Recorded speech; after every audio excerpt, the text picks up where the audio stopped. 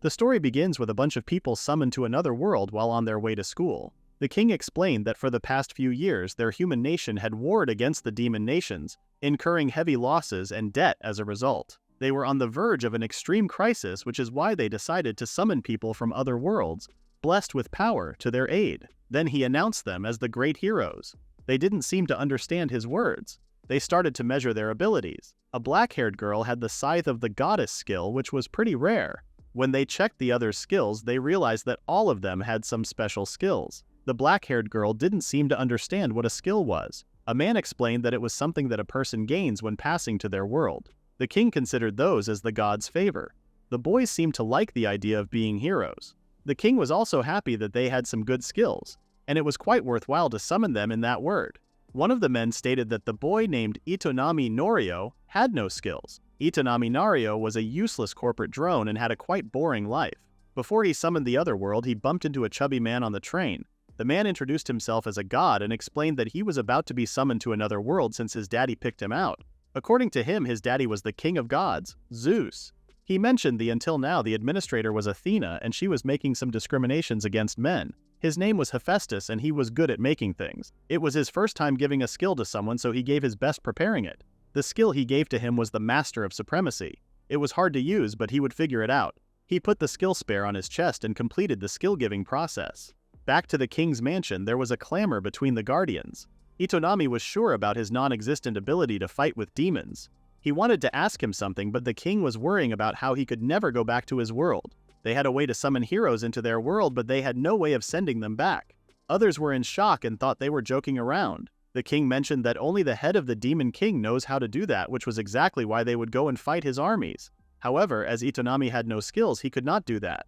He then offered to have a plot of land. He didn't mind the location and just wanted to use the land and live out his life in solitude. Since he couldn't live his life the way he wanted to, he decided to live out his second life. One of the king's men brought him somewhere and explained that he was free to live there however he chose. The area wasn't part of the kingdom, but that means he should choose to live, farm, and harvest crops there and wouldn't have to pay them anything. The man got his guide fee and told him to live as he wanted, regardless of whether he lived or died. He felt a little bad for making them pay for him. After the man left, he looked to the land he owned, and his new life began. Normally, someone would group up with others and go on a great adventure, but he would rather live without action, so he would enjoy a life in safety in that new world. He would rather not have them implore him anyway. He arrived at the beach and decided to make that place his own little kingdom. But to do that, he had to secure some water. To secure that, he needed to check if it was seawater or drinkable water. It was surprisingly fresh drinkable water.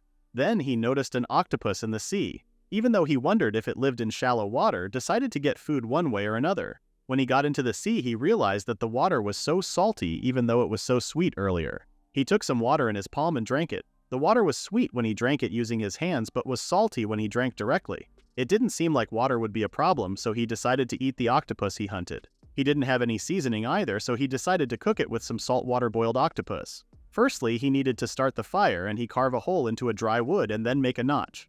He put a stick into the hole and rotated it by hand, then moved the embers created by friction onto a dry leaf. It was easy to say and hard to manage, so took a deep breath and started to spin the stick with determination. The moment he spun, the fire lit up. While he was eating his octopus, he felt something odd about that world because the fire lit up so easily, and he even made a bowl and chopsticks. While he was thinking about how his survival skills were so great, he realized that surviving could be the skill that God gave him. He decided to test it out and swung his sickle, and it worked. The grass is cut all the way to the stem. He then tried plowing, and it was indeed plowed, and so thoroughly that he doesn't even have to do anything. Also, it was the exact size he imagined to have a crop field. The Master of Supremacy took the efficiency of anything he was holding and multiplied it. With that power, starting a farm would be easy. He started to plant the seeds when he got back in town and was done in a few minutes. He didn't really know what was planted, but if he could harvest it, then he wouldn't have to worry about food supplies. But even so, it would take a while until it grew. He decided to fish something for the dinner. While fishing, he was thinking about the life he had before and now. He decided to sacrifice some rice balls for Mr. Hephaestus for giving him such a great skill. A fish came on his hook and he thought it was a big one because it was pretty hard to control. When he finally managed to pull the rod up, he saw that he was holding a mermaid instead of a fish. He couldn't believe he fished up a girl, then realized that it wasn't a girl, it was a mermaid. The mermaid girl scolded him for fishing her. Before he could say anything, the mermaid stated that since she got fished by him, he had to marry her. While thinking that, the distance suddenly dropped to 0. He was shocked that he got a mermaid wife in another world. The mermaid was complaining about her situation while he was thinking about how different she looked from the book's illustration. She stated that she couldn't return to the ocean anymore, but he thought she was exaggerating. The mermaid got even angrier and told him that she had no choice but to become his spouse. She ordered him to take some responsibility and provide for her. He tried to make some excuses and told her to think that through a little. She agreed with him, saying that with her tail they wouldn't be able to mate. She took out a bottle and drank it. Her tail disappeared and her leg came out, but she was fully naked. She was relieved that she could live on land like that without having any problem with giving birth to his children. Itonami panicked and told her to put some clothes on. In the heat of the moment, he took her as his wife, but he didn't have anything besides the field he load earlier. Meanwhile, she was uncomfortable with wearing clothes, but he strictly stated that he wouldn't marry her if she didn't put those pants on. He promised to get her some clothes she liked when he could. What was more important now was that they currently don't have a roof to sleep under. He looked at the field and the seeds were sprouting already, which made him surprised. She asked what he was growing, but he didn't know it either. He was planning to start being self-sufficient with those and make his tools, food, and house by himself and live a humble life. It was different from the life of a mermaid, but if that is what he wanted, she was understanding. Apparently, medicinal magic was her species' ancestral magic, and she was actually a famous magic user in that respect. He didn't seem to believe her, so she told him that she would show him if he didn't get it with a weird accent. She told him to wait and went back to the sea to get her things from home. When she left, Itonami decided to build a simple house. In 1 hour, he made a shack. He got tired and went inside to rest. He fell asleep while thinking about the mermaid and was sure she wouldn't come back. She woke him up and he told her to put some clothes on again. He asked where was she all night and stated that he was really worried. The mermaid told him that there was no need to be worried. While they got out of the house, she explained that it took her a while to pack up her tools for medicinal magic. She explained that if he combined medicinal plants or similar things with magic, he would obtain medicinal magic. There were several applications for the various solutions he could devise, and because ordinary people could utilize them as well, they were highly valuable. She wasn't done showing him stuff. She brought a huge fish, and it was a Ba Herring G, which is a fish-type monster that had a lot of mana stored inside its body. She cut, boiled, extracted, and powdered the fish, and created a product named Ba Herring G Fertilizer. If he spread that on his field, his plants would grow faster. Itonami was surprised that she was doing all that for the field. The following day, the crops were all grown and he accepted that Ba Herring G was amazing, but she claimed that the amazing one was actually her. He ignored her and tasted a tomato, and it was delicious.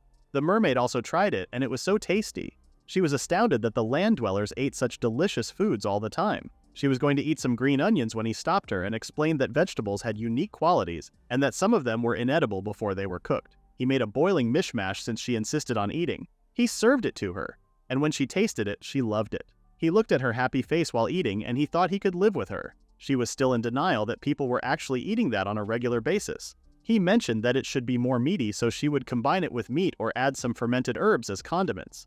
She was shocked that it could get even more delicious. While he was making plans, the mermaid was thinking how good he was. He then asked her name, and her name was Plati. Itonami was about to tell her his real name, but he decided to change it and said that his name was Kidan, and stated that he was looking forward to living with her. He started his new life as Kidan in another world with a mermaid. The next morning, Kidan woke up and noticed that Plati wasn't in her bed. He wondered if she was comfortable sleeping on the bed and hoped that she wasn't struggling. He heard a scream, and it was Plati shouting that there was someone in the field, but it was actually the scarecrow with a wooden sword. He explained that scarecrows drive away birds that would ruin the crops. By having it there, the birds would think it was a human and wouldn't come close to the crops. Suddenly, the scarecrow started to move, which was usually impossible. He figured that it was because of his skill. Plati asked if something was wrong with his hands, but he explained that he was summoned there by the king of that country and he was an otherworlder. While he was explaining his skills, Plati realized that he was a hero. Kidan was surprised that she knew it. She thought those heroes who summoned from other worlds were using their power to fight with demon kind and asked what he was doing there. He explained that he didn't like to kill demons, so he basically retired to that place. That was pretty surprising to Plati because land dwellers and humans usually stick together to survive, and if they don't, they would be killed by monsters. She wondered how he was different from them, but he said he was the same race as the one she was speaking of. He then started to think about what to do for breakfast and remembered that she woke up early today. He asked if she was okay and where did she go. Unexpectedly, her face turned red and told him that she had gone to the toilet. She then asked him where did he do it. He said that he was doing in the ocean, which made her pissed off. He tried to defend himself by saying they were doing that while sailing, so the plankton fed on that, then were eaten and made the food chain. She told him that there was no such thing and that she hated exactly that insensitive side about humans. The ocean's food cycle was completed by the ocean's inhabitants. She required him to not impose his older world's dirty ways on her. He begged at her feet and apologized. She suddenly started to run away from him. He didn't understand what she was doing but didn't insist on her to come back. He thought about the toilet situation and realized that he may seem to have forgotten the basics of survival. A part of him was relieved that Platy was there with him. However, he wondered how she felt about that. Platy came back from wherever she was and brought him a starfish-shaped monster. The prideful starfish stay underwater and absorb organic matter around them, and they were the ocean's cleaners. If he put them in something like a box, he would have his toilet. She cut her wrist just to show how it works, which made him worried. He felt guilty because of what was happening to her. She blushed for a moment, but then she showed him that her wrist was fine. He was amazed by her. He apologized for being so scared, inconsiderate, and dirty. The reason he fished her was also due to the power he had received, and told her to go back to the ocean if she wanted. But she refused and told him that she liked him, which is why she was going to support him as his wife. Kidan got shy and thanked her. She stated that even though their life became easier, he still had to make her breakfast. Meanwhile, in a dungeon, there was a demon sensing his strange mana close by. In the next scene, Platy is showing her skirt she made from the wrapping cloth she brought in her luggage. He felt sorry for not being resourceful enough. She didn't mind that because a wife made herself presentable for her husband's sake. Besides, she was going out for the first time in a while. He wondered where she was going and she said that she found a dungeon. A dungeon was somewhere you could venture underground and find treasure, fight with monsters, and there was a boss waiting at the bottom layer. It would be easier if he saw it himself, so she took him to the dungeon. The dungeon was 2 hours away. She stated that she found it while he was working in the field. It was a cave-type dungeon. Apparently, dungeons appear where it is abundant in mana. It looked like a normal cave to him, but when he took a step forward, he felt an enormous power. He felt like a large animal was licking his face. Depending on the place, the energy that flows and circulate around the world would stop its flow and stagnate. Those places become dungeons and would become increasingly dense inside the dungeon eventually. It would condense and be reincarnated into monsters. As a result, the monsters born within the dungeons would eventually overflow and invade the earth and its oceans. Kidan was surprised by her words. She mentioned that cleansing the things inside was next to impossible, so they would periodically come back and beat up monsters.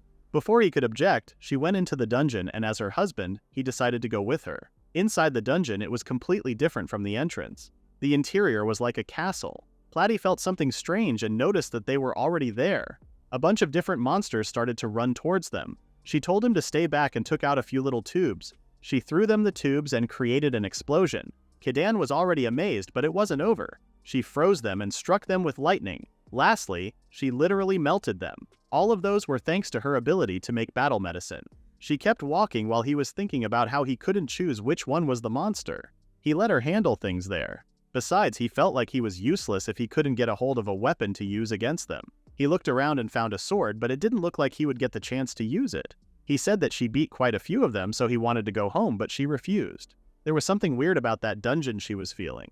The layout of the dungeon and the feeling that those monsters were being led by something means that there was a master there. Dungeons with a master were extremely rare, and they were also extremely dangerous. When he heard that, he looked worried. There were only 2 species that could even become dungeon masters in the first place, which could be a dragon, or something else, but before she could say what it was, they got a weird feeling that Kidan felt at the entrance of the dungeon. The ghostly air proved that there was a dungeon master there, which was the worst of the 2. A king of the undead, Lifeless King. Lifeless King was a powerful and intelligent magician or high priest who decided to turn themselves into an undead during his past life.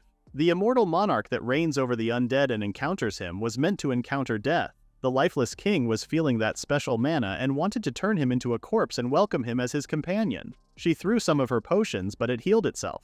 She told him to run and leave that to her since she had some potions, but he could never do such a thing like that. He swung his sword and started to run towards the king while saying he was her husband. Platy was about to tell him to stop, but the king yielded immediately, leaving them in shock. The Lifeless King said that although he used the holy sword to strike him, his power was still frightening. He got so happy that he picked up a holy sword. The king realized that the sword was the one he owned, but that sword was now his, because holy swords have wills of their own and they choose their own masters. And he was the chosen one, and as he lost the holy sword, his duty in that world was over. He informed him that he could strike him down with that sword now. Kidan felt bad and stated that he was probably not the owner of that sword. He explained that he came from another world, and before that, he was given the power to become a master of any tool he held. That power probably reacted with the sword since he was using it. While he was explaining, the king cut his words and couldn't believe him. That was a gift from the gods that was only heard of in legend. That kind of a skill immeasurable within the calculations of a skill, which was probably why the guardian couldn't see any skill.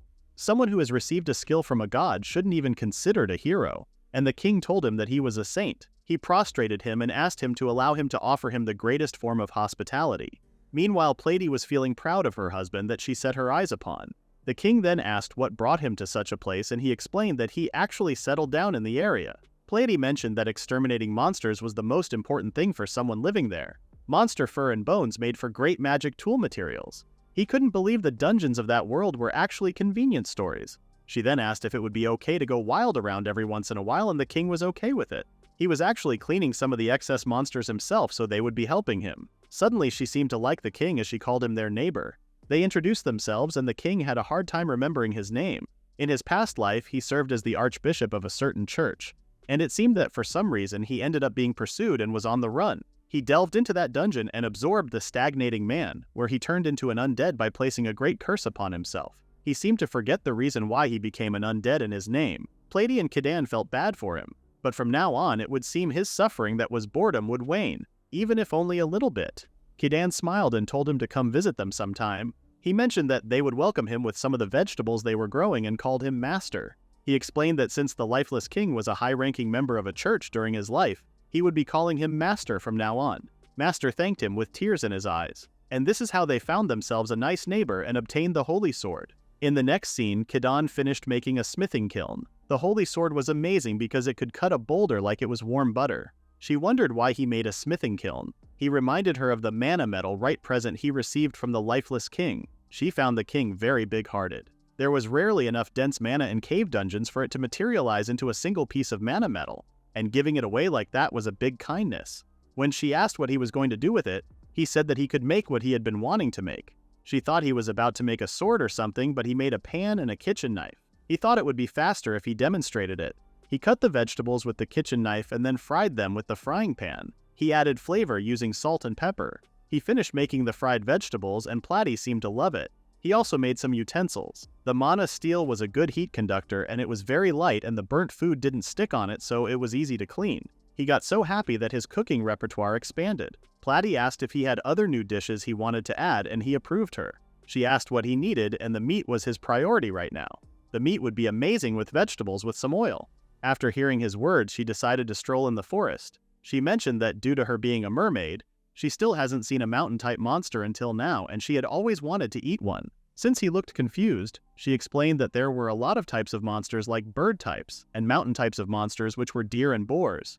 The most cooking-suited ones were mountain types, so that is why they were in the forest. Kidan mentioned that the monsters were born in the cave dungeon, but the lifeless king was using his powers to control the monsters from going out, which could mean the mountain itself was the dungeon. However, he didn't believe that there was a dungeon near there, so he was comfortable. Ironically, a bunch of square boars appeared and they were definitely ready to fight them. Unlike Kidan, Platy was happy that there were 2 dungeons nearby. He told her to focus on beating every single one down. She told him to restrain them as cleanly as possible and not be picky with her bringing them down naturally. The boars started to attack him, so he had no choice but to use his sword and he managed to kill them all. She was praising him, but he did it because they had been coming one after another and he unexpectedly defeated them. She changed the subject and suggested to start preparing it. She promised to use her potion to freeze the meat and preserve it if he cut it to a size that is easy to cook. After a while, they finished cutting and freezing the meats and he was amazed by her. Thanks to her, their daily life would started to improve. She was waiting for him to make something delicious and he was planning to make tonkatsu. His mouth watered while thinking about tonkatsu, but there was something missing, which was the egg. He asked if there was a custom in that world where they cook bird eggs. As much as she knew, there wasn't, but she did hear that the land dwellers of that country do that kind of thing, but he can't see that kind of thing in the mermaid country. She suggested going to the mountains again one more time, and if they searched, they could possibly find a bird-type monster. If they happened to come across a monster again, they would have to kill it too. Suddenly, he sensed a strong presence and they couldn't understand what that thing was in the air. When it landed, they realized that it was a dragon. The dragon asked if they were the ones who invaded the dungeon he was ruling. Kidan was still in shock, and Platy pointed to the mountain asking if it was there. The dragon approved her, and she asked if he was the master of that dungeon, and he approved that as well. The dragon's name was Grinzel Dragonvale, and he asked who entered his dungeon King Mountain without asking, and slaughtered his underlings. Kidan tried to explain that they didn't know that there was a monster of that mountain. He apologized and promised to never go there again. However, it was unforgivable for Grinzel, and he was so dedicated that he would erase his entire existence. The dragon started to attack by shooting flames from its mouth. Plady was in a panic, shouting they were going to die, but he would not let that happen. So he swung his sword toward the flames and blocked it. The dragon was taken aback by that because a mere human could never do something like that. Meanwhile, Plady was so proud of her husband. The dragon was still shocked that nothing was harmed by its flames. They looked at each other, and Kidan apologized for entering its dungeon without permission. But if he really wanted to pursue matters beyond that, he would fight with him. He asked if the master of the dungeon was willing to fight with death with him while he was praying that it would back off. The dragon didn't say anything but saw his sword. He had an idea to use the sword's name to make himself look stronger than he was. However, the dragon told him that the sword was his and tried to take that from him. Before it could take away the sword, Lifeless King appeared and stopped it. He punched the dragon and apologized for everything. They didn't seem to understand what happened, so he explained that the dragon came to his dungeon to find the ones who entered his dungeon, and he accidentally told it about him. Kidan told him that it was their fault to barged into the dragon's mountain without permission. He explained that for a monster of the dungeon, invaders were just an everyday occurrence, which means getting angry just because the shallow part of your dungeon was invaded, and leaving the dungeon to chase down the invader was too imprudent. He kept scolding the dragon for a while and told him to go back to its mountain, but the dragon refused to leave there because he wanted to have the sword that its father asked it to retrieve from that dead body. He asked why the Lifeless King gave the sword to him, and he explained that the sword had its own will and chose Kidan over there.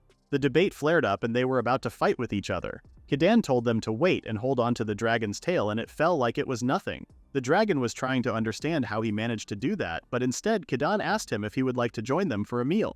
He then brought a newly cooked steak, and when it ate it, he was enchanted. While the dragon and Plady were begging him to give more, the dragon started to shine and shrinking. The dragon then turned into a girl. Lifeless King explained that the dragons do have those kinds of abilities. The dragon girl explained that she come to like the steak he made and would always loke her.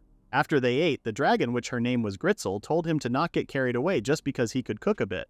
She also stated that she would burn that man inside into ashes with the come in her bad. She turned to a dragon again and promised to took the sword back from him and eat delicious meat. He told him that he was welcome anytime. Before it left, she asked if there were any bird monsters in his mountain. He didn't know how many, but they were bony so they don't waste good. She asked if he had some eggs, and they have eggs. It seemed he could make the meat dish even more tasty than today. After hearing that, the dragon went straight to the dungeon to catch the birds. She stooped it and told him to took her too, since she knew about monsters' ecology. They were gone, and he smiled at the sky, thinking how lively his life was. In the next scene, Kidan makes a sword out of monometal. The sword would be the world's strongest sword if he excluded the holy sword. She asked if he was going to sell it, but he had planned to upgrade Kakashi, which was his scarecrow. Plady thought Kakashi would chop the pesky birds aiming their fields and told him to use it.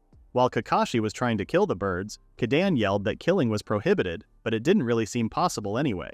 She asked why he gave the sword to him, and he explained that it was because it was awesome. She did not seem to understand his type of romance. It had been a while since Kidan went fishing. The last time he went fishing, he caught a mermaid and he got married. As a salaryman like him, he was sent to a different world and he thought he would fully enjoy his slow life there. But his life became fulfilled, thanks to the mermaid who forced him to become her husband, Lifeless King, and the dragon veil. Being able to have a moment of peace away from that liveliness was relaxing to him. While he was thinking that, a head appeared on the surface of the ocean. A man with the same ears as Plady asked him if he was friends with Plady, and before he could answer, he ordered his soldiers to kill him and everyone who opposes. Everyone started to throw their spears at him. He immediately grabbed his sword, made a counterattack, and defeated the soldiers. While thinking about what to do, Plady came and what was happening. The man who tried to kill Kidan was Plady's brother.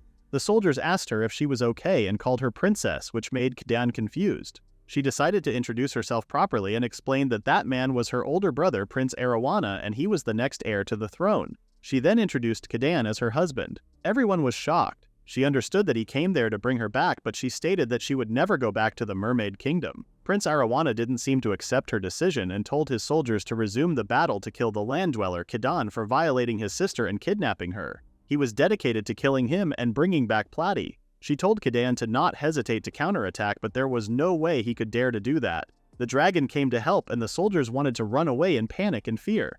The dragon asked if Kidan was alright and the prince was too stunned to speak. Plady told Dragon to not get too excited just because he was thanked. The prince was still having a hard time processing what was happening and didn't even notice that he was the only one who didn't leave there. As a reward for not running away from the dragon, Gazar told him that he would turn him into charcoal. The prince wasn't scared of someone like him and refused to listen to anything he said. Platy agreed and told him that since there was nothing to talk about, he should return to his kingdom. Kidan interrupted and told her that she couldn't talk like that because the reason her brother was there was because he was worried about her. As for him, it was his responsibility to listen to what he had to say. The prince thought about it for a second and changed his mind. Kidan led him the way and the dragon hoped that he would treat him to a new meal. Platy seemed confused about something. When they returned home, the prince reprimanded Kidan for allowing his sister to reside in such a rundown house. Kidan felt ashamed. As he began to imagine various scenarios in his mind, Platy advised her brother to turn his attention to the other side, where they kept the meat and vegetables from the mountains in a storage building. It was the prince's first encounter with a plaster wall, which left him astonished. But that wasn't all. There was also a factory where they produced seasonings, and they had to wait for the miso and soy sauce to be ready. The prince found himself perplexed by the unfamiliar terminology. Platy bragged about her husband about how skillful he could do anything perfectly. Even the storehouse served as her magic compounding room too, and he was also treating her well. Kidan offered him a seat to eat the new dish he made. He mentioned that recently he made a garden table to drink some tea and eat. The prince noticed the little girl and asked where she came from. He explained that she was Grinzel Dragon Veil's human form. He then served everyone a plate of zenzai, which was made from azuki beans. The prince and the others tasted it and were amazed by the taste. Grinzel asked for the second, but since he grew it accidentally, he could only make a small amount of them. Platy and Grinzel glared at the prince because if he wasn't there, they would have eaten more. The prince then prostrated himself and apologized for underestimating his abilities, and stated that he was considering him as a saint or a sage. The prince was now convinced that his sister was in love with him, and wanted to leave his sister to him. Platy was excited, but he asked the prince if he was sure that was okay. That was his first time hearing that she was a princess and had responsibility, and she can't just give up on everything and marry him. After all, a lot of people's expectations were involved in that, he thought, but she denied that. She didn't care about people's expectations as long as she was married to him. While she was screaming, the prince told her to calm down. It seemed to him that Kidan didn't know Platy's circumstances. If it was a marriage, Platy faces a problem she cannot avoid. Veil seemed like she already knew the situation. There was a conflict over the sovereignty of the surface between humans and demonic beings, and it had now reached the mermaids who were neutral about that issue, so political marriage was imposed. The prince asked how she knew that, but as long as that continued for 100 years, it would still get on her ears whether she liked it or not. Kidan now understood the situation. The prince approved Veil and mentioned that engagements from both humans and magical beings were coming, and the royals were forced to choose a side. Kidan asked what happens if they don't want to choose either side. If they don't, they will become enemies of both sides, and they will be targeted by their attacks. That is why the highest echelons of the kingdom were discussing which race Platy should marry. Her brother understood that she wanted to solve the problem and save the kingdom by disappearing. And now she was living with Kidan without any disturbance, so he wanted to fulfill his sister's wish. He turned to Platy and stated that he was glad that she met such a nice person like him. He begged for one more time to protect her and marry her officially. If that was the case, Kidan wouldn't mind marrying her officially. Veil interrupted and confirmed that he was going to marry her. Unexpectedly, she decided to marry him too. She was thinking about how to get that holy sword he possessed, and the properties that would be shared if he get married. And the lifespan of humans was like a blink of an eye for dragons. She was also thinking about the delicious meals she would eat. She then asked if he would marry her, and he refused immediately. She didn't seem like she was expecting him to refuse, so she asked why.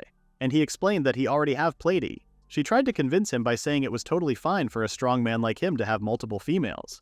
Even though he was strong, he wasn't interested in polygamy, and he wasn't even Veil's master. She started crying, which was the last thing he could expected. He wanted to stop her from crying and screaming that she wasn't as strong as the undead king, and he hated her, so he accepted her proposal. While she was celebrating, he apologized to the prince for doing that in front of him, but the prince knew that fathers who had daughters worldwide had that kind of thing in common. Meanwhile, Platy didn't seem to like the idea of another woman. Platy's brother left to report to his father and mother. If they could get their approval, they would be officially married. She seemed to have doubts about the marriage. She confessed that she ran away from home, and because she was caught, she was forced to be his bride, but she had fun and loved his cooking. She stated that she wanted to be with him forever, but thought she was just bothering him. Kidan seemed to be surprised by her words. Knowing her circumstances, he didn't intend to change how they live their lives right now.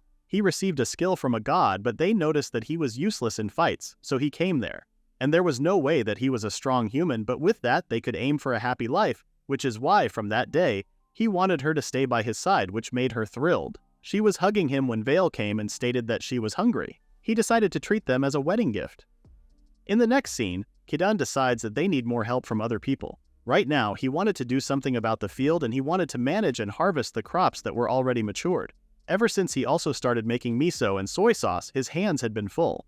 As a married man, he wanted to build a home. Then Lifeless King appeared and supported his decision, but he got scared because he didn't even realize he was there.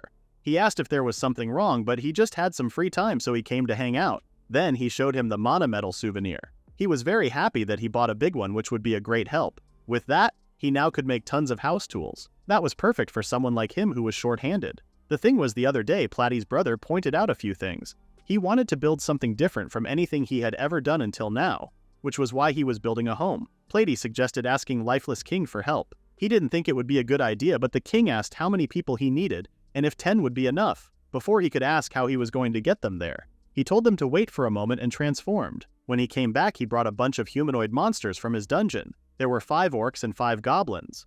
The monsters who were born in his dungeon took orders from him. He gave them orders to obey the holy saints so he could tell them whatever was needed. He introduced himself, but the monsters stared at him without any emotion. The Lifeless King explained that they don't have the ability to speak. They had enough intelligence to comprehend orders, but they lacked self-aware. He mentioned that he also didn't need to give them rewards. On top of that, they absorb mana in the air to sustain themselves, so he didn't need to feed them. Platy seemed impressed. He thanked the king for his nice gesture. The king wished him good luck in making his house transformed again. He said everyone to combine their strengths and build a splendid house with a big enthusiasm, but again, there was no emotion on the monster's face. They worked together with a great combination, and Kidan seemed to be impressed by their productivity. The orc physique was really suited for manual labor, while goblins were skillful with their hands because they were small. They were having a hard time learning hard jobs, but if he taught them diligently, they steadily got better. There was nothing special in getting help, but watching them working for him made him become nicer and nicer to them. Platy was watching and listening to him with admiration. She suggested he not empathize with them too much since they weren't living creatures. She was right, but for Kidan, everyone should be given a chance to live like that. She explained that magical beings have employed humanoid monsters on a large scale to fight against humans.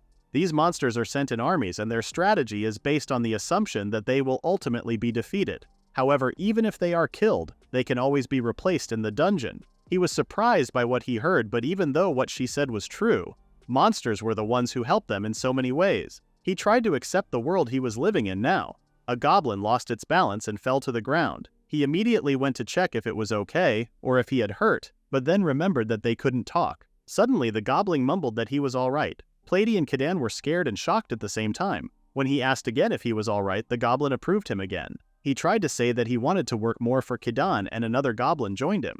Others also started to speak and told him that they wanted to work. It seemed the monsters now had self-awareness, but he did not believe that self-awareness was something that could happen simply like that. That was probably from the power he received, he thought. He reminded himself to use his hands with caution because it was too amazing. However, with his skill, he would finally be able to talk to them. He embraced the goblins with a little tears in his eyes. Platy knew that they couldn't just use them and abandon them at the end. After a while, the house was completed. Vale was shocked when she was in the house because she wasn't there to watch the house built from nothing. She wanted to go and explore the house, but Kidan stopped her and told her to take off her shoes at the entrance. She seemed to love the house and looked like she was going to stay, which was why he made a big house. Platy asked him if he had made the house big enough to let the monsters stay. That was his plan, but when they refused his offer, he suggested they make a tenement house near there where they could stay. He also asked for their help to make the kitchen and the bathroom, which they eagerly accepted. A goblin whom he named Gobukichi informed him that the thing he requested was ready, and he showed her the futon he made. He stated that this was his present to Platy. He grew cotton side with the grass to make tatami and all because he really wanted to have a futon in their new house. When she got to the futon, she was shocked that it felt that good. He apologized for making her sleep on plywood until now. She thanked him with shiny eyes, and she also thanked Gobukichi. Later on, Platy's brother comes to visit them and Kidan offers tea. He commented that building a house like that in a short time must be the gift of a god. The reason he came there was about his and Platy's marriage. He had consulted his father, and at first he was confused, but when he told him about Kidan's personality and strength, his father agreed to it.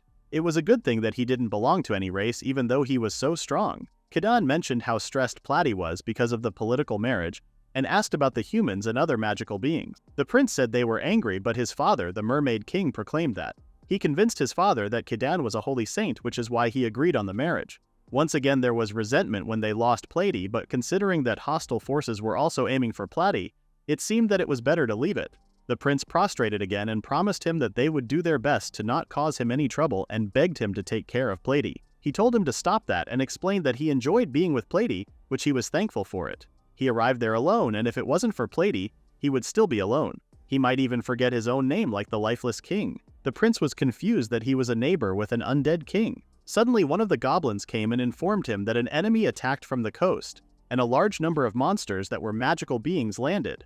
Right now the orcs and goblins were fighting them. The prince couldn't believe the place was discovered by the magical beings even though it was their country's top secret area. They went outside and confirmed that the ship was the magical being's ship. One of the orcs named Orkubo got their demon lord. She was Astra's of Deception, one of the 4 heavenly kings. The orc explained that she came to kill Kidan, so they captured her.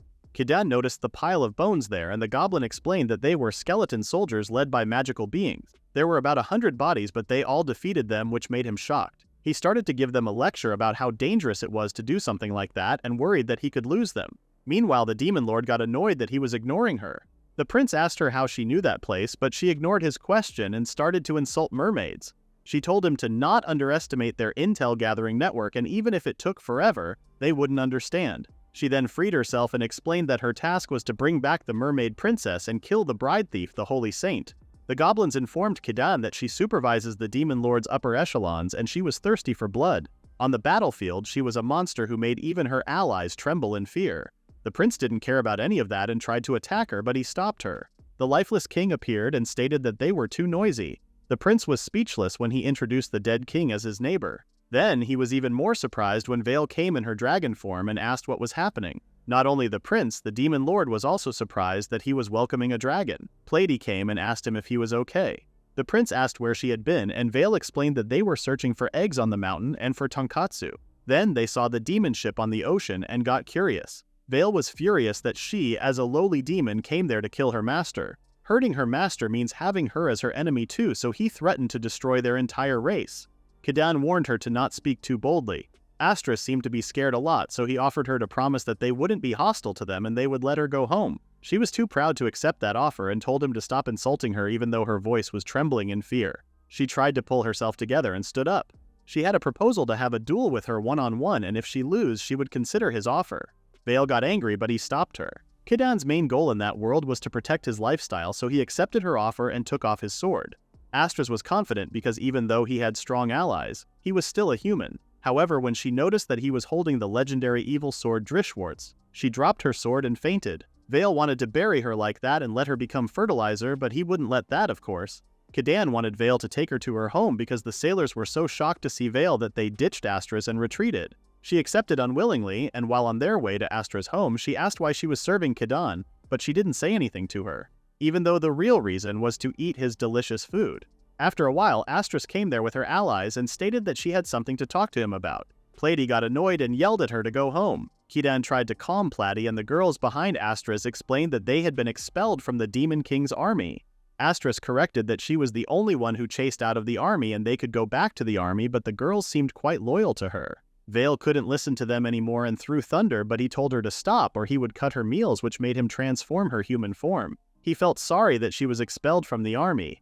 She explained that she failed her task to bring the princess back, and the monsters that she took along with her were all annihilated. Beyond that, dragging a dragon into the battlefield was a grave sin. He got confused that a dragon was in a fight between humans and demons. Vale explained that she sent the demon back where she belonged. After that, Astra's title as one of the 4 heavenly kings was revoked, and she was exiled from the demon country. The girls were sure that they decided in a hurry without the demon king so that Astras would fall into that dilemma, and were sure that this was all because of Sir Ravian. Astras didn't agree with the girls because in the demon king's army, strength was everything, and since she couldn't fulfill her task, she was in the wrong. He understood that the reason why she got fired was the uproar the other day, but wondered if there was another reason because the girls were all crying. Vale asked what she wanted to talk to him about, and Platy warned her to not tell her to take responsibility. She timidly told them that she needed to start a new life and she needed to know something to do. She was shocked by the goblins and orcs' power against her army, and was even more surprised to see the 2 world-class calamities following him. She wanted to know what was special about him, and begged him to let her work under him for a while. Pleiadi and Vale were shocked, but he immediately accepted. He wasn't sure if working there would convince her, but trying to discover herself and putting herself out like that impressed him, and he would like to help her. Vale told him that they might come to kill him again if he helped her, but he didn't seem bothered. The other girls asked if they could also stay, and he accepted. In exchange, while the three of them were there, bloodshed was prohibited. She stated that she would obey him as long as she was there and would take on anything, even any indignity, so he could ask anything of her. As she said it like that, he wanted to make a request now. While the girls were fighting to help her, the request he was asking was fieldwork. At first he wanted to give them household chores, but he changed his mind. She didn't mind that because her skills were also specialized in that. However, the girl said that she was just hitting the same spot over and over again. She explained that that was called a hoe, which was used to dig into the soil and make ridges to plant seeds. Kidan commented that she was well informed, and she said she was a commoner, so she had some experience. One of the girls mentioned that Astris and Palbalena were born as aristocrats in the demon country and were fair maidens.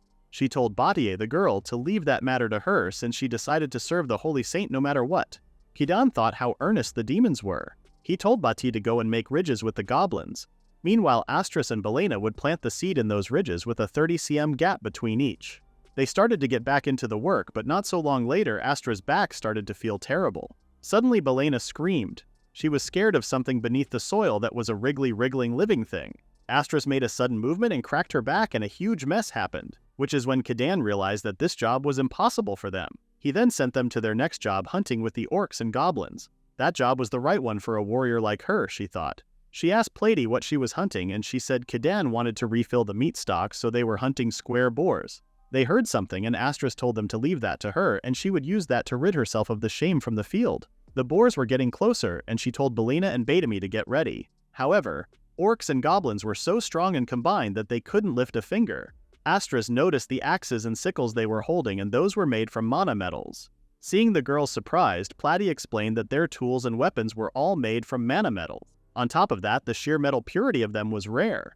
Balena now understood how they were so strong, but those guys were unparalleled when Astris first met them. However, that time they didn't have any weapons at all. Pleiadi mentioned that the hoe from earlier was made from mana metal as well, which made her notice that it was their ability that was lacking, not the weapons. She didn't want to stand there doing nothing, so she ordered the girls to take them down. After a while, everyone but them managed to hunt square boars. She never thought taking the strength of the square boar into account and hunting in the mountains would be so hard. Pleiadi got ready to dress them since they can't carry them like that.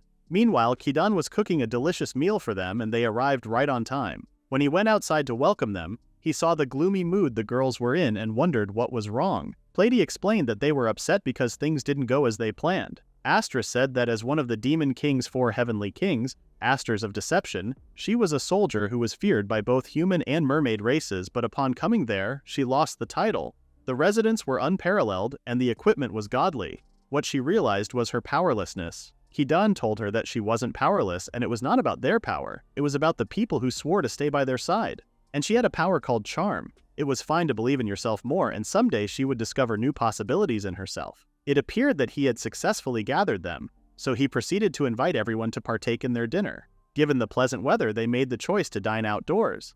The young ladies had never encountered such a dish before, and he took the opportunity to explain that it was a freshly prepared ginger-grilled square boar, accompanied by a delectable tanjiru soup. The dish emitted a delightful aroma, prompting them to sample it. The taste was so exquisite that Astris found herself welling up with tears of joy.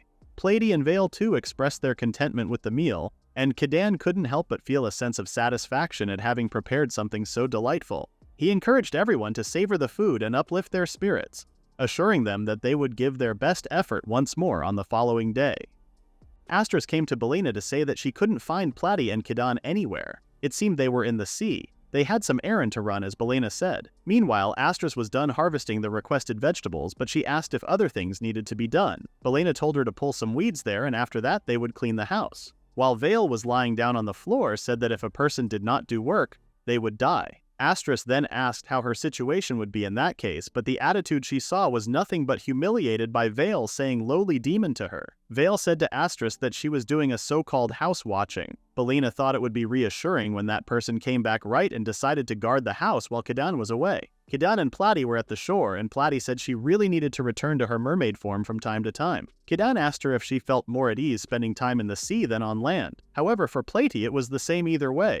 After all, the land-dwelling medicine that she made was the best quality, as she said, and her lifestyle on the land was comfortable. Kidan thought what a considerate wife she was and asked her what she wanted to talk about. As Platy said, at the place that they were in, there were sea monsters coming out from those parts. Cave dungeons, mountain dungeons, and of course there were also dungeons in the ocean. Kidan realized that field fertilizers, the disappearing herrings, and even starfish were monsters too. Some monsters were useful, but some were not. To Platy, beneath that ocean, there was a bad monster dwelling in it. Kidan wasn't happy to hear that because he didn't like the idea of meeting one of the top 5 monsters that he didn't want to meet. However, Platy told him that if it was going to be deer, then even that monster was just a piece of cake. He couldn't let Platy go alone there. Meanwhile, Platy created a water-breathing medicine and wanted Kidan to put it in his mouth, and then, while chewing it, he could breathe underwater. She warned him not to swallow the medicine. Then they were ready to go.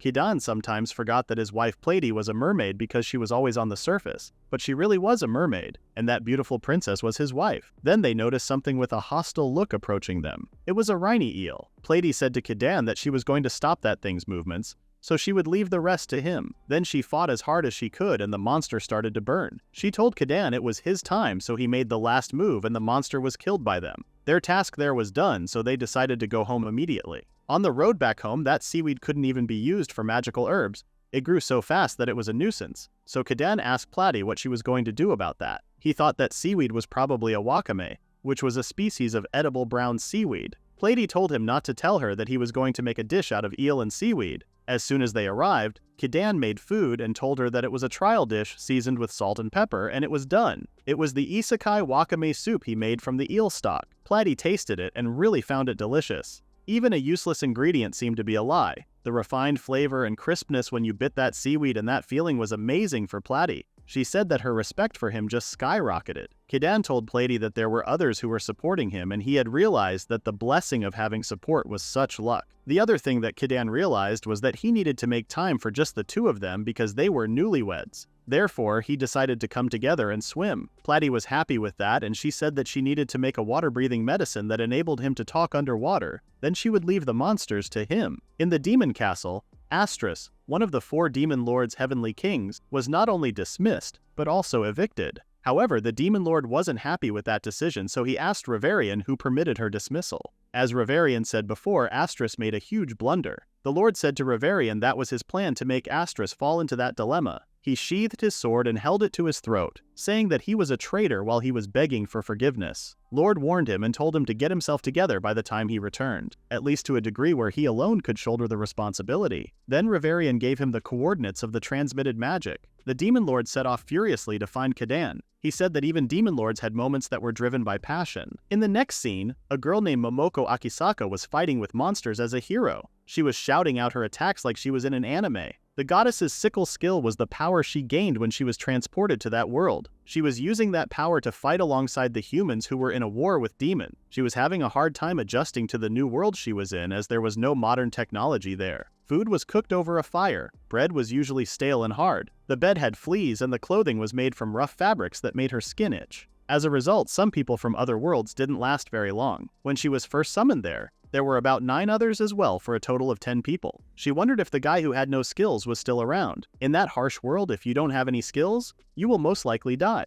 But she wasn't like him. Her skill was considered valuable, and it was the reason why the king was taking care of all her needs. Having a skill gifted by a god was considered a rare privilege. Now in that world, her main aim was to fight and fight until her skill is the strongest in the world. But the enemy kept on coming, and the Demon King's army seemed to be made of endless numbers of troops, but she couldn't let anything end like that. They would protect that world as heroes. Suddenly, Vale appeared in her dragon form and scared everyone. Both humans and demons wondered why that deadly dragon was on the battlefield. Even with her special skill as a hero, wouldn't even come close to scratching that dragon's scales. The humans told everyone to retreat as they would be wiped out by the dragon's single breath. The dragon talked, saying that she came there to bring a message to all the lower tribes. She was the great dragon ruler, the daughter of the Grazer dragon, Grenell Dragonvale. For today she was merely on an errand for her lord and simply returning that rude one, Astrus. The demons noticed her and immediately went to catch her. Vale explained that she would have ended her and be done with it, so they should be thankful to her lord for not allowing it. She then told them that if they bothered her lord again in any way,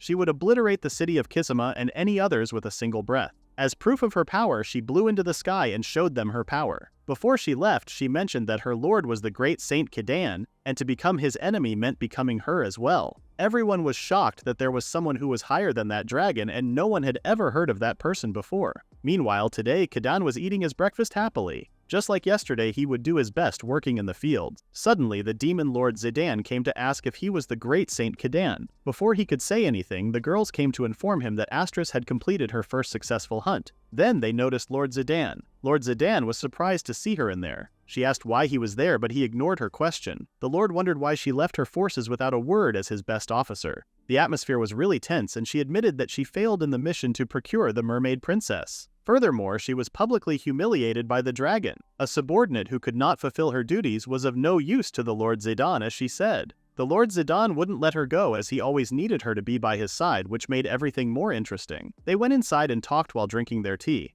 Kidan apologized for his speaking, as that was the first time he was talking to an actual lord. As the demon lord, it was his duty to lead the demon nations in their never-ending war with the human kingdoms. It was the duty of each demon lord to continue their war with the human nations. Kidan felt bad for him because he didn't have anything to look forward like a family at home. The constant battle could be tiring at times, which was why he was grateful for Astra's assistant. She was the most reliable, extremely loyal, and indispensable. Astras didn't think she deserved such kind of praise. Kidan asked if he could just give Astras a pardon or reinstate her, as he wasn't the one who exiled her in the first place. The Lord wished that it was that simple. Astras was placed under military tribunal, and she was sentenced to be exiled for her failure. He was at the front lines leading their forces, so he couldn't come to defend her case. This was all done without his knowledge or permission, and there were several nobles who would profit and advance their positions with Astra's dismissal. Currently, they blame Astras for angering the fearsome dragon that appeared on the front lines and threatened to wipe them out. The demon nations were in turmoil over that incident, and he couldn't spare the time to go back and calm them down. When he returned,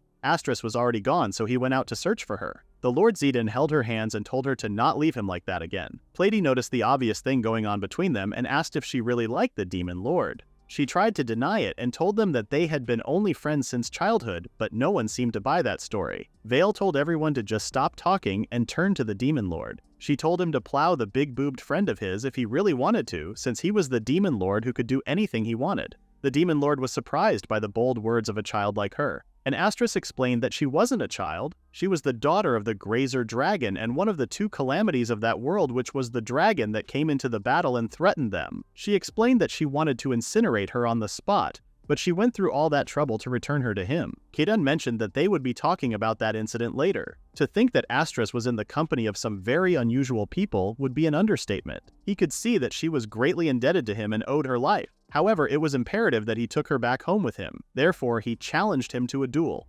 Kidan tried to tell him that that wasn't necessary at all. As for Plady, nothing wouldn't matter anyway, because not only her darling Kidan, the master of Grinzel Dragonvale, but also the other calamity as well, the undead king. The Lord was shocked to hear that. Kidan stated that Astras didn't belong to him or anyone else, so if she wanted, she could go back with the Lord. When she first came there, she was lost and didn't know what to do. She wanted to find her potential and place in the world. And after hearing Lord Zidane, he thought her place was being beside the Lord, and he thought she could achieve her potential and be true to herself by his side as well. He advised her to be honest with him as he was with her. She made up her mind and swore that she would always stay by his side, even in the battlefield or the afterlife. The girls were so happy that the injustice of the four kings was finally undone. Plady stood up and interrupted them. She stated that the Lord's outlook was far too naive, especially since the other demon nobles expect him to be her husband. The Lord didn't even know who she was, so she introduced herself. She then informed him that the demon nobility had sent a petition to her father for an alliance to marry them. However, the Lord didn't even know anything about that. He swore to Astras that he had no idea about that and told her to not misunderstand. When Kidan thought about it,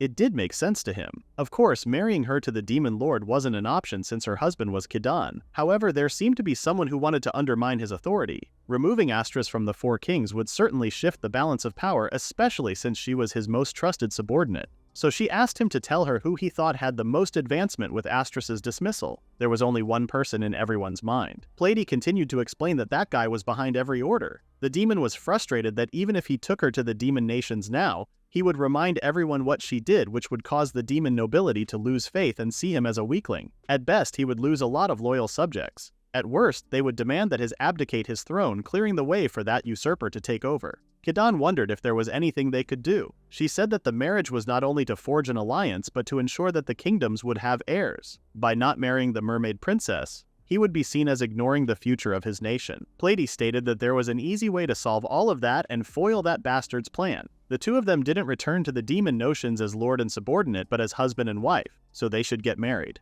It was so sudden for Lord Zidane, but he had no problem with getting married to Astris. Making her queen would be the worst thing that could happen to someone who wants Astris's downfall. If someone in the demon race was aiming to have power as close as possible to the demon kings, then they would want their daughter or sister to be the king's first lady. With that, it settled that they were going to get married. Astris didn't know what they were supposed to do to get married. Platy explained that what was needed in a marriage was exchanging marriage vows before God. They didn't seem to understand that, so she explained that it meant standing before God while saying their vows, and not even destiny could stand in the way of that. In Kidan's world, they would have to fill out a marriage registration form, submit it to the office, and get married formally. He wondered how they do those marriage vows. Platy wanted to explain it, so she called the lifeless king. Lord Zidane was taken aback when he saw him. He now knew that the rumors were true. Platy asked why she called the king. She explained that she had him to be their marriage. The lifeless king used to be a great pastor for a big church. She would have God see those to exchange their vows of love to each other with his own eyes. However, the lifeless king stated that they were from the demon race, and back when he was alive, he used to serve the human race. Platy wasn't expecting that.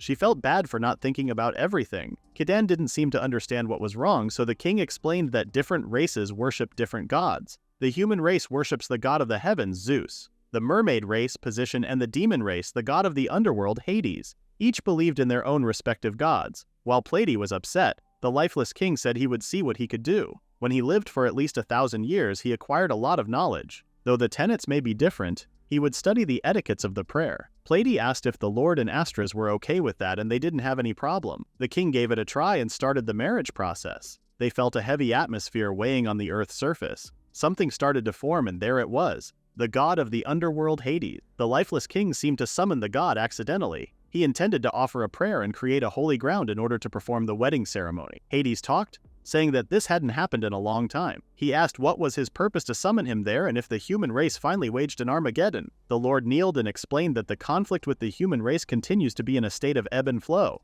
It was a situation where he couldn't let his guard down, however, it was nothing he needed to concern himself with. Hades repeated his question and told him to introduce himself. He did and said that on the occasion, he had asked for a woman's hand in marriage. In line with that, they conducted a wedding ceremony and wished to be granted God's blessings. However, they ended up calling him by mistake. He apologized for disturbing him. Hades seemed to be fine with it. However, he stated that if he was going to grant his blessing, his wife needed to be his one and only. He asked if he could swear that he would love that woman for the rest of his life. That was actually all he wanted. He wanted to be paired with Astris for the rest of his life and not with any other woman. Hades let them receive God's blessings and disappeared. Gods were surprisingly good beings, as Kidan thought. Vale found him loud, while Lifeless King promised to be careful with prayer ceremonies next time. On top of everything, having received blessings directly from a god himself gave the two of them divine protection. It seemed that whoever tried to forcibly sabotage their relationship would be met with divine punishment. That has become the ultimate proof of love that the Lord could show to his demon brethren. The Lord thanked Kidan for making it possible for his dream of marrying Astris to come true. Astris mentioned that they would never forget that kindness for the rest of their life. Kidan didn't want to take all the credit and told them that he was happy for Astris. The Lord turned to Astris and asked if they should go now to introduce her as the Demon Queen. However, unexpectedly, Astris refused to go and told him that she was thinking of staying there for a little longer. Vale was not happy about her decision and told her to go home since they married each other already. The Lord asked the reason and she stated that she wanted to retrain herself as his wife. He was surprised but respected her decision. He then asked if Kidan could look after her a little longer. That wasn't a problem for him, but he didn't even know how he was supposed to be any help. He felt guilty, especially since the newlywed was going to be separated. Then the Lord asked if he would mind if he also stayed there for a while. He was shocked and asked if it would be trouble for his people if he wasn't present, but it should be fine for a short time. Thanks to the dragon that came flying on the battlefield, both factions were still shaken. Until both sides had obtained information, no troops would be dispatched. Vale seemed to be regretting her decisions. Since there was no problem for them, Kidan was okay with welcoming them for a while. He even started thinking about building another house for them. Vale interrupted and told the Lord that their staying there meant there was no one in his camp executing the plot. If he left things as it was and let his center be exposed, the other party would think about plotting something evil, but the Lord took everything into account when he made his decision. Vale still wasn't convinced. She also found it weird that he came there without having any ship. The Lord explained that he used teleportation magic. If he set up a teleportation point beforehand, he could teleport in an instant. Astra's subordinate Belena left him a memo with the coordinates of that place. Belena explained that the thought of them being separated because of some suspicious plot frustrated her. They thanked Belena. Platy interrupted, wondering that since several demons could use teleportation magic, was there a possibility that they would come after him there? He told her to not worry about it. The coordinates to access that place were encrypted, and unless the person who made the encryption tells it, then identifying it was practically impossible. Moreover, that place was being blocked from recognition. The demon race uses teleportation or clairvoyance magic in that age. Either magic allowed the user to identify a place far away from them, but a powerful restriction magic that voids them surrounded that entire area. It was all or nothing when the Lord tried teleporting, but thanks to Belena, he managed to arrive there. They were far from being able to come there or even sense him being there. Kidan wondered who put up such a convenient magic barrier, and the lifeless king said that only a dragon could use such magic. Vale didn't see any point in hiding it, so she confessed that she put up a barrier around the entire area to stop the demons from coming there, but he still managed to come there. Kidan kneeled to her and asked if she really thinking of him that much. Vale approved him, saying that she wanted to eat her hot master's meal all to herself. They now understood that it wasn't because she hated them. He patted her head and thanked her for always looking after him. Now it was the time to celebrate the marriage. Kidan prepared a huge feast to congratulate them on their marriage. When the Lord tasted it, he stated that he had never eaten something that delicious. Vale loved the food so much that she turned it into her real form. Since the Lord's astonishment was continuing, he explained that it was the same meat Mrs. Astris caught for them today, the Kirasaki deer. Platy prepared it well by using magic seasoning. It wasn't just him, it was made by everyone. Vale told them that all of them were meant to serve her master and her. He mentioned that Vale also thought about them in many ways. Platy was amazed by the taste of the food. The Lord said that it was something that you couldn't even find in the royal palaces. He seemed to understand why the dragon wanted to conceal that place. Platy wondered how he learned to cook like that. He explained that he used to live alone, so he did a little bit of cooking for himself. Thanks to the skill he had endowed with, he was able to recreate ingredients and cuisine not native to that world. But he thinks that was why it tasted delicious. At any rate, he was just happy they were enjoying it. Astris wondered if Kidan's cooking was a state secret. She suddenly kneeled to him and asked if he could teach her the ways of a newlywed bride. Platy scolded her for asking someone else's husband for that. She felt upset that other than swinging hand chops, there was not much she could do. He tried to cheer her up by saying it was because of her that the crops he grew and the dishes he made tasted good. However, she was a queen now, so it would be for the best if someone like Koku looked after her. She doesn't agree because she thinks it is necessary for her to overcome as the demon Lord Zidan's dutiful wife. The Lord asked him to train him as well. He didn't understand his request and asked if he wanted to undergo bridal training. He approved him, and not only the cuisine but also the crops to the building themselves were truly interesting. He could understand why his wife wanted to study there. Also, he wanted to reciprocate Astris's desire to support him as her husband. He thought a married couple should support each other just like Kidan does. Platy bragged about him not being the same as other kings who just sit pretty in their castles. They were counting on Kidan in that case. The next days continued with making constructions and teaching the Lord Zidan. Not surprisingly, he was good with his hand. Astris came there to inform them that the food was ready, wearing a cute apron. The Lord blushed seeing her that cute and thought he was in heaven. They sat and started to eat. The meal was delicious as always. The Demon King was crying from happiness. He wondered what was the name of the dish and Astris said it called Nikujaga. Kidan mentioned that she made the meal herself and was pretty good at handling a kitchen knife. All that was left was to learn the process and different traits of ingredients and seasonings. The girl wondered what else was necessary for bridal training, and Balana mentioned the clothing. Learning to sew was also important. She noticed the clothes the Lord wearing, and Kidan explained that he made it himself. He was a guy, so he could also make clothes for other guys, but even though he promised to make clothes for Platy, he couldn't come up with a design, but he already had some fabric with him. He showed the fabrics and Belena was shocked about their quality of them. When he was exploring the mountain dungeon earlier, he found a caterpillar that spewed thread, so as an experiment he tried to bring back several of them to raise himself. And that is how he was able to make that fabric from the caterpillars. They were again realized his unique ideas. That means that it was okay to make clothes for girls using fabric. Belena's parents actually used to run a needlework shop, so she knew all sorts of things. Kidan told them to start with making Platy's clothes first. Baitme took out her measurements and it was now time to find out her 3 measurements. She told everyone to let her measure them since she would be making everyone else's clothes eventually. Plady wondered if she would make everyone strip and take off his pants. The girls were shocked and asked her if she had always gone commando. Plady didn't know the meaning of commando and wondered why people had the same reaction every time she stripped. The girls remembered that since she was a mermaid, she didn't have the concept of wearing clothes for her lower half. Plady wondered if there was any problem, and Baitme explained that to them, demons and humans living there on the surface, exposing the lower half to the public was considered a crime. Plady was shocked by that information and got mad that no one had ever said that to her. She remembered that her brother was putting something on his body sometimes, which was called panties. Baitme told her to leave it to her and she would show her wonderfully made panties. While measuring Plady, Baitme noticed that she was tucking her stomach in. Plady never felt upset about the delicious food Kidan made until that moment. They measured Astris too, and her stomach was more plumper than they had imagined. After a while, Baitme finished making Platy's skirt. The frills on her dress were inspired by the sea's waves and it was blue. Plady seemed to love her skirt and Kidan was thankful to Baitme. While they were talking about the panties Baitme made, Vale threw a fireball toward Platy's skirt. Kidan was about to scold her, but she told him to keep quiet and take a look. As Vale thought, it didn't burn at all, which means that fabric had a great deal of anti-magic infused into it. She was almost sure that it also had high defensive powers, which would make it superior to armor.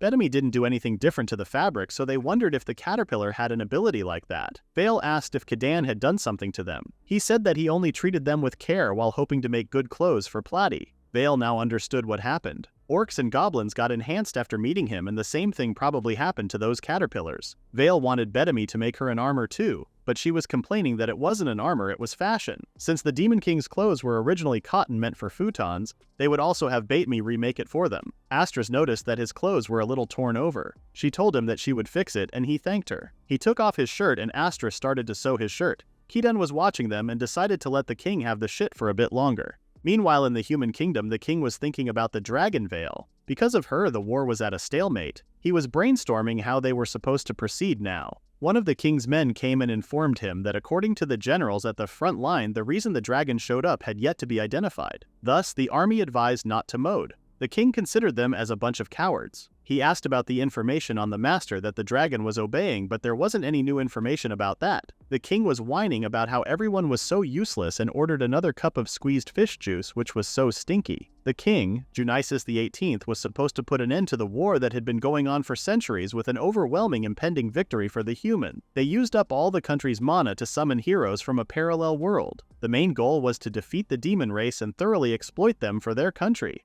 But with the dragon, they couldn't move forward on that purpose. When his man brought his drink, he asked if he thought the master of the dragon existed in the first place. The men stated that everyone was doubtful about that. However, if they make a wrong move, they provoke it, and if the dragon ever appears again, destruction would be inevitable. This sentence brought something to his mind. He ordered him to find Saint Kidan. If they had him as one of their subjects, their victory would be certain. That was true, but the man wasn't sure how they would find him. He told him to form a search party made up of capable heroes. Dionysus temporarily disbanded the army and ordered them to devote all their resources to finding Kidan. He was confident to find him and claim the human race's victory. Meanwhile, at the Kidan's place, Zidane and Astris were drinking tea. It had been 2 months since they came there and they were able to learn so many things. The time they would be leaving was getting closer, but Zidane wanted to get back the feeling of a sword again. When he grabbed the sword, he paused for a second. Astris asked what was wrong. He said that with just one swing, the holy sword Ainlot felt agitated like it was resonating with something. They went outside to inform Kidan and Zidane noticed the sword he was holding. Kidan was talking about how useful the sword was and how he used it to cut the mana metal just now. Platy came and explained that the sword was a holy sword they picked up from the undead king's dungeon. Zidane would have never thought he would have the legendary evil sword Dreischwartz. Apparently he was planning to give it back to the lifeless king, but the sword wouldn't leave him. Platy mentioned the time he defeated the undead king to protect her. He tried to explain that they had no other choice back then, and he didn't even know the power gifted to him by the gods. According to the legend Zidane knew, a saint's power could even surpass that of a hero's, which was the same thing the undead king said to Kidan. Zidane asked if he was one of the heroes summoned by the human king from a parallel world. He approved him and explained that even though he had been summoned there, he had no useful battle skills, which is why he was dismissed from the war and started his life in that land, far away from the human race. Astris felt sorry for him, but he showed them what he could do with the soil and explained that his skill was pretty useful for a peaceful lifestyle. It was indeed wonderful, but still didn't fit for the battles. However, Zidane was still having a hard time understanding how he was superior even to the undead king. He explained that his skill gave him the ability to bring out the maximum potential of anything he touched, but that didn't mean he was strong himself. Zidane disagreed with him. There wasn't a single being in that world who could withstand his power. He asked if it was possible for him to prove his superiority over the human race and return to their kingdom, but Kidan didn't plan on doing that. Even though it sounded rude, he stated that he was not affiliated with anyone and it was because he didn't belong to anyone. This is also how he was able to marry Plati. Zidane stated that if he hadn't been there, things would have gotten more serious between humans and demons, since mermaids would get involved in their strife as well. Zidane certainly believed that his existence was of great significance to that world, and hoped for everything to go well. It was now about time for Zidane and Astris to go back to their country. His plan was to return and mow down those who were imprudent as well as regaining the sympathy of the entire nation once more. Kidan hyped him up while Vale was complaining as always. She asked why the girls weren't going home. Belina explained that as long as she was there, the Demon King could come to that place whenever he wished. She would make sure to carry out the role of connecting the Demon King to that land at all costs, and Bedami wanted to continue making clothes there. Additionally, as a gift, she gave Astris a dress that the Demon King would fall in love with. She seemed to love the dress and thanked Bedami for her efforts. They got ready to leave and everyone wished good luck to them. While they were going, Zidane mentioned that he always thought he would never be able to resolve the war between the demon and human races peacefully. However, Kidan's existence made him realize that what he gave up on wasn't a mere dream. He asked Astris if she would lend him her power for that dream of his, and she was happy to help him. In the next scene, Kidan finished making bread. Everyone seemed to love the taste of it. He mentioned that it was one of the staple foods back in his world. They could also use wheat flour to make stuff other than bread. That was another addition to his repertoire. He then told the girls that there was a crop he had been thinking of producing next. He was planning to make the real staple food of his world, so he wanted to produce rice. However, Plady seemed to have something to say. She said that the orc team was in charge of construction while the goblin team handled the field work. Bedami was their tailor and Belina controlled the waypoints. Vale was claiming that she was protecting the land and Plady was the only one who was in charge of medicine and fermenting, preparing and processing the field's manure, producing miso and soy sauce at the brewery, and last but not least, she was managing the fridge and the crop warehouse. She can't possibly handle all that workload by herself. Kidan felt incredibly guilty and threw himself at her to apologize. There were so many things he wanted to do and he totally forgot about the workload she already had. While they were talking, Platy's brother came and asked what was the meaning of all that commotion. Kidan apologized to him for being a failure as a husband, which he wasn't expecting at all. Plady asked why he was there. He said that after negotiating with the saint the other day, they agreed to sell the pickled radishes being produced here with him, so he came to buy them. Plady scolded him for ordering in bulk lately. It was also their neighbor's lifeless king's favorite. Plady was thinking about how her field had a terrible lack of people when an idea appeared in her mind. She told her brother that the people who would balance out her workload were the merfolk who specialize in pharmaceutical magic and asked him to bring several people from the Mermaid Kingdom. Otherwise, she would decrease the production rate of the pickled radishes. She asked for Kidan's opinion before the prince could say anything. Kidan was okay with it if the prince was okay too. Plady tried to convince her brother because she wanted to feed rice to her dear husband. The prince asked Kidan if he was aware of what the shore meant to them merfolk. Kidan thought they hated it at first, but Plady eventually came to appreciate it. The prince explained that Plady was a weirdo. Any normal mermaid would perceive the shore as a hellish place. Merfolk couldn't survive on shore in the first place. In other words, Plady, who decided to settle there of her own free will, was a tremendously rare case. It was also thanks to her new medicine that he could traverse between land and water freely, but before then, it was but a crude concoction. There were restrictions to turning into a land dweller. Side effects included losing your voice, turning into bubbles, and vanishing. Vale didn't understand why there were so many downfalls of that, so she told him to stay in the water. But that was not possible. The concoction served as an important resource used for things like diplomacy. Regardless of whether a perfect medicine was made or not, most merfolk wouldn't come on land. Also, ever since the completion of that new medicine, a new system had been implemented in their kingdom, which was the banishment of criminals. Aside from the death penalty as a form of severe punishment, it had been decided that banishment to the surface would be another alternative. Without the vaccine to reverse the medicine's effects, they had no choice but to spend the rest of their lives in a vast and unknown land. They all seemed horrified by the things he had just said.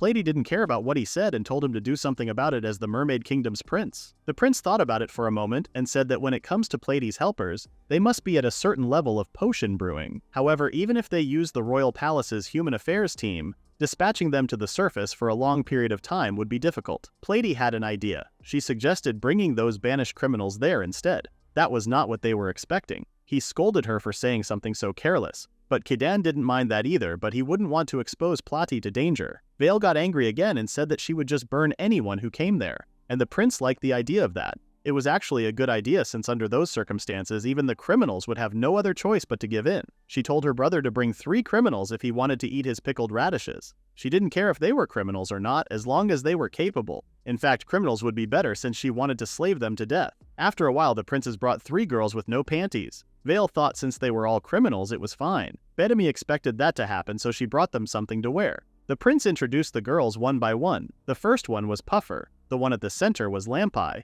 and the last one was Gararufa. Even though they were all girls, he warned Kidan to not let his guard down. Kidan thanked them for coming there and introduced himself. The girls were a little reluctant. Plati came and told them to prepare themselves. The girls were shocked to see her. The prince informed the 3 girls that they would serve their sentence by working under his sister Princess Plati. Lampai was happy to see her so she tried to hug her but she failed. She was so happy to serve her one more time in her life. While she was crying Plati told her to keep it quiet. Vale wasn't sure if she was really a criminal. The prince said that they were famous criminals in their country. Puffer complained about Lampai being a suckerfish to the royal family, but Rufa could say the same thing about her. Puffer tried to defend herself by saying that Rufa only followed them because she liked Prince Eravana. Lampai promised to be by the Royal Highness's side until her last breath. Plati wondered where this idea came from in her mind. Meanwhile, Kidan asked the prince what those ladies' crimes were. In their kingdom, 6 ferocious witches specializing in pharmaceutics called the Great Mad Witches exist, and today he brought the 3 of them with him. Puffer was focusing on globally circulating the mana flow under the seas. She aims to develop a way to artificially control that. Kidan couldn't understand what was wrong with that. He explained that if she could control mana, she would engulf the entire world in ice.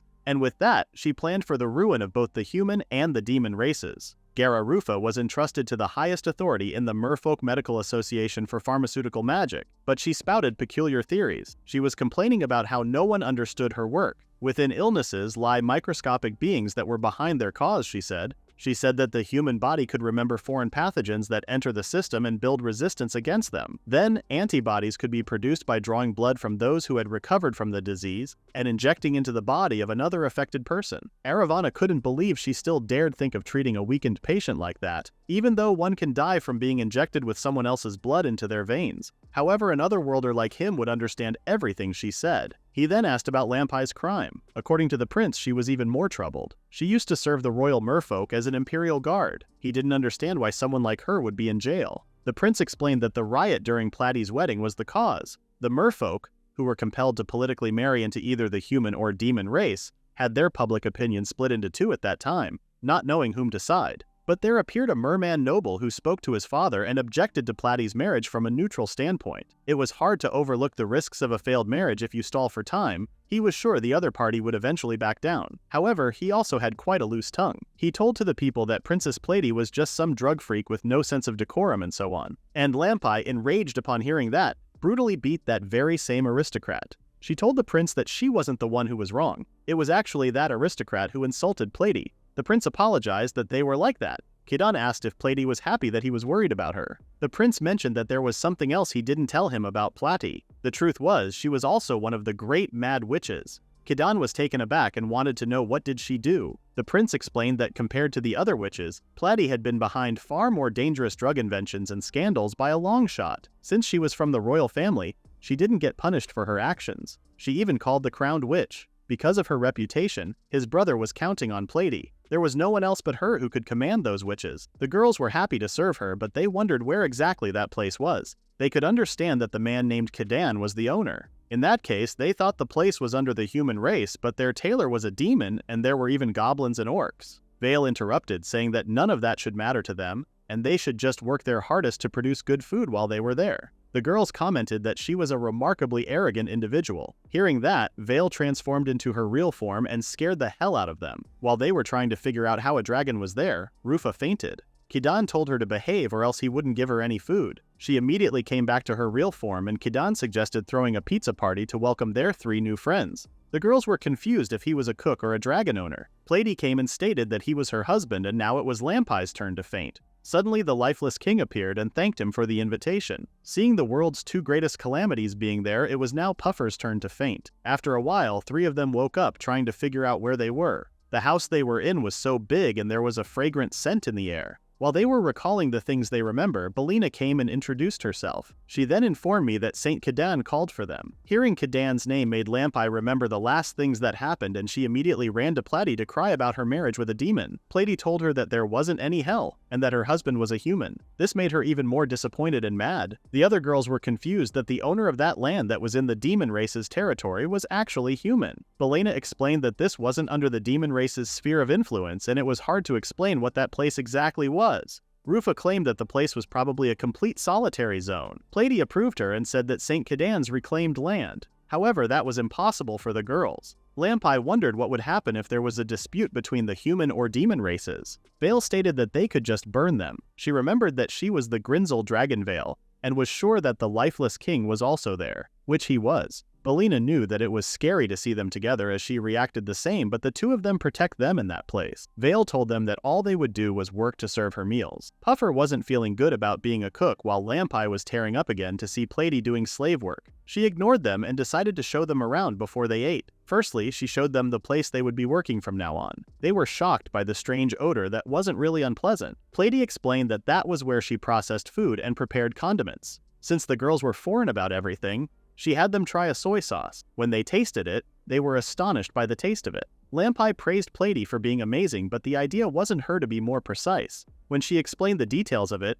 Rufa was impressed by everything since her research was also in the same field. She tried to drink it all by one sip, but Platy stopped her, saying that she would die. Puffer and Lampai wondered who that saint guy was, since he didn't seem to be just anybody. Platy explained that he was summoned from another world as a hero to help humans defeat the demon race. That seemed cruel to the girls. She continued to explain that when the king called them as he pleased, they noticed that he had no skill that could be useful for the battle, so he was driven out. Vale interrupted them, saying that she was starving to death. When they got back home, the pizza was done cooking. Kidan cut them into slices while apologizing for keeping them waiting. The girls tasted the pizza and they were amazed. When Kidan asked them their opinions about the food, they stated that they were astonished. Kidan then served the pickled radishes the prince loved. Platy mentioned that she would be able to make more pickled radishes now, so he could buy as much as he wanted. The prince said he would be coming there once a week, which excited Puffer. While Platy was happily eating her meal, Lampai was watching her, wonder how she was charmed by Kidan, but she seemed very ecstatic. At night, the girls were talking about the food and Kidan. The comfort they were getting right now felt unreal, so they thought that place could be a heaven. The next day,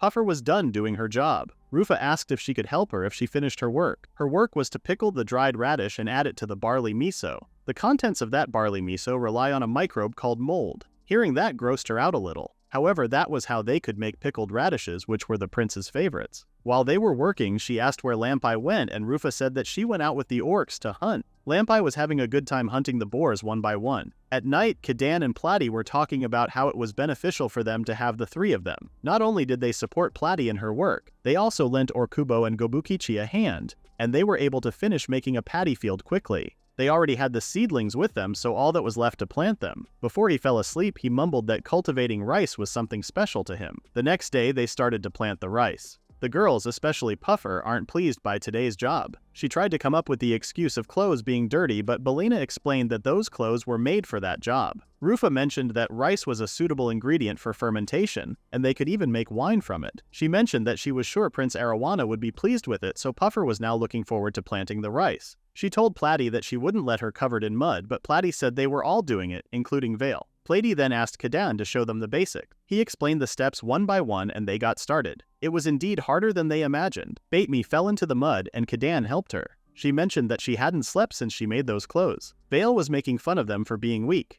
Even though she looked like a little girl, her strength was the same as it was. Platy was also in a good mood since having strong legs as a mermaid was a plus. Vale asked if she would like to bet on who plants faster, and they started their little planting race. With their enthusiasm, they were already finished making one row. Platy ran out of seeds and requested some. Lampai brought her some, and Vale bumped her intentionally to sabotage the race. Lampai was surprised that Vale was that strong even though she was in that form, but the princess's legs were certainly not normal. That must be the reason why she could do such hard labor, Lampai thought. But Platy said that it may be a factor, but it wasn't like she was doing it to train her body. Vale mentioned that it was all for the sake of eating good food and nothing else. Platy agreed with her. They then got back to work, and planting the rice was done in a day thanks to everyone's help. With Platy's fish fertilizer and magic, the rice grew within a month, and Kidan cooked the first rice in the world. Vale eagerly wanted to try some, but Platy said that Kidan should be the first one who tried it. Belina and Betami mentioned that Platy gave it her all just so it would grow faster. The use of fertilizer and maintenance of the field also played a part in that, but she also made the necessary preparations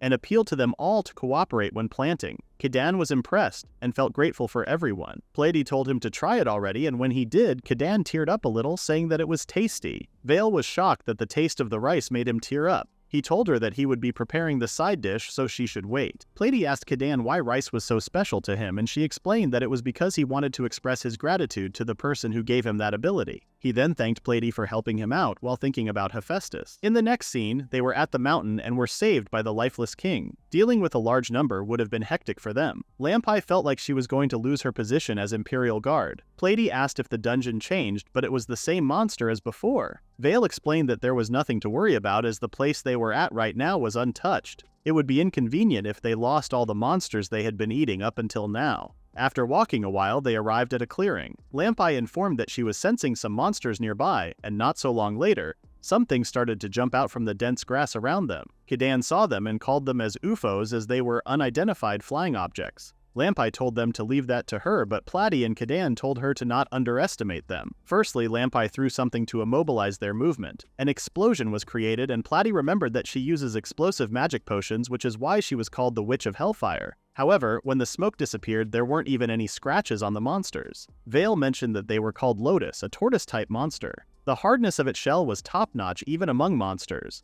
But since it was a tortoise, she thought they could just flip it, but it immediately defended itself. Gobuchi came and aimed for its body, but when he hit it, his handle broke. Platy told Kadan that it was now his time to shine. With his one move, the lotuses were defeated. It looked like its tentacles were its weak point, which he never would have guessed. Vale congratulated them for beating the lotus, but they were the weakest among the monsters she had prepared. The strongest ones were waiting for them. Gobichi said that they could use that as a shield for the orcs and goblins. Platy didn't care about what Vale said and said that they came there to investigate things in the first place. Lampai was still worried, but Platy told him to not worry about it as her husband was the strongest in the whole world. Lampai states her surprise about how Kadan surpasses both the lifeless king and the dragon in terms of power. However, there was one thing she failed to comprehend. She didn't understand why the human kingdom banished him despite the power he possessed. He explained that he didn't have any skills fitting for battle. With that gift, he could bring out the maximum potential of anything he touches. And also because of the holy sword. That was why he didn't think he was someone amazing like they say.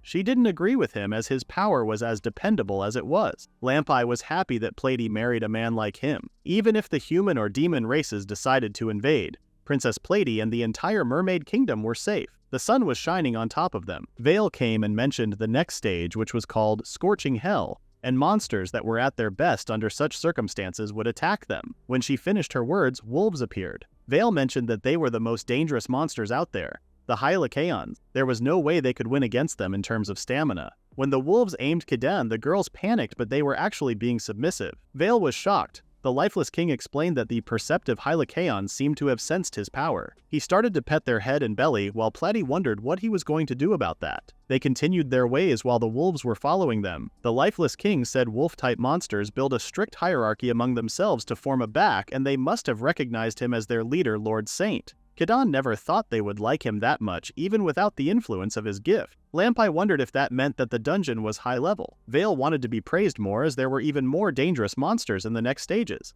And then, the aid got colder and it started to snow. It was the final area of her dungeon, the freezing hell. Kadan wanted to go back home, but when he turned his back, there was a giant bear looking at him. It seemed that was the source of immense pressure Platy had been sensing ever since they came there. Platy wanted to leave that monster to the lifeless king, but Kadan wanted to avoid ruthless killing as much as possible. The lifeless king mentioned that he wouldn't be able to run from it. The monster was also aware of his strength, and he was a warrior who only knew how to fight. The bear roared as he was about to attack, but the wolves jumped on him. While the bear was distracted with the wolves, Lampai decided to prevent the bear from moving, so she aimed for his legs. She injured a tendon in its foot, so it shouldn't be able to move now. Taking that as a chance to go back down, they started to walk away from it, but Kadan told them to wait, and asked if Platy still had that salve he told her to bring. Lampai wouldn't let him use it on the bear, as he would just vanish on his own if they left him be. Kadan still wanted to save him, as he must have his own subjectivity. Platy couldn't say no to him, so she gave the salve. He used it on the bear's foot, and they were ready to go now. However, Vale didn't want them to go like that, so she said that she was their last opponent. Lampai seemed scared, so she explained that it was just a clone who had 1/100th of her power. She was ready to fight, But before they could do anything, the bear stood up and punched her clone like it was nothing. While wondering why he had done that, the bear was gone. Gobukichi explained that as monsters, they could understand what he felt and he was a prideful beast. The battle just now was his way of repaying Kidan's kindness. In that case, they would definitely see him again. Lampai was amazed by Kidan's kindness. They got back home and Vale seemed dissatisfied. When Plady asked what was wrong with her, Rufa explained that her new dungeon didn't excite them very much. The dinner was ready, and it was from their new menu, Katsudon. Kidan thanked her for making it possible to make the dish he had been wanting to make for a long time. This made her feel more satisfied with her dungeon. They gathered around and started to eat their dinner in peace. After dinner, Kidan was in her front yard, wondering how their settlement would develop from there on out. Little did he know that outside, an unexpected group of humans had gathered, their eyes filled with astonishment at the village before them. They hurriedly informed their leader, who happened to be none other than Aileron, the notorious head of a gang of thieves. He decided he needed to witness this for himself. Previously, as the leader of the gang, Aileron spotted Kidan's garden. She wanted to take a closer look. The gang went into Kidan's garden and wondered what kind of things there were, as they had never seen something like that in the homes of either humans or demons. One of them said that it was obvious that someone was tending those fields. Another one tried one of Kidan's crops and he was amazed by the taste. He told everyone to try it and people were about to become addicted. A dark-haired woman informed her boss that she tried surveying the area, and she spotted multiple houses with mysterious architecture at the center of the fields. She concluded that this place wasn't a village, it was a farm. The boss thought this could be the place where aristocrats lived in seclusion, and if what she said was true, then they would find their answer to why those fields were spread out in the middle of nowhere. Since they were talking about an aristocrat who was keeping those tasty crops to themselves, there was bound to be valuable treasure deep inside their houses, so if they were to let go of that golden opportunity right in front of them, it would sully their reputation as thieves. They decided to take everything valuable with them. Before they move, the boss lady saw a wolf in the sheds. Meanwhile, Belina was controlling the waypoints. Maintaining the waypoints was vital for Majesty and Astris to visit them,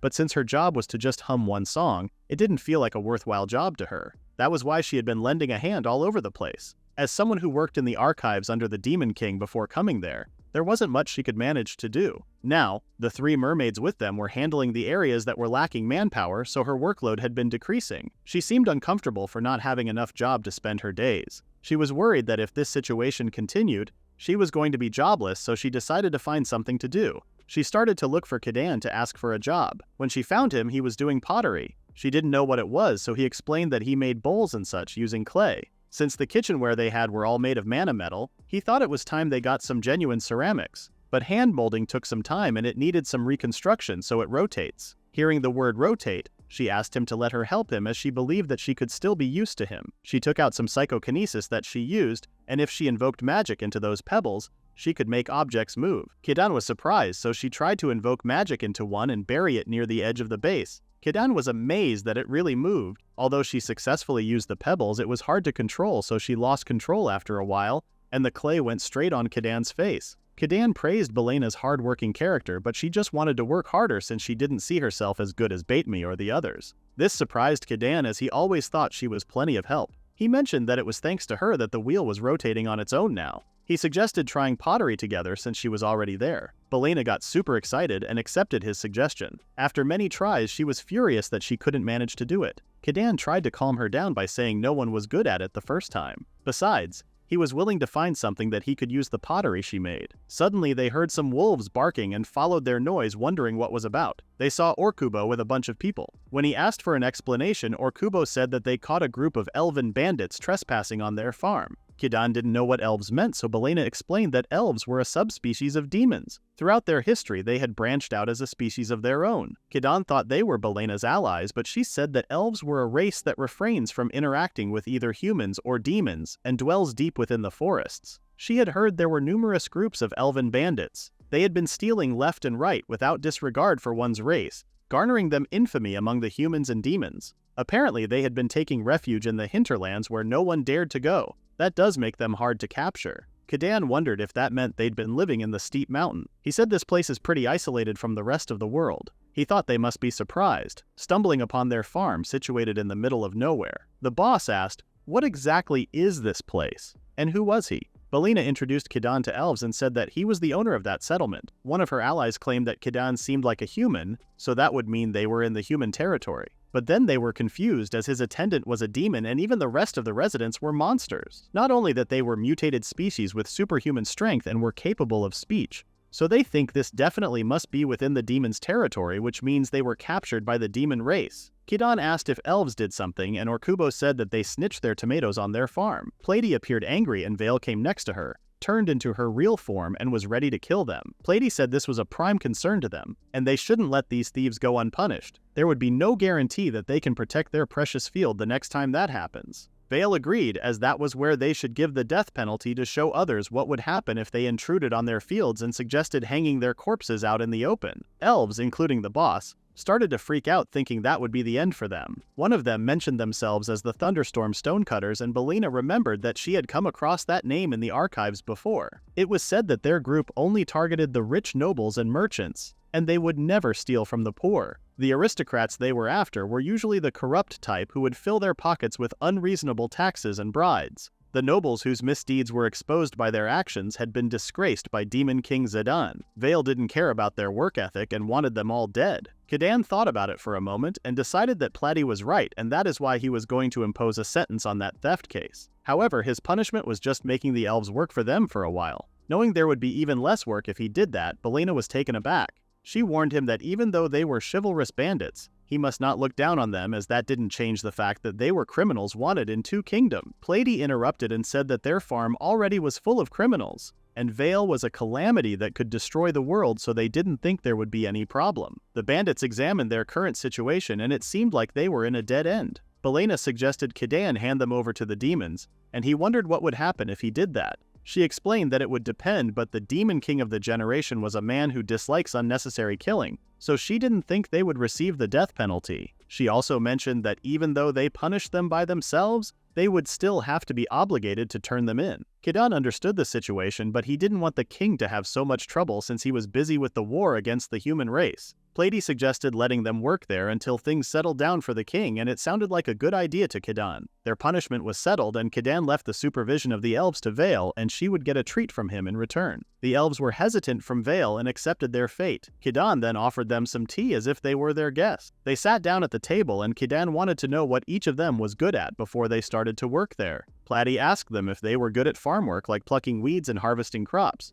The boss told them to not underestimate them, and Plady thought it was a good thing, but she said that forest dwellers can't work in the fields. Belina explained that elves don't have any kind of farming culture. By nature, they were a race that gathered fruits or herbs for their sustenance. To elves, nature was just something that existed, and not something they could work with to make their lives better. They also find it very difficult to work on the farm. Plady was trying to understand while Vale kept her attitude. When Vale asked why they left their mountain and ate someone else's food, they explained that it was because their home was stolen from them by the humans and the demon. Kidan felt guilty because they were just like bears that left their forests and went to neighboring towns, and they built houses and stripped the elves of their own home to make their lives more luxurious. He bowed and apologized for cutting down a lot of trees from the forest without knowing it was home to the elves. It seemed that their forests gradually withered and died due to humans using large amounts of mana for the war. Now they had been stripped of both their land and food. Plady now understood why they resorted to banditry. Kidan was still feeling guilty for being part of it, but the boss explained that the forests around there were part of his land, and forests aren't exclusive to elves alone in the first place.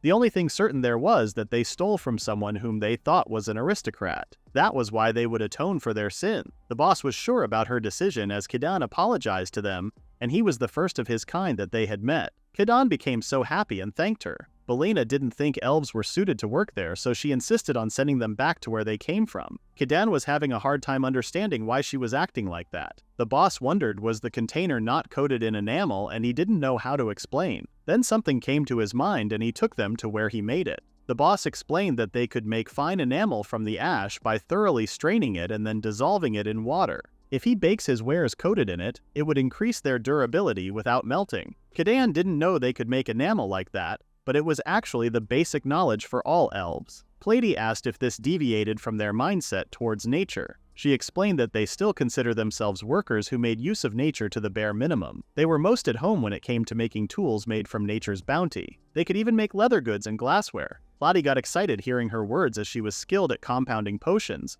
but still needed more lab equipment. It was easy for them to help her. Belina started to scream and cry. They got confused and wondered what was wrong with her. She explained that pottery was the new job she had just received. She apologized for not telling them elves were good at making articles, but she just didn't want to be left jobless, so she didn't tell them. Plady was confused as she always had a lot of work to do. Belina did cleaning, laundry, and most of the housework. She told her to not underestimate herself as she was doing a thorough job and she was actually a lifesaver. Kadan now understood what was up to her and decided everyone to help her with chores from now on. This wasn't actually what she wanted, as that would only decrease her workload. Kadan explained that they would all split the chores and let the elves teach them some skills that they didn't have. That way, she could tackle all sorts of things, and among those, she would be able to find something she could pour her heart and soul into. He also apologized for not noticing her worries and thanked her for everything she had done. Belina teared up and thanked him. Plady wondered if there was any chore she could do. Aileron approached Belina and introduced herself. She mentioned that she could teach her pottery if she would like. Belina was confused and hesitant as she was the one who wanted to send them to the Demon King. However, Aileron understood that it was only because she wanted to secure her position. She knew so well how it felt to lose where she belonged, so she could relate to her. Eventually, Belina accepted her offer and they started right away. Belina tried over and over until she could make something useful, and with that, their farm welcomes another group of friends. Meanwhile, at the Royal Demon Palace, Zidane needed Kadan's help even though it pains him to do it. In the next scene, elves and Kadan go hunting. It was their first time traveling to a high-level dungeon. One of them wondered what was their target, and since Vale had been wanting to eat them, they were going to hunt square boars. She mentioned that they could also use their hide to make leather goods out of it like belts and bags. There was one boar appeared and she made a direct hit to the boar. Lampai praised her archery skills. Kadan wanted to learn how they were so good at it. She explained that the bow was made from a combination of different types of wood, making it sturdy and flexible. With that, they could attack their opponent even from afar. Lampai asked the other elf if she could make a magic arrow with an explosive potion in its arrowhead. Kadan wondered what kind of opponent they were fighting in that powerful way. She apologized and said that it was her gusto as a former Imperial Guard talking. Kadan warned her politely to be moderate in her equipment upgrade. The elf was sure that they wouldn't need any equipment with a dragon living with them. Lampai agreed and mentioned the lifeless king. Kadan didn't think they would achieve true peace as long as the war between humans and demons continued. Since their hunt was over, they headed home. While walking, Kadan wondered how the Demon King was doing, and both Lampai and the elf girl were surprised. He mentioned that he lived with them for a while and even helped build a house, which was quite enough to make them shocked. He mentioned that they held his marriage ceremony with Astris there when the Demon King appeared and was fighting with a woman. They didn't even figure out what was going on while they were fighting. Astris was also there and told the elves to listen to what they had to say. Kadan said that it would be best if they temporarily stopped that. She apologized and stated that she was counting on him. He ordered Orkubo and he tied her up easily. Kadan asked if he was okay and the Demon King apologized for making a ruckus. Belina and Bedami appeared and were so happy to see the Demon King and Astris. They wondered why Lady Glacia, the woman the Demon King was fighting, was there. The Demon Lord said that they had come to discuss something with him. First, he introduced her. She was the one of the Heavenly Four, Glacia the malicious. Plati and Kadan were surprised and she asked if Glacia was the rebel who set up their marriage, but she wasn't. The Demon King explained that he was there because he drove out the rebels who attempted to take his place, and thanks to that, he was able to wipe them all out, except for one person. He mentioned that she had the highest position among the group of rebels and was also the most flamboyant in her action. After all, she declared that she would defeat him and become the next ruler. Plady asked if he would execute her now that he had suppressed her. He considers Glacia's boldness as a good thing. The others were just trying to remove him from his position as the Demon King, but Glacia was different. Such an outstanding person was too good to be disposed of. But she was resolute in her decision, and no matter how many times he urged her to return to allegiance or knocked her down, she would not comply. At that point, he might have to resort to executing her. He really hated killing his own people. Plady said that it was not related to the human race, but it was hard for them to interfere in such internal affairs. The Demon King tried to say something but couldn't, so Astris helped him to explain the situation. She stated that Glasta was in love with Lord Zidane. They were all confused, so Zidane explained that Glacia never aimed for the throne. She did want to succeed in his place if Astris was more important than his title as Demon King. But when they returned to the castle with Astris as the Demon Queen, the situation completely changed. She wanted him to make herself queen too, and if he can't do that, she wanted to be executed. Hence, he may succeeded in eradicating disturbing elements and discord within the kingdom, but his problem with Glacia still remained. Lampai suggested making her the Demon King's concubine, but he couldn't do that as she should only have one wife. Making Astris his one and only wife was what he pledged before Hades on their wedding day. Therefore, the moment he makes Glacia his second wife, divine punishment may fall upon her. Glacia stated that she wanted to be executed, but he wouldn't do that either. He apologized for making a rash decision as someone with responsibility regarding Astris's case. In addition, he didn't realize that she was in love with him. Kadan asked if Glacia considered being a concubine as an alternative. As someone who deserves to be executed for committing muting, she didn't think she was worth it. He then thought this may be a problem for Astris, but she was okay with it. She was the king's wife, and she understood that it was inevitable that he would have a concubine. She didn't get along well with Glacia, but her military prowess was top-notch,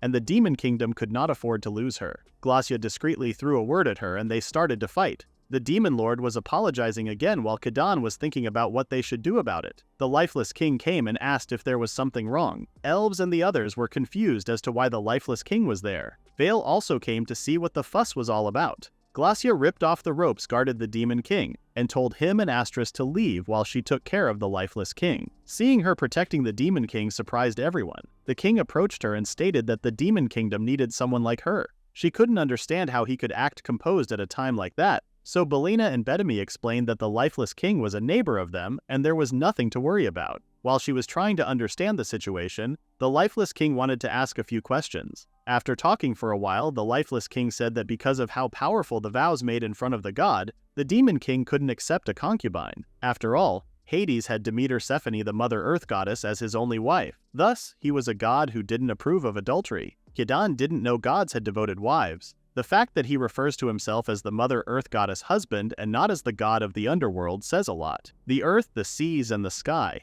Each god had their own way of asserting control over their respective realm. But for Hades, his relationship with his beloved wife, who was also Mother Earth, was important. This may be the reason why cheating on her was out of the question. Therefore, he compelled those who received his blessings to love only one wife just like he did. That sounded pretty understandable to Kidan. The lifeless king said that the Demon King was the ruler of the Demon Kingdom which fights the human race. So this is why he must unite small groups each with their own way of thinking and lead them as one large group. Sometimes he just has to marry multiple women who have special connections to accomplish that. The Demon King stated that he thought he was fully aware of his responsibilities as a king, but it seemed that he let his feelings for Astris get the better of him and made a careless decision. Not to mention, he was completely oblivious to Glacia's adoration for him. Glacia was still insisting on getting executed while he was refusing her. Kidan asked what they should do about that. The lifeless king said that there was only one thing they should do, and summoned Hades again. After hearing the situation, Hades said that the more he hark, the more blasphemous it sounded.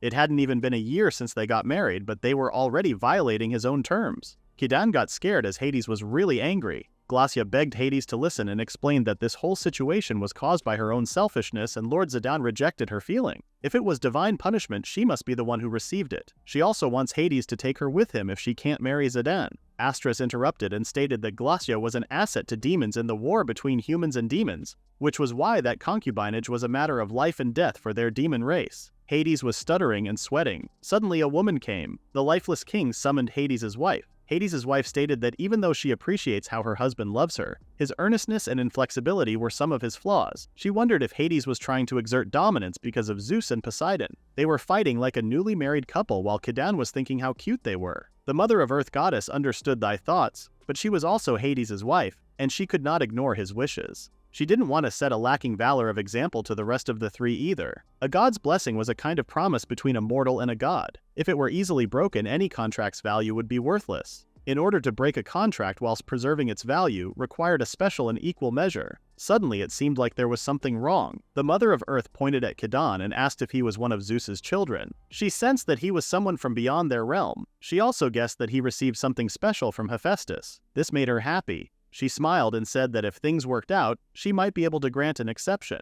The gift Kidan received from Hephaestus was the special thing to allow the Demon King to have concubines. She said that the holy swords made by her husband Hades have the ownership of the 7 holy swords. Lord Zidane took out his holy sword and Kidan's sword was also made by God. She approved them. Hades was surprised that he already had the other two. He explained that since that man's sword was a phantom, no one knew its whereabouts until they recently confirmed it. He asked Astris if she brought them with her and she said she did. However, when she showed the sword, it was broken. Glacia said that it was the proof of loyalty to the Demon King and they would never let it go. Pleiadi and Kidan seemed confused and Pleiadi told the Lord to explain. He said that 100 years ago they owned 5 of the 7 holy swords made by the god of the underworld, each belonging to each of the 5 families of the demon race. Then a war broke out between those families for the Demon King's throne, and the winner who lasted until the end was Zidane's ancestor. After that, his ancestor gathered all the holy swords from the 4 defeated families and destroyed them with his own hands. That was the origin of the 4 heavenly kings. Kidan now seemed to understand why they kept the broken swords. If they hadn't made that many swords, it would have prevented the fight from happening in the first place, Kidan thought. The Mother of Earth mentioned that there was a reason for that, and it was something that deeply involved Kidan. A long time ago, when the gods decided to rule that world,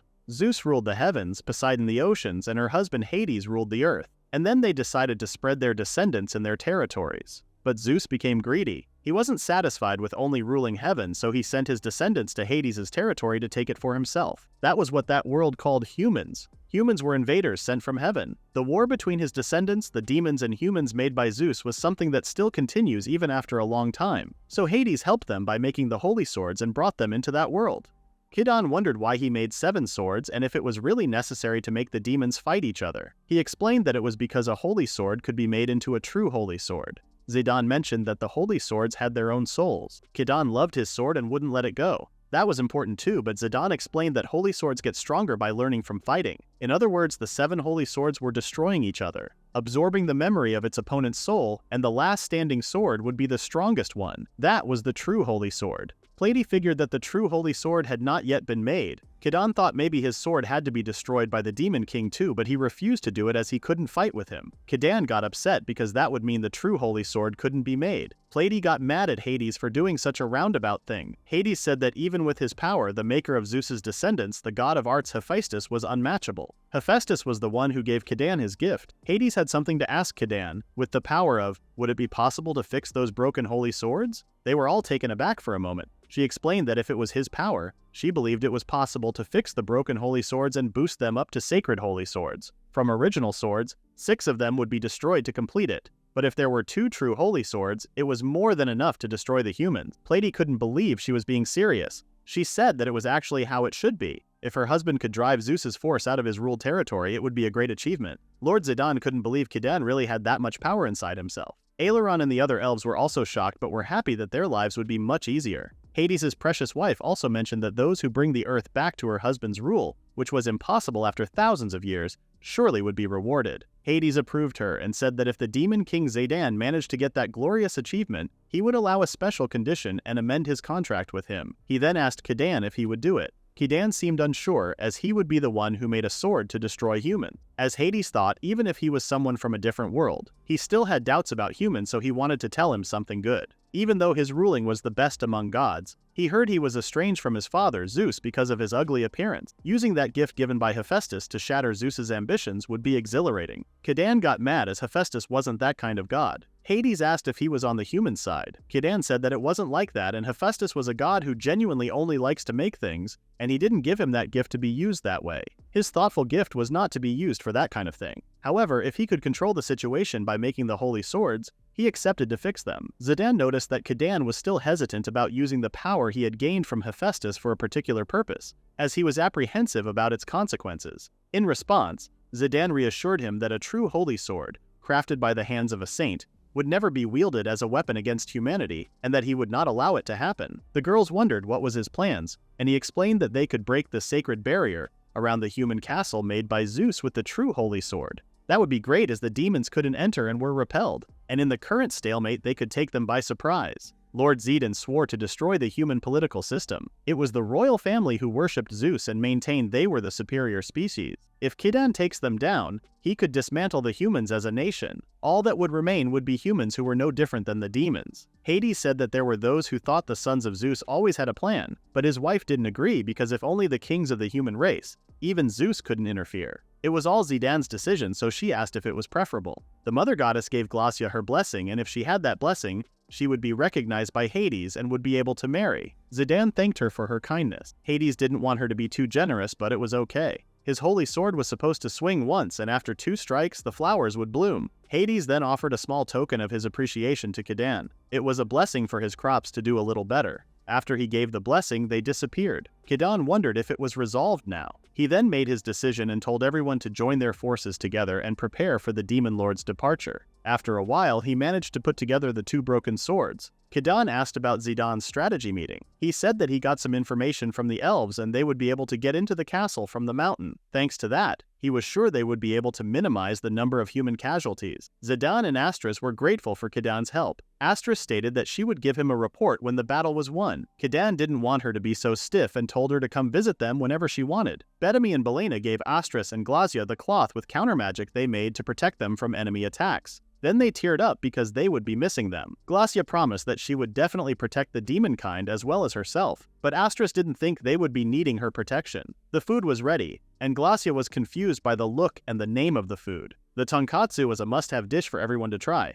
Glazia took a bite, and the moment she tasted the food, she couldn't stop herself from eating like an animal. While eating, Plati and Kidan hoped that everything would work out successfully. A few days passed and the Human King was angry as his workers hadn't been able to find Saint Kidan. While he was complaining about how incompetent they were, one of his men came to give him some bad news. Apparently, there was urgent news from the Broader that the Demon King led a large army to invade their country. The invasion was underway. Not only the king, but his soldiers were also shocked because they didn't do anything to provoke them. The king ordered them to send their armies, but the generals leading the army returned to their territories with their troops because the king ordered them to search for Kidan and told them to disband. He told them to hurry up and contact the armies to buy some time. He was sure that they would never defeat their final trump card, the Sacred Barrier. Meanwhile, Astris and Glazia breached the Sacred Barrier while the Demon King was distracting people. The barrier was breached and the news came to the king. The kind didn't want to believe it because the barrier was Zeus's blessing. He ordered them to go notify the church and quickly deploy a new barrier,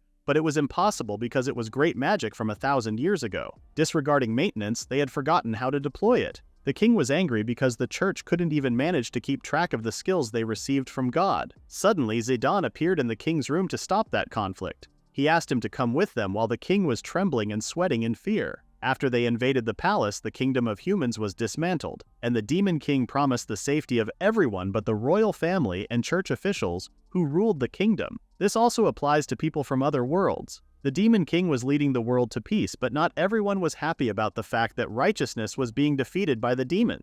In the following days, Kidan prayed to Hephaestus and stated his gratitude for being able to live in peace. Kidan was thinking about his journey in that world and how he gained so many things that he can be grateful for. Thanks to the mermaids, seasonings and luxury items can be made and crafts have improved with the help of the elves. He even made a Western-style toilet that seemed popular with everyone, and he was excited to show it to the Demon King. He wondered if the strategy went well. He then went to feed the wolves with rice while Vale was watching him feeding them with the rice that she wanted to eat. She mentioned that recently her mountain dungeon had been acting strange. Trees and fruit that she had never seen before were growing. Kidan was both surprised and happy because the environment in her dungeon was different depending on the stage and they could use it to grow various crops efficiently. He had been thinking we're using crops to experiment with. He decided to name it Vale Mountain Dungeon Orchard. Conversion plan. When they arrived at the dungeon, it was full of fruit that was edible. Viel wondered if their taste was good and he approved her. He also mentioned that when the fruits were available, the menu would grow. He suggested preserving the ones that were grown so that everyone could eat them together. They have to have an equal amount for everyone. However, the Vale had already started to eat. Kidan told them to stop as he would get in trouble if he didn't know the yield. She couldn't promise him because she was smart and different from the dogs around her. Later, according to the reports from Pochi and his friends, Vale was found in agony after eating astringent persimmon. Astringent persimmon were bitter and couldn't be eaten unless properly prepared. Thanks to Vale, more dishes could be made, so he was still grateful for her. He wanted to share it with everyone as soon as possible, and he couldn't even wait to see the Demon King. While he was thinking, the Demon King Zidane came, and it seemed like something was wrong. Kidan asked what was it and wondered how things went in the human kingdom. He then noticed the little girl behind him. The girl asked Kidan if he was the owner of that farm. When he approved her, she introduced herself as Princess Redislet, the only daughter of the king of the highest race in the world, the humans. Starting today, she informed him that she would give him the honor of taking care of her. Redislet seemed pretty determined about the things she just said. Plady told everyone to gather to talk about the situation. They asked Lord Zidane what was that all about and if the plan failed.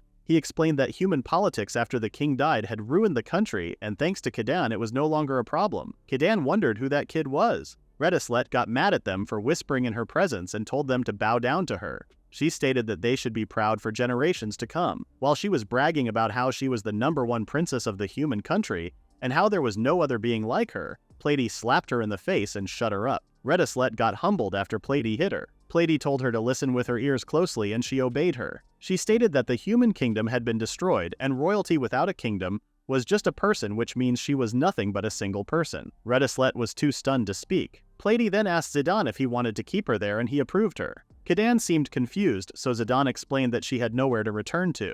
Even though the king was killed, the kingdom had yet to be conquered. Since her new subjects were a different species, he thought it would take a lot of work. The old regime of the kingdom was still there and the embers of a dying dynasty would continue to smoke for quite some time. And in the middle of it, knowledge of the princess's whereabouts was hazardous. Plady said that anyone could be king if they kidnapped and married the princess, and Kida now understood the situation better. Plady started to yell at Redislet that the only place for her now was there or in the underworld, so if she kept talking like that she would get nothing. After being slapped by Plady and yelled at, Redislet broke down in tears and begged to be killed, realizing she was no longer a princess. Plady scolded her for her naivety once again. Kidan kindly asked Plady to be nicer to her, but she blamed him for being too nice to her. Plady asked what Zidane was thinking by prioritizing Redislet's life over the safety of demons. He explained that it was a pretty embarrassing thing, but he had made a promise to the king of human country. In his last breath, he wanted Zidane to spare the lives of his people, including his family. He wanted to respect the wish that he showed to him. Hearing his reason, Plady asked about Kidan's opinions. He was fine with taking care of her.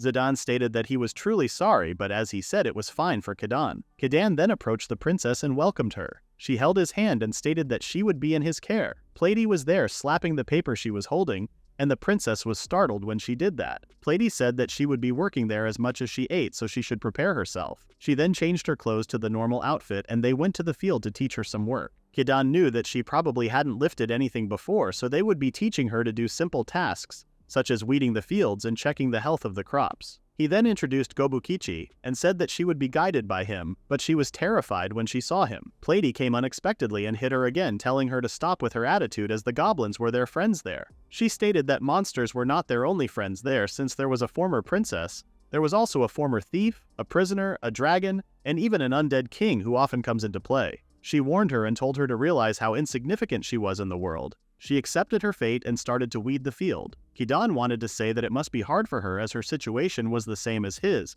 but Plady said that her strong pride needs to be physically shattered, or else she can't move a finger in there. Kidan understood what she was trying to do, so he didn't interrupt her and told Redislet to do her best. After a while, Redislet was not happy about her situation, but she knew she had to do her best to survive there. Kidan came and told her to wash her hands and take a break for a while. She looked at the bread he brought, and when she tasted it, she couldn't believe it because it was better than anything she had at the royal palace. While eating, she didn't realize that she said it seemed there was something to be learned from commoners. When she realized what she just said, she immediately guarded herself because she thought she would get hit by him. However, he said that he was glad she was trying to get used to it like that. He had the responsibility to fulfill Mao's request too. Redislet wondered what this place and the building were, and if it was some kind of penal colony. He thought about it for a second and said that it was better to not know for her own safety. She didn't insist on anything and said that she wouldn't ask any more than that. Also, she was not thinking about running away from there. If he said work, she would work, and that was her position. Kidan seemed glad and stated that she was unexpectedly diligent. She was being kidnapped from her country and her freedom was gone, so it wouldn't be surprising if she chose to die in desperation, but she was alive and she still had hope. Hope to take back everything she had lost. Kidan wondered if there was really such a great thing, and she said that the hope inside her heart was Kidan the Saint. He was shocked and couldn't say anything while she was telling him about the famous Saint Kidan, who her father was always looking for him. If the Kidan the Saint knows of the danger that befalls humanity, he would come to rescue her and destroy the demons, as she said.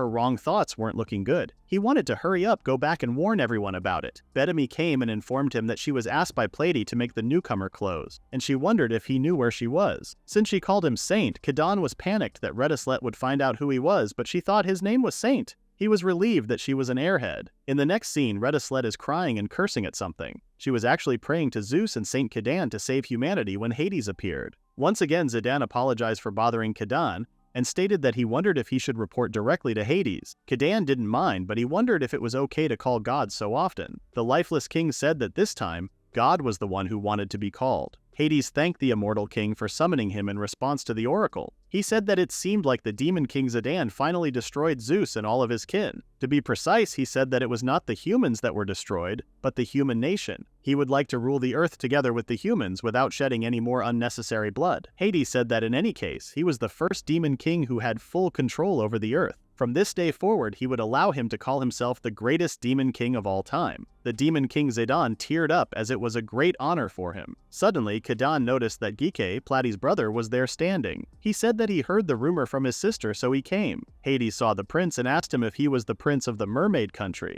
It was his first time standing in front of a god, so he was nervous. He had heard from his father that the demon had ended the conflict on land, and he was also hoping to meet and celebrate with the future demon king. The demon lord was not much older than him, and yet he was already the demon king. Not only that, but he also had already ended the war with the human kingdom. He stated that even if he followed in his footsteps, he could not compare to his talent and ambition. Zidane didn't agree, as Prince Arowana had a good personality and good traits as a ruler. As the head of a neighboring kingdom, he could think of nothing more reassuring than to have him ruling over their mermaid kingdom. Hades congratulated everyone and announced that this was a celebration for everyone. Kidan then stated that he would prepare an offering of God and bring food to the demon king, Princes Arowana, and the lifeless king. Arowana was watching them, wondering what was going on, and after a while the food was ready. Kidan thought it would be nice to have something spring-like, as if heaven and earth were budding, so he made bamboo shoot rice and offered it to the god. He told Hades to eat it with 2 sticks. Hades took a bite of the bamboo rice and stated that from now on, rice cooked with bamboo shoots would be designed as the food of God because it tasted too good.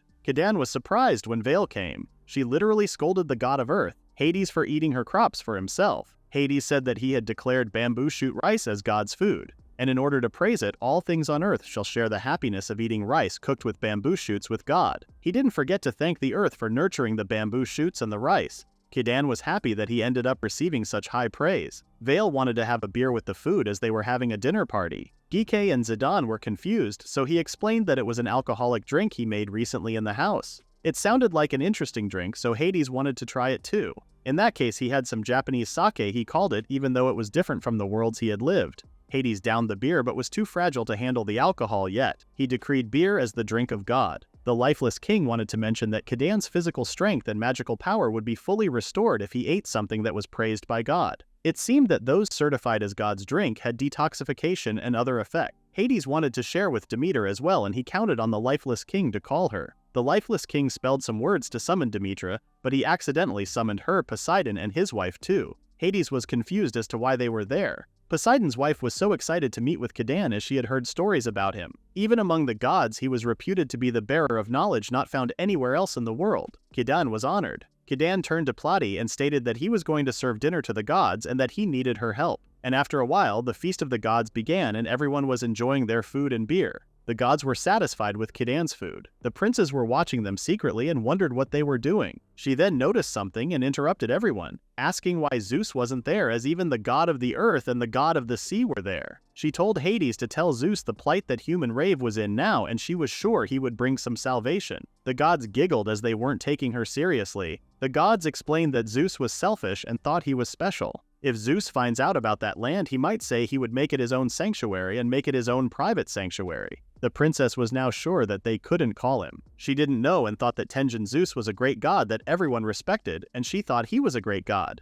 She got more furious and left there crying while calling for Saint Kidan. Kidan told everyone to leave her alone for now. The gods were still confused as to why the human kingdom's princess was there. They worried that it would be a problem because they talked about Zeus's secret without thinking. Pleiades said that it should be fine if it was her. She stated that she needs to learn more about the outside world. Until now, her world was only inside the castle. She was going to face a lot of trouble in the future since she was a high-handed lady. Kidan said that she was trying her best there, but it was because of her hope for Kidan the Saint. Kidan knew that he had to do something about that in order to make Retzelet become a person who chooses her own life. Pleiades and Zidane were impressed, and Gike wanted to help him. The gods were pleased by Kidan's intentions. They also had to be careful to not irritate Zeus. Therefore, Hades told everyone that they couldn't let Zeus know about the existence of that paradise because it would be a mess if he found out. If he discovers it, Hades promises to fight back with all their might. Knowing the gods were protecting them made Kidan feel encouraged. They continued eating and Hades was satisfied. Not only Hades, but the other gods were so happy and drunk.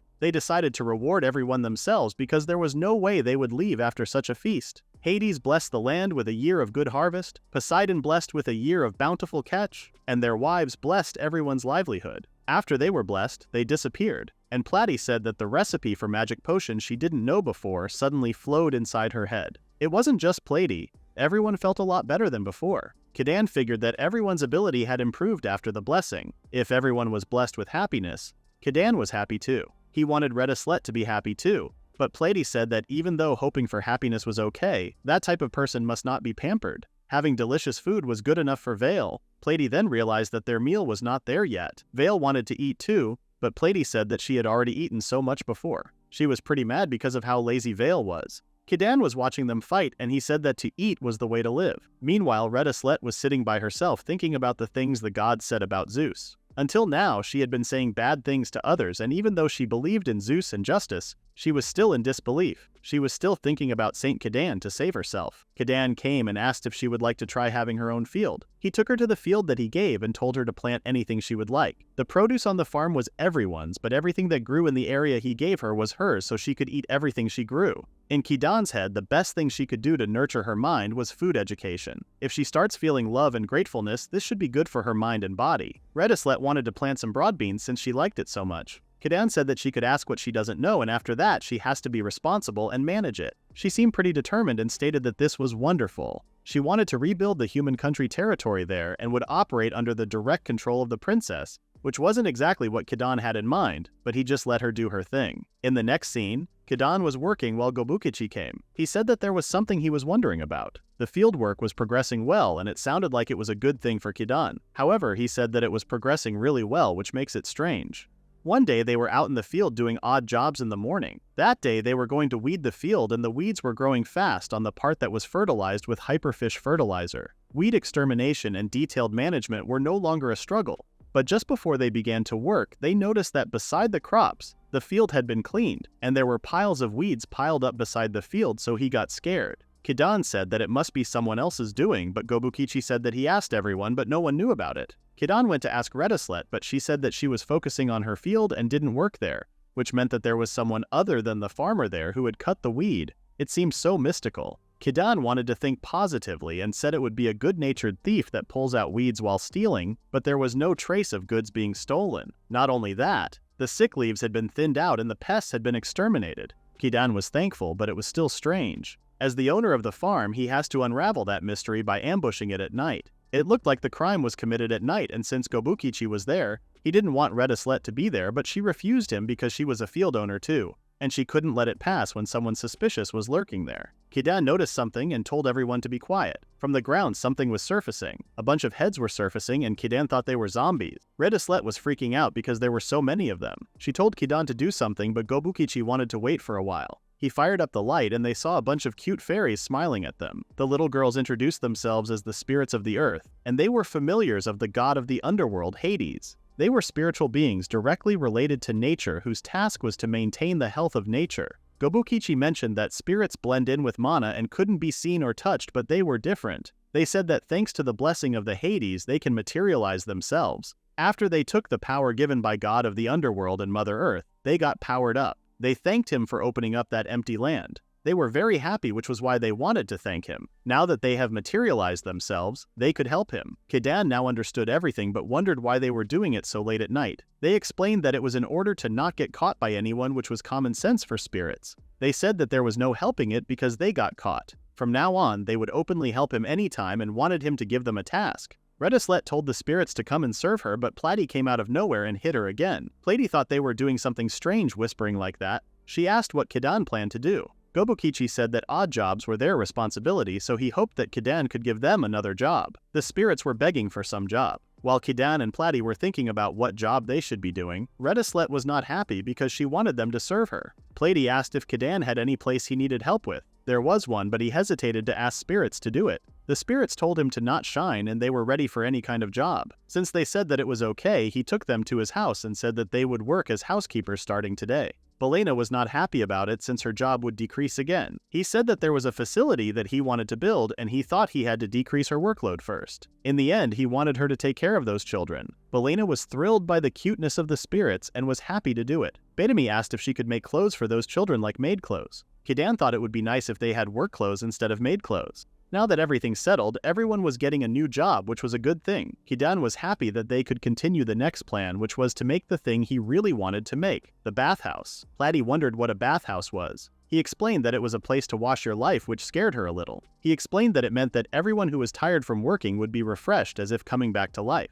That sounded amazing for Platy, who had a lot to do in her daily job. Kidan was happy that thanks to everyone, they could now build one. Redislet was watching Kidan thinking about her life in the palace. Kidan told her to wait for it. This kind of life was full of surprise to her, but he believed it would bring a smile to her face. She was impressed by his words and hoped that she could start a new chapter of her life with cute friends. Later on, the god of the wisdom of heaven Hermes was in Zeus's presence, and he wanted to inform him about something that Zeus would know sooner or later.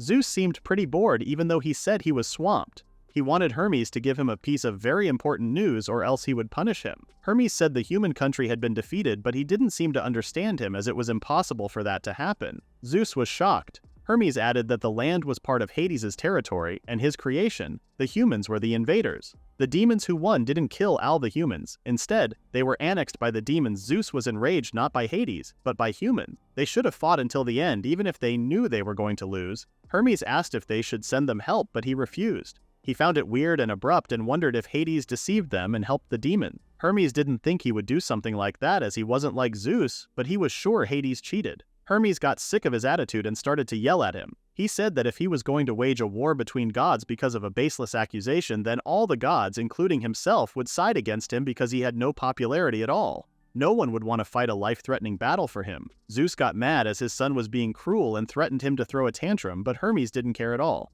Hermes was still wondering why humans lost to the demons, and there was one thing he could think. It was probably because of the visitor from another world. The man who was called the Saint was the one who had the gift from his brother Hephaestus. That power showed its influence and stopped that fight. If Zeus finds out about that, things would go bad, so the existence of the Saint should be kept as secret. All they wanted was things to stay calm. Naturally, it was God's job to protect the peace of the respectable saint and god of craft Hephaestus. However, he was concerned that Zeus would keep behaving like that. Zeus was so egoist that he thought he was the one who controlled everything, and he was the strongest being. Every virtue was his possession, and there was nothing in that world that could go against his will. But he was still annoyed that humans lost their territory. He decided that if he couldn't rule over the land, it would be better to destroy it. Meanwhile, in the Kidan's land, Redislet was scolding him for being too slow. She wanted him to teach her how to raise sorameme. Kidan brought the soramame seedlings and explained that they would slowly get bigger and turn into delicious soramame. However, it still depends on Redislet's effort. She was determined to raise them with her best. Kidan mentioned that there were many tricks to raise them, so it could be a little difficult. He suggested she imagine the taste of the soramame that they raised and do their best to eat them again. By compromising her character, she thanked him. Kidan was surprised but didn't make it weird. They started with making the ridges. When he was about to show her how to do it, an earthquake started. He held Redislet and waited for it to end. There had never been an earthquake before, so he thought it was not that kind of terrain. The earthquake ended but appeared a hole in Redislet's field. Kidan was trying to understand what was happening and wondered if it was a mole-type monster. Just in case, he told Redislet to stand back as there could be a monster there. She was terrified of the monsters and questioned how he wasn't scared too. Kidan told her that it was okay and promised to protect her no matter what. Suddenly, something came out from the hole, and it was definitely not a mole monster. Redislet was confused and asked if it was a mole, but he guessed that it was more like a human. But she was flying with her wings, so he thought it could be a dragon. She started to say some stuff about the things Kidan most definitely didn't understand. After mumbling lots of things, she stopped Icarus's wings function and fell down on the floor. Her eyes were closed, so Redislet thought she was dead, but they weren't sure. Her breathing was thin and her body temperature was very low. Orkbo came and took her to the house. Rufa took a look at her and said that the symptoms she was having didn't match her knowledge. In the first place, they didn't even know her race. But she wasn't a human, demon, or a mermaid. From there, they could see characteristics that do not match any of the subspecies derived from it. Platy said if they don't know her species, it would be hard to help her. Rufa stated that they should give her lots of nutrition to cover her body strength, as she couldn't think of anything else to do for now. Gobukichi brought a bowl of natto, as there was nothing else as nutritious and effective for sickness. It wasn't easy to eat, but they can't be picky, so he told Gobukichi to open her mouth and he would pour in the natto. They opened her mouth and she started to chew it. With that, they hoped that she would get better. She opened her eyes and stood up, but she seemed odd. She started her self-diagnosis and confirmed full functional recovery. She was mumbling about mana self-pair in combat mode while they were looking at her confused. She then kneeled in front of Kidan and recognized him as the one who recovered her from malfunction. She said that she was a blade made by Heaven's will, Angel Holkasphone. Due to information loss, from now on, Kidan was registered as her new master. Kidan was shocked that an angel was considering him as her master while she was waiting for any kind of order from him. She became her master's blade and was ready to kill all of his enemies. They were all so confused, and Kidan told her to stop saying things like that. He asked if she could answer his questions, and she approved him. He asked what she was and what race she belonged to.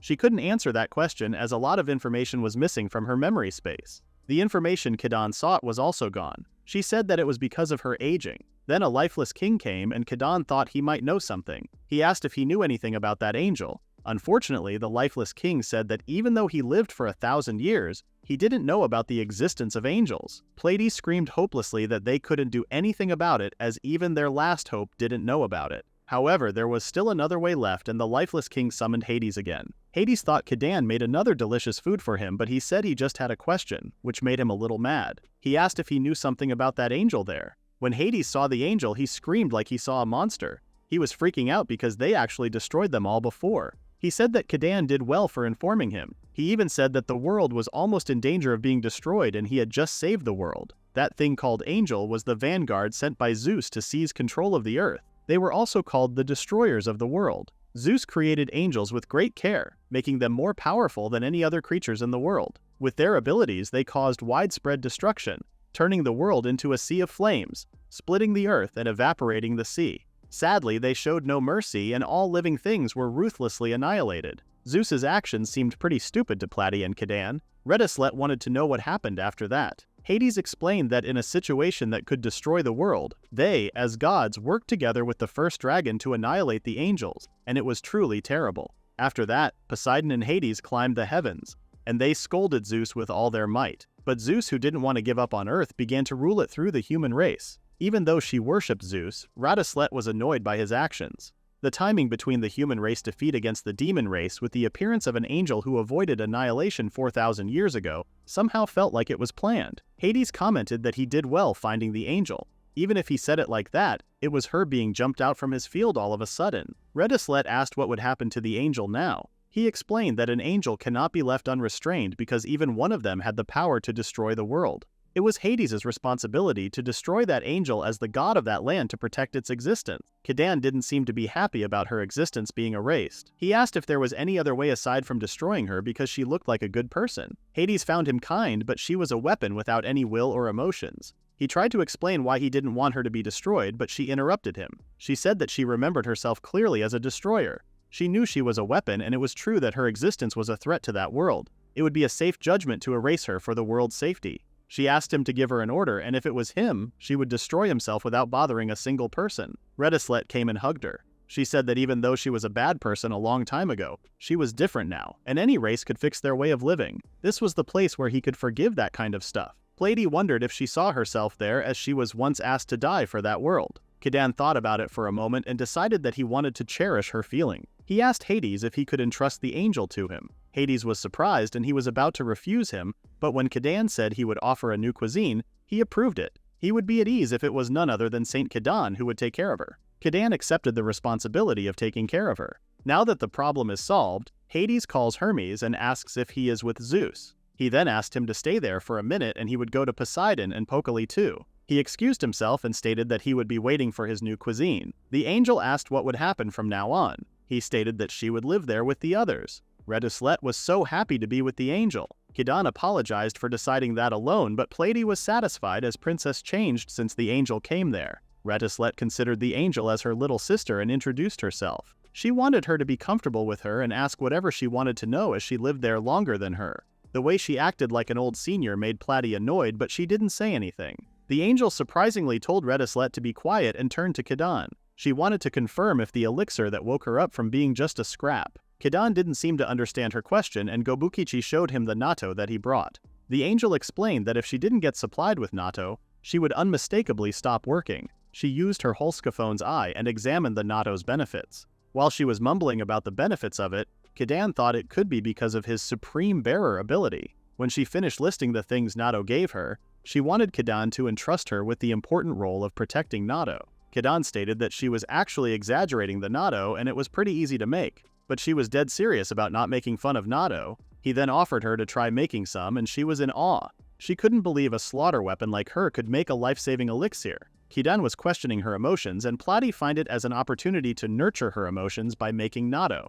Redislet interrupted and said that she had something that Horu, the angel, needed to do first, which was repairing her field. Firstly, she wanted Horu to check if there was anything in the ground. Horu made a geological scan, and there seemed to be a water vein in the ground. Kidan was so happy that they could make the well with the underground water. If there was a well near Redislet's field, then fieldwork would be even easier. She agreed to shift her field a little. Redislet wanted to help Horu to dig the hole for the well. Since Horu wanted to make narrow as soon as possible, she activated the mana cannon and created a high mana plasma cannon ready to fire. She located the water vein, shot it out with a plasma cannon, and connected it. When they checked the water, it was also hot, so they accidentally dug up a hot spring. Vale came and questioned what that was and who did it. Kidan told her to help him a bit. Horu noticed that Vale was a dragon and asked if she should kill her with the cannon she had. Kidan told her she was their friend, but Vale was already furious and turned into her real form. He told her to help him put a pipe in the hole where the hot water comes from and connect it to the mansion. She said that she wasn't in the mood for that, but when he said he would give her katsudan and dessert, she accepted it.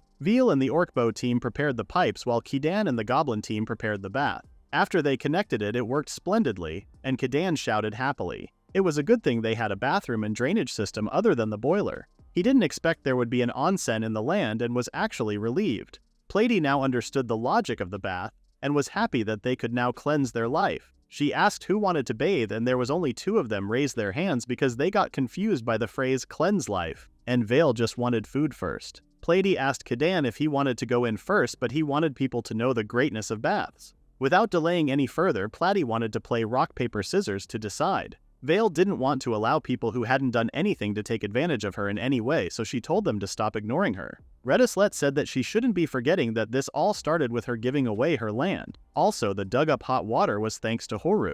Vale also questioned who she was and was not happy that the number of people who started to live there was increasing. Kidan explained that she was a Holkos phone angel. Somehow, Vale didn't like her and sensed the danger inside her body. Kidan then remembered that Vale's ancestors almost got annihilated by an angel. Vale wanted to fight with her outside, but she stated that she would no longer fight. As she expected, something was wrong with that one, and Vale questioned if she was a weapon or something. She approved her and said that she was a living weapon rather than created as an angel. However, she stated that it was in the past and she was reborn. She was an angel and the one who made and protected the natto. Vale was even more confused and asked Kidan what happened. When he explained it the situation, she wanted him to not let her get near her. Kidan then noticed that Vale didn't look well when she heard the word natto, but she did have quite an appetite.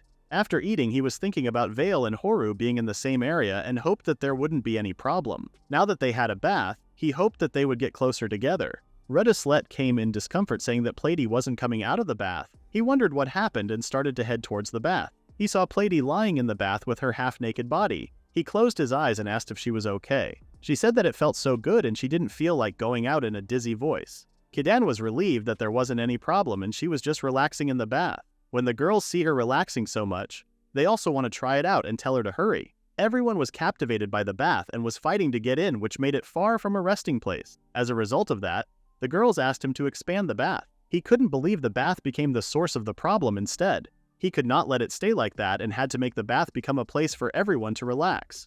He came up with a plan, but he needed both Vale's and Horu's power. He asked if they could lend him their strength. Horu was okay with it. Vale didn't want to work with Horu, but she accepted just to be able to relax. Not only them, the other girls wanted to help. Kidan was happy and impressed that everyone wanted to help him. What was important was not the place, whatever the reason. Working together on a single goal was the best way to achieve it. They were all connected through that relationship. The demon team would make clothes and towels, the mermaid team make bamboo baskets and props, the elf team make a lot of pipe, and the goblin team would support each other and manage the field while spirits cleaned the house. Last but not least, the orc team would start building the giant bath. The construction of the super public bath began once each group was assigned their respective tasks. When it comes to building a super public bath, it would take up a considerable space, so the place was important. Also, they have got to make sure the onsen's components didn't affect their farmland. A slightly distant area with a stiff geological structure would be best. Horu pointed out somewhere and asked if that area would be okay. That land felt firm, and similarly, she was also detecting an abundant water vein deep underground. Not to mention, that place was elevated level ground with an ocean view, which made it the best spot to build their super bathhouse. Vale interrupted and informed him that the area below them was near to the Lifeless King's dungeon, and his dungeon covers a pointlessly huge space. They couldn't let anything happen to his dungeon. The lifeless king appeared and stated that rest assured. Dungeons were spatio-temporal distortions created by the stagnation of convective mana. His cave dungeon also existed within a distorted subspace and was not actually underground.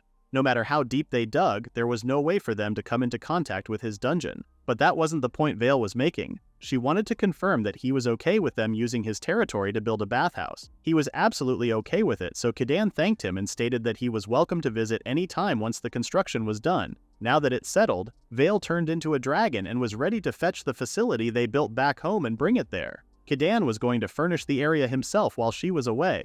Orc team was ready to prepare the foundation, and pipes with him, and Elf team was in charge of plastering once Vale's back. He was also counting on goblins for the finer handwork.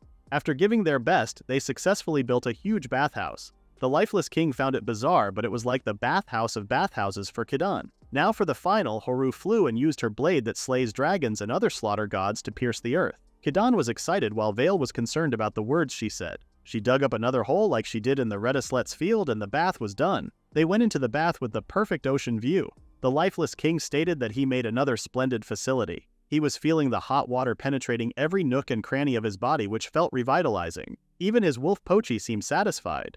Hearing the girls' voices, they understood that they were also soaking in the water. Plady was enraptured by the bath. Redislet wanted to show others who haven't taken a bath how to do it properly. Meanwhile, Vale jumped into the water without even taking a bath first. Redislet and Plady scolded her for cannonballing into the water. The bath was so good that they couldn't help but revert to their mermaid form. Plady knew it would feel great, so she brought humanizing potions with herself. They were grateful but didn't think she should be doing that. They were more or less still convicts and they were there on the pretense of penal servitude. But it wasn't too bad to let them revert to their original forms once in a while. She doubted they would even want to go back to their old lifestyles. But they were dedicated to fulfilling their duties there because that was their long-cherished desire. Plady then wondered if life there didn't hurt their elven pride or something, but they seemed great even though they were also criminals too. They still had their elven pride in them, but that was only possible because someone else values it as much as they do. It goes the same when they constructed that bathhouse. Kidan prioritized preserving the forest and decided to grow his own Japanese cypress trees to use as a building material. He teaches them the importance of a species' survival through cooperating to understand and coexist with other cultures and environments. Redislet agreed with Aileron and said that she also needed to learn a lot more from that place, especially as Holly's sister. Bedami finds it enjoyable that baths have a mysterious power. Who knew taking a bath with everyone would feel amazing? As Plady said. Meanwhile, Kidan was hearing everything they had been talking. Even though it was weird to hear, he was glad that they made that bathhouse. When he was about to decide to get out, he looked at someone who looked exactly like him. At first he looked like he was looking at himself, but then he realized that it was Gobukichi. The hot spring was for sure had its own mysteries. After getting out of the bath, he wanted to have ice-cold milk. He had always thought they needed milk because it would even make a fine addition to his cooking repertoire. For example, butter, cheese, cream, and yogurt would add variety to their food, and they could also make confectionery with it. Kidan asked Plady and Vale if they knew that the world had any milk. Vale didn't know what exactly to make yet, but she was obligated to get her hands on some. Plady said that this world had organisms that produce milk, but if they were going to get milk, they needed to get the finest one. So she asked Vale to give them milk. Vale and Kidan were looking at her like she was crazy when she told Vale that dragon milk was the world's best delicacy, and gourmets all across the world drooled at the very thought of it. Vale couldn't produce any milk, of course, but she had an idea as to where they could get milk. She decided to bring them the finest milk with her own hands and left there. 6 days passed and she returned. Kidan was worried and wondered what she had been up to those past 6 days. When he was about to scold her, she showed her the girl she brought with her. Apparently, she was one of those creatures that could produce milk. They were too stunned to speak and she wanted them to praise and feed her with delicious food. However, Kidan scolded her for being an idiot. Vale fell on the ground with extreme sadness. He yelled at her for randomly kidnapping an innocent person just because he said he wanted milk. The girl she brought said that he got it all wrong and stated that she accompanied Lady Vale of her own volition, which made him surprised. She explained that Vale saved her race from peril, so she wanted to repay her somehow. Aileron came and explained that she was a satyr, a kind of Therian's Hrope. A satyr community was located in alpine areas surrounded by steep rocks, and therefore it was not some place ordinary demons or humans could enter, and it was said that they lived in peace. She approved her and continued to talk about how a dragon suddenly attacked their community. When everyone else stared at Vale, she saw that it wasn't her. She said that another dragon was already there, and he was after the village treasure, golden goat fur. It was the same reason when he looked for a wicked holy sword, since it was one of the trials given by her father, the geyser dragon. Kidan made a logic in his head and asked if the dragon who attacked their village was one of her relatives, which was obvious because he was a dragon. Kidan asked the girl if her village was alright, as dragons were one of the world's strongest calamities. She said that he decided not to engulf their village in a sea of flames since he was just after the fur. Still, he sealed the few entrances their village had, got rid of any water source, and burned down their meadows. He was cornering them bit by bit. Then, just when he was about to get what he wanted, Vale arrived and beat the dragon in exchange for sharing their milk with Kidan. Kidan wasn't sure it was okay to beat him up like that, but she said that dragons were after the seat to become the next dragon emperor. If anything, it was convenient to have more eliminated candidates. Besides, that guy had a crap personality and didn't deserve to be the emperor. The girl was grateful that she saved them from the brink of death, all for an easy task in return. So that was the story of how she came to fulfill his wish. She then introduced herself, and her name was Panu. Kidan welcomed her and asked if she really would be providing them with milk. She smiled politely and promised to do her best while pointing at her breast. Elves and the others were so happy that they now had milk. Elrond whispered to him that satyr milk was one of the finest quality, and it was also quite delectable. Vale was impatient and wanted to eat something with that delicious milk. Before that, Kidan apologized to her for doubting her. He promised to prepare the best milk for her and told her to go take a bath first. They then required Panu's milk. He told Elrond to make glass bottles. Platy was in charge of the fridge.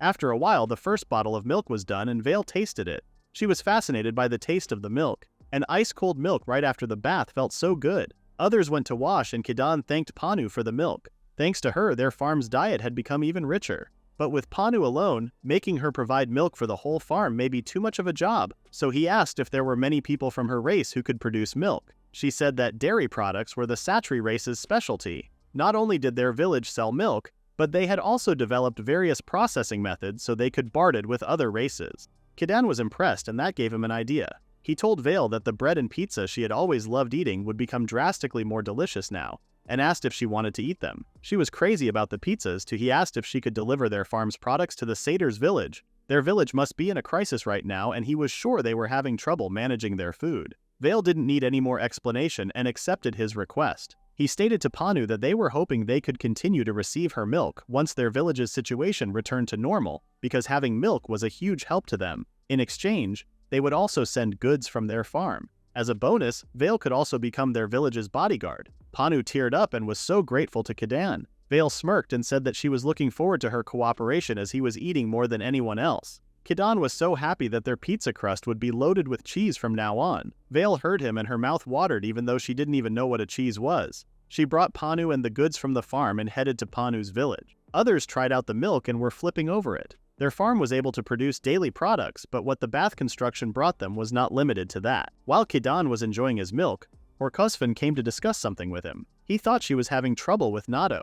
However, she took out a literal head. Kidan freaked out and questioned if that was the head of someone who had died an unnatural death. Horkosvan told him to calm down and explained that this was an angel's head. She presumes the same model as she was destroyed by the gods about 4,000 years ago. He wondered why it was there. Apparently, she found it buried underground during the hot spring excavation. Kidan was too stunned to speak. She mentioned that she found no damage to the cognitive subsystems in the head, and she believed that it could be revived by repaying it, which sounded bad for Kidan. Since Kidan managed to restore her half-destroyed state, she was hoping that he could bring her back to life even in that state. He did not seem to like that idea, so she tried to comfort him by showing the unearthed parts. He felt like he was witnessing a brutal dismemberment case, but then noticed that the parts didn't seem to go together. She affirmed him and said that after scouting the area, that was what she was left with after carefully selecting the parts that could be reused. Each part actually belonged to different angels, and she wanted to join them to form one body. Kidan wasn't sure if they could really do that and didn't think they should be doing this without Hades' consent. Horkosvan stated that she was an ally whom she finally reunited with after 1,000 years, which made him feel some things he couldn't express. His hands started to itch to create something. He got the message and said that he would give it a try. While working on the pieces of the angel, he thought even angels should have a conscience of their own, and it wasn't like they asked to be bioweapon. After working on her for a while, he managed to pierce the parts together. The Hand of Supremacy, a divine gift he had received from the gods, was incredible as it assembled random parts like that. Horkosvan thanked him and stated that her friend was now revived. She saw no problem and her power system was functioning and mana was flowing throughout the body. She started to count down from 10 to 0, and when she was finished, the angel woke up with incredible joy. When she noticed Horkosvan, she greeted her and Horkosvan congratulated her on her revival. She then recalled how she was being killed by a dragon, which was not pleasant to listen. She didn't get what was happening, but that situation made her laugh. Kidan asked her what they should call her, as her everybody part was from a different angel. The angel thought that made her an awesome angel. Horkosfun stated that the angel's behavior didn't correspond to any of the parts that were used and claimed that her fusion had led to twisting her personality in the process. Even though they couldn't tell who she was happy to meet with Horkosfun again and hugged her. Suddenly, an armored man came and stated that he assuredly resurrected one hell of a thing. Kidan asked who he was, and he introduced himself as Hermes, the god of wisdom and knowledge belonging to the celestial realm. Everyone was taken aback by him, and Kidan wondered if the lifeless king summoned him. Hermes said that he was a messenger from the gods, so he was more flexible than the other deities. He could descend upon moral soil without needing to be summoned. He asserted that Kidan knew exactly why he was there. He guessed it was because they had resurrected an angel. Hermes was certain that Hades had told thee of the horrors of angels, and that one angel alone contains a menace capable of annihilating the earth. Originally, such ordeals were the domain of Hades and the other earthly gods, but because angels were created by a celestial god, they have a responsibility as well, which is why he was present. When Kidan asked about the angel that they just had resurrected, he said that it would be best to destroy her fast so that she could never resurrect again. That's how much of a threat angels pose. Kidan stuttered. Horkosfun apologized to him. She was an ally whom she finally reunited with after years, and if she were to experience another parting with her now, she would rather perish her. She kneeled to him and apologized again for abandoning her NATO-making aspirations so soon. Kidan was upset that he was having to destroy the angel right before they started to get along, and begged Hermes for another way. Hermes didn't mean to stun him when he said that the decision was made with pure logic and that even he was hesitant to destroy her. Furthermore, a precedent has been established in Horkosfun's case, which he cannot just dismiss and continue with the disposal of the lady. He didn't insist on destroying her, but stated that it was unfortunate after seeing his skill. But he suggested he entrust the patchwork angel to the celestial realm. Kidan wondered what the celestial realm was, but he couldn't permit further mishaps for the sake of his uncle Hades and his ilk. The lady has many parts that cannot be made whole by the improvised repairs, and also needed a full-scale overhaul to excise any hazards. Kidan listened to him but wasn't sure if he should trust his words. He asked if that meant it would be done by Zeus, the creator.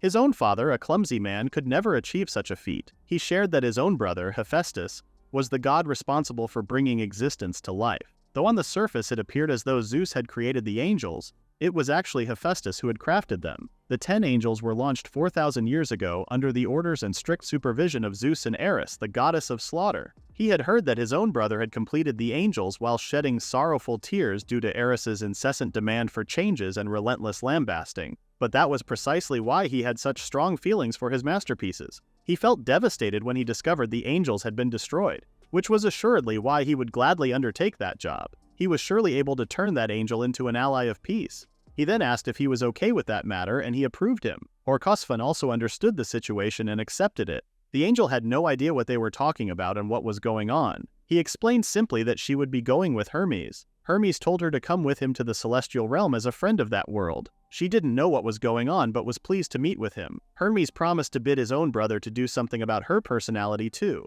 He took the angel and was about to leave, but Kidan asked if Hephaestus likes rice balls. Hermes said that it was his favorite, and before he forgot, he stated that he would be visiting him sometime soon and requested Kidan to prepare something for him. When they left, Kidan comforted Horkosfun that everything would be fine and he was sure they would meet her again. She also believed that they would. Kidan was looking at the sky, wondering if he would be able to meet with the god that gave him his magical power. In the next scene, Kidan, Platy, and her brother are sitting at the table, and there is a strange tension that makes him nervous. He was nervous that he would announce his marriage with Puffer right before Puffer entered the room to serve some tea. Platy asked for it. The prince wanted Puffer to be a part of that conversation, which made Kidan even more panicked that the thing he imagined was about to get real. Puffer also seemed nervous and didn't want Prince to talk about a specific topic. However, the prince took out a tortoiseshell shield and explained that he won the martial swimming competition held the other day. It was a petition that had been passed down for centuries among the merfolk.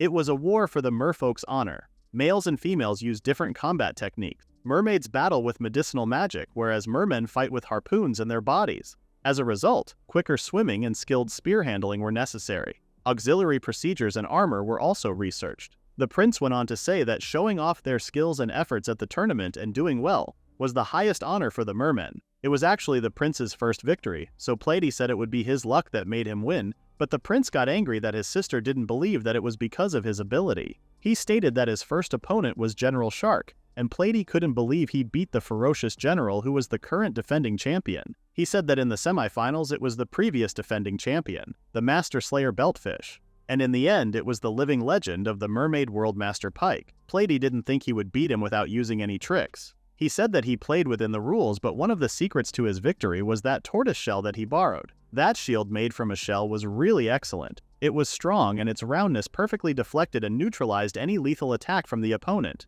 By withstanding the opponent's attacks, he was able to seize the opportunity to counterattack and win. He mentioned that it was thanks to everyone living there and Lord Saint that he was able to win that battle. Kidan appreciated him, but above all, he said it was his unyielding effort that was paid off. Kidan was impressed while Plady could hardly believe such a great achievement. More importantly, she wondered why Puffer was so quiet. She confessed that she went to the venue to watch the match. Plady asked why she went to the ocean on her own when she was a prisoner, but Puffer blushed and mumbled that she just wanted to cheer for the prince. The prince commented that she was actually healing his injuries with her potions and helping him maintain his condition during the competition. Plady was angry while Kidan teared up by saying Puffer's efforts contributed to the prince's victory. Puffer was admonished by Plady not to romanticize her crime because coming out in public was already an issue, and hanging out with the prince was a great scandal in the Mermaid Kingdom. Apparently, they were already seen together and the scandal was already happening. But that wasn't the problem. He had won the martial competition and completed one of the preparations to succeed his father and become the Mermaid King. However, there was still a sense of unease within him. He was unsure about his capacity to become the Mermaid King. It was because he won the martial swimming competition and was one step closer to the throne that he felt that way. Kidan stated that his people would feel secure if he became the king. He was strong and on good terms with the Demon King after all. The prince appreciated his thoughtfulness, but he couldn't be satisfied with the current situation, and felt that he must possess the dignity and charisma of the neighboring Demon King. So he made his decision and decided to go on a journey to pilgrimage to reforge himself from scratch. They were all taken aback for a moment. Puffer wanted to go with him and Plady was worried, but not for his safety but for the compounding tools and supplies he delivered from the palace. The prince said that he had already arranged for a trustworthy substitute. Plady was now fine with it while Puffer was not accepting his decision. She wanted to go with him but he kindly refused, saying he needed her to look after the farm until he returned. He promised her to return as a man worthy of being the king of the Mermaid Kingdom. Until then, he asked for her patience. Puffer accepted his decision even though she wasn't pleased. Plady was now trying to adjust the idea of Puffer becoming her sister-in-law. Several days left and the time the prince left came. Considering the dangers he might encounter on his journey, Kidan made him a good luck charm. It was quite an oddly shaped weapon. He based it on the image of a prince who enjoys sumo, munches on cucumber pickles, and has a shell as equipment. He then wanted him to allow to give one of his orcs to accompany him. However, he tried to refuse his offer, but Kidan said it was important to have someone to travel with. He then accepted to have him as his ally and asked what was his name. Kidan hasn't named him yet but decided to go with Hakai. Puffer approached him and gave him a pendant. She wanted him to keep it with him at all times as if it was her. He promised to always wear it around his neck, and with that, he set off on his journey. Plady teased Puffer, but she didn't seem like she was listening. She stated that she made the pendant she gave him and it was a portable waypoint crystal pendant. She had been pushing herself to the limit of learning and mastering that until today, and that was teleportation magic. As long as the prince had it, she could teleport to wherever he was. He took out a potion and slammed it on the floor. She disappeared after saying that she would come to make the pickles later. Everyone was surprised by her sudden disappearance. Teleportation was originally a spell from the demon race. They couldn't believe she was able to infuse their alchemy into the mermaid race's pharmaceutical magic. Plady was also shocked because it was an unprecedented historical event enough to overturn the Magic Research Association. She was also impressed by her power, while Kidan was sure that it was due to the power of love that helped her succeed in something like that. Belena was blown away by the fact that a mermaid mastered the teleportation spell that she shed blood, sweat, and tears for just to become an elite. While they were talking, Puffer came back. They wondered if she had met Prince Arowana, and she said that he was pretty surprised when he saw her. Apparently, he was visiting the demon castle, so she came back to change into something more appropriate for the journey. She left them to change her clothes. Belena was now feeling even more jobless that all she could do was to turn the spinning wheel. Kidan came and called for Bedami as he wanted to show her something in the dressing room. He made a mana metal pedal sewing machine. He explained that pressing the plank on her feet starts the machine belt and moves the needle attached to it. It was a tool that lets her sew clothes. He thought it must be hard for her to make clothes on her own, and having a machine would help her work more efficiently. She was still in shock that she could sew in that machine. He showed her how to do it, and the girls were bewildered. Kidan asked about her opinions about the machine and was thinking how happy he would be if she liked it. However, she was mad that with a machine like that, no one would bother mastering sewing by hand anymore. She was yelling how efficient sewing was with the machine while making a shirt, but what she really wanted to do was to design unique and creative clothing. Then an idea came up to her mind, and he asked if she could hole up in the sewing room as she wanted to try something. He was glad that she changed her mind about the machine, and they were wondering what she would come up with. Several days later, Bedami finished making leather armor. She said that the elves made armor from tanned monster leather. Aileron explained that the elves value speed, so heavy armor was not preferable for them. However, leather armor was light and its defensive and mobility abilities were excellent. She also made for Orkubo's team. Kidan was impressed and asked where she got all those unique ideas from. She added as her best made a gauntlet that could emit flame magic. It has now seemed like they had gone beyond mere fashion design. Bedami was so happy that she could make things she loved. She thanked Kidan as she had never left like that in a long time. Puffer was back with some news and Astras. Bedami and Belina were happy to see her. Batemi explained the new things she could do with the machine Kidan made for her. Astra stated that it was the perfect time as she wanted to ask for some clothes, which was why she came. Puffer wanted to give the big news and said that Astras was expecting a baby. Everyone was shocked and happy for her. They congratulated her and asked about her health. She was healthy, but as her belly grew bigger, it was harder to move with her clothes, so she wanted to ask for some clothes that could fit her. Also, she wanted to make her maternity dresses. Bedami was honored to do those clothes for her. Astras always appreciated her for giving up her dream of running a tailor shop in the demon capital just to serve her. Kidan was watching them and had an idea. He offered to sell the clothes Bedami makes in the demon capital. Astras always knew about Bedami's flair for fashion and was sure that it would be a hit even in the demon capital's social circles. Bedami wasn't sure about that and was hesitant. Astras said that she could take some of her creations back with her and ask her contacts in the castle to find buyers. That way she wouldn't need to leave the field and they could keep its existence a secret. She was still unsure that her work would be appreciated. Belina held her hand and told her to not give up on it this time. Belina was regretting that she wasn't appreciative enough of her sister. Batemi made her decision and decided to do her best with all her heart and soul. Plady and Puffer were also excited about the new dresses she was going to make. Kidan found it valid that everyone wanted to dress up and feel fancy.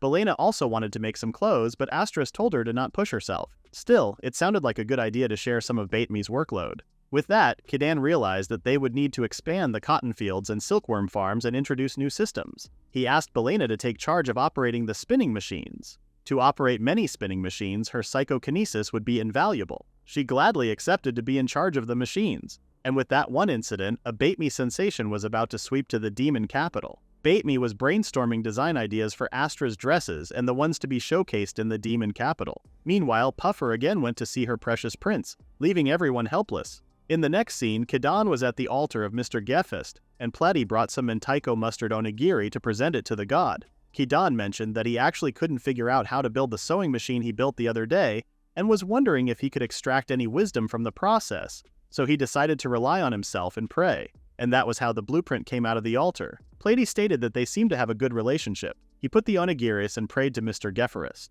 Meanwhile, Mr. Gefarist was enjoying the onigiris Kidan made for him. Hermes came and asked about the situation with the Zero case. Hermes apologized for making him build a temple to imprison Zeus. Hermes had doubts that his stupid father would break the barrier even though the temple was chained. Gefarist said that it wasn't just a chained temple. The temple was surrounded by other temples in between which the latest models were built. He also finished tuning that angel Hermes entrusted him with. He told him to follow him and went to show the angel. Hermes wanted to make sure he cleaned out some of the weapons and replaced them with new ones. And Gefarist said that he was finally starting to give preference to convenience over destruction. He then pushed a button to activate her, and while she was activating, Hermes wondered what happened to her broken personality. His thoughts were answered the moment the angel woke up. She thought she was seeing two grim faces right after she woke up. When Hermes was about to ask, Geparus said that he didn't make much of a difference in her thoughts. It was her original acquired identity, and her fate depended on her character. He couldn't just entrust her fate into the hands of others. Since he wasn't going to change her personality,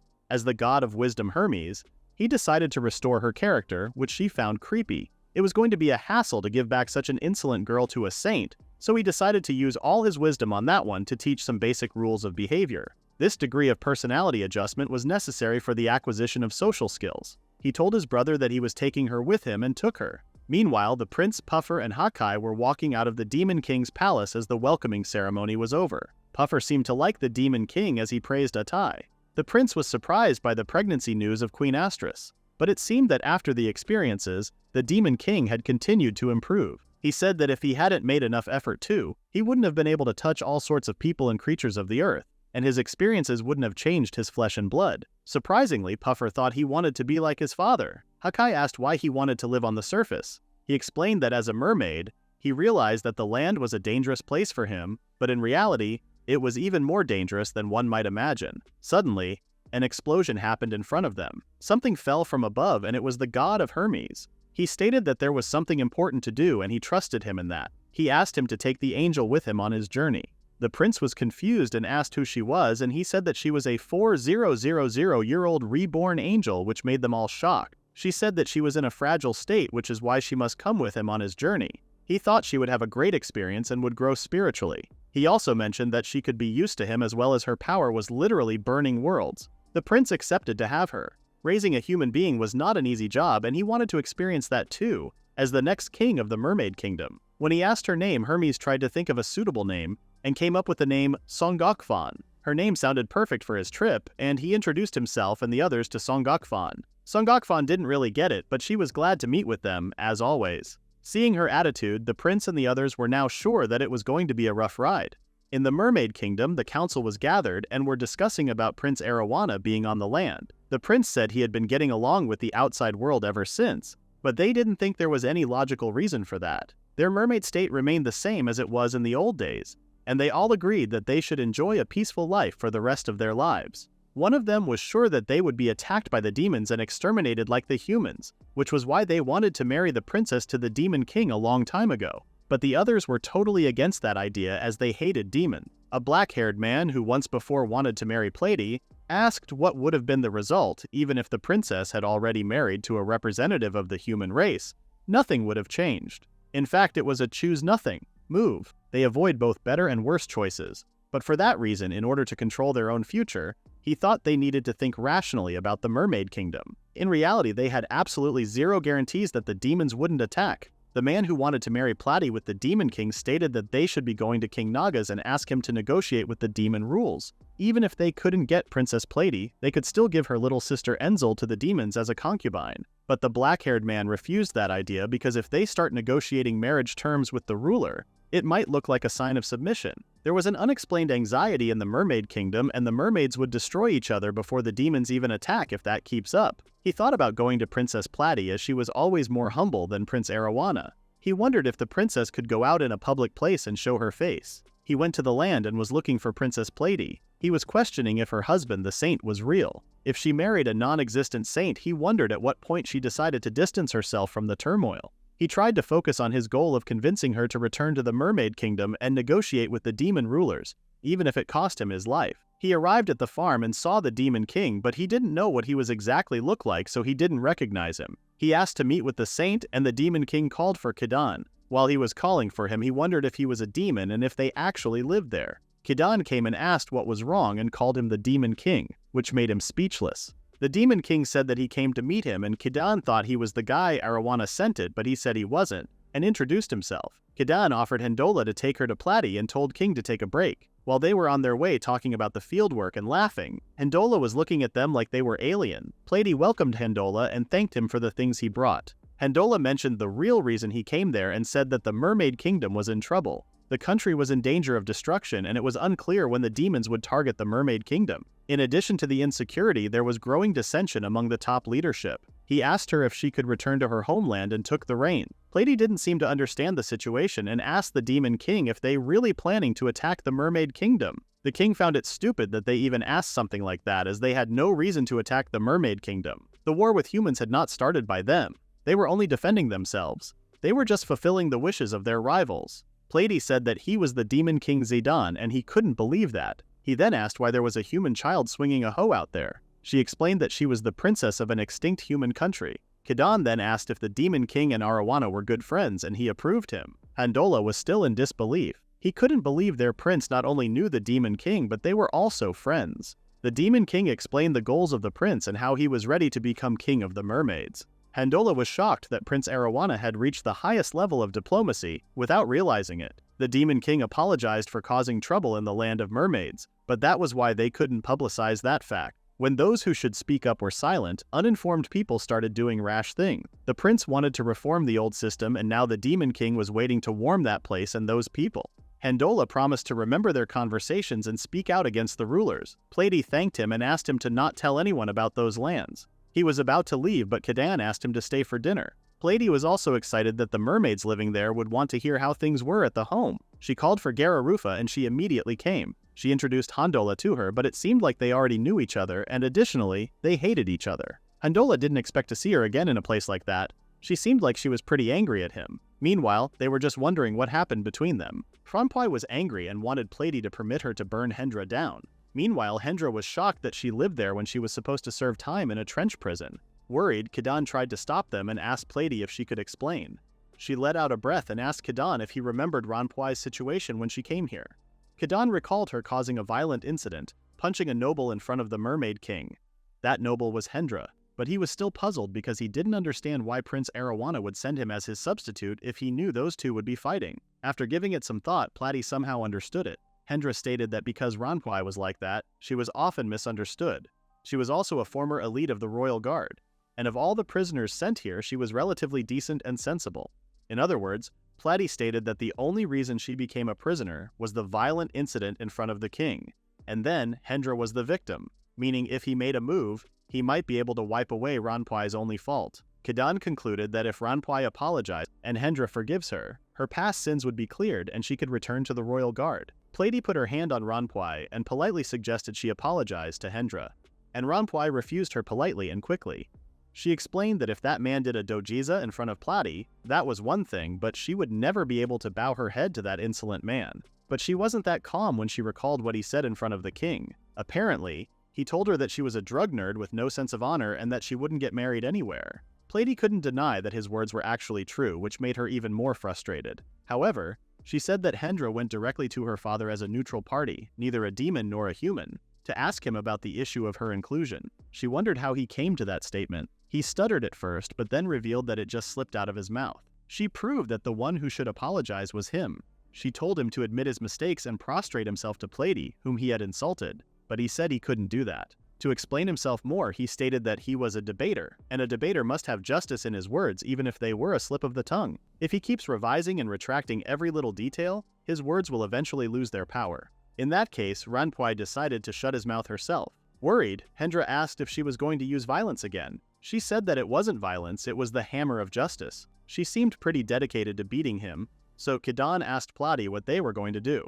Platy seemed weirdly calm about this and said it was fine. With that, the duel between Ranpoi and Hendra started. Kadan was still uneasy about all this, but Platy warned the two that they couldn't have any stabbing incidents in her husband's garden. When she gave the signal to start, they both started attacking each other. Their swordsmanship skills were almost the same and it was a very competitive duel. They both admitted that they were not bad. The audience was also thinking the same. Zidane thought he was just accepting a losing battle, but he was managing to keep up.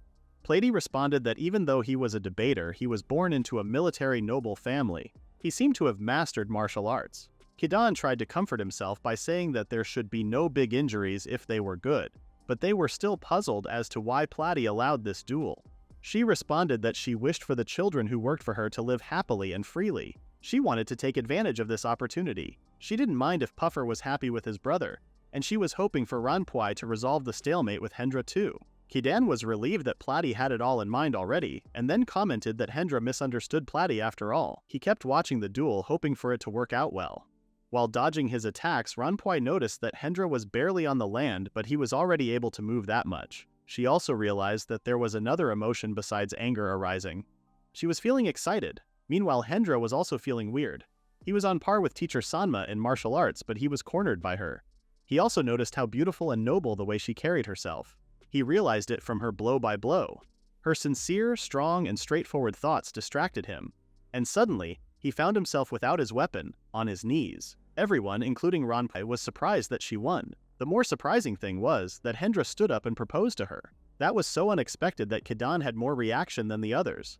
Hendra explained that her eyes were those of blazing fire and their radiance captivated him.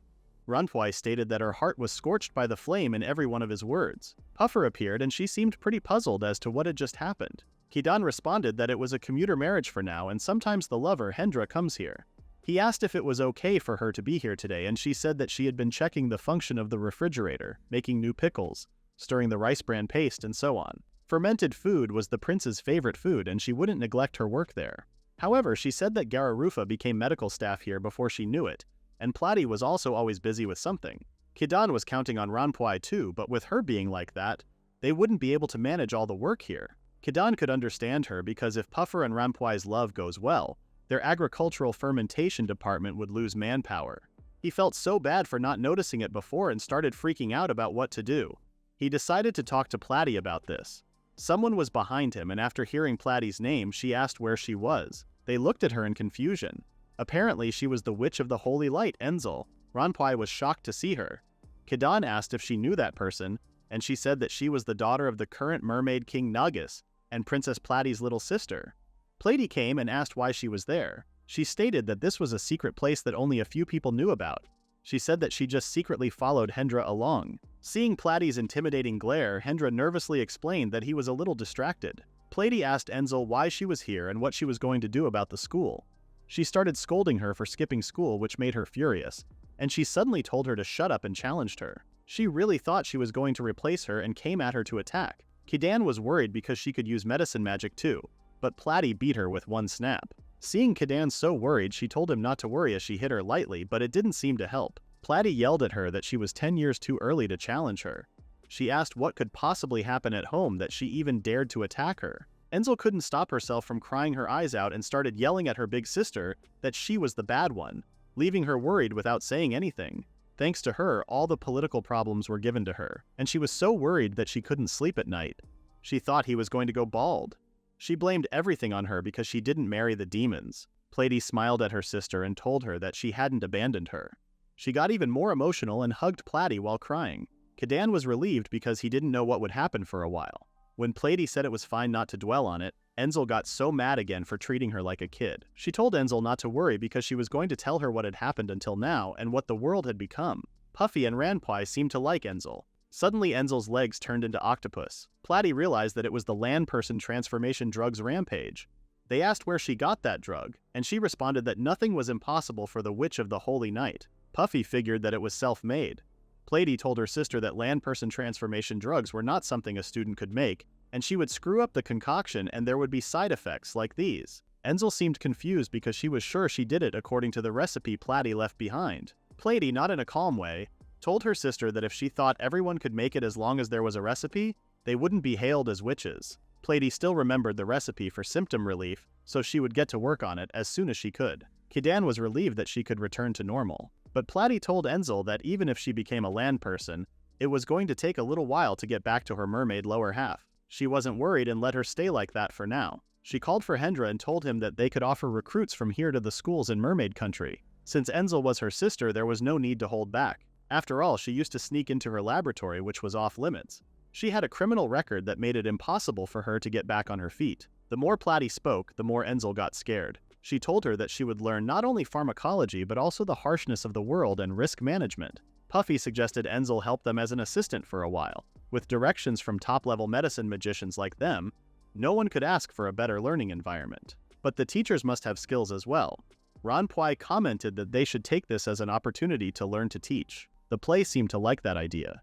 Hendra and Kidan were impressed by Platy. She grabbed her little sister and started dragging her. With that, Platy's sister Enzel joined this farm. In the next scene, Redislet was trying to tame and train the dogs, but they didn't seem so into her.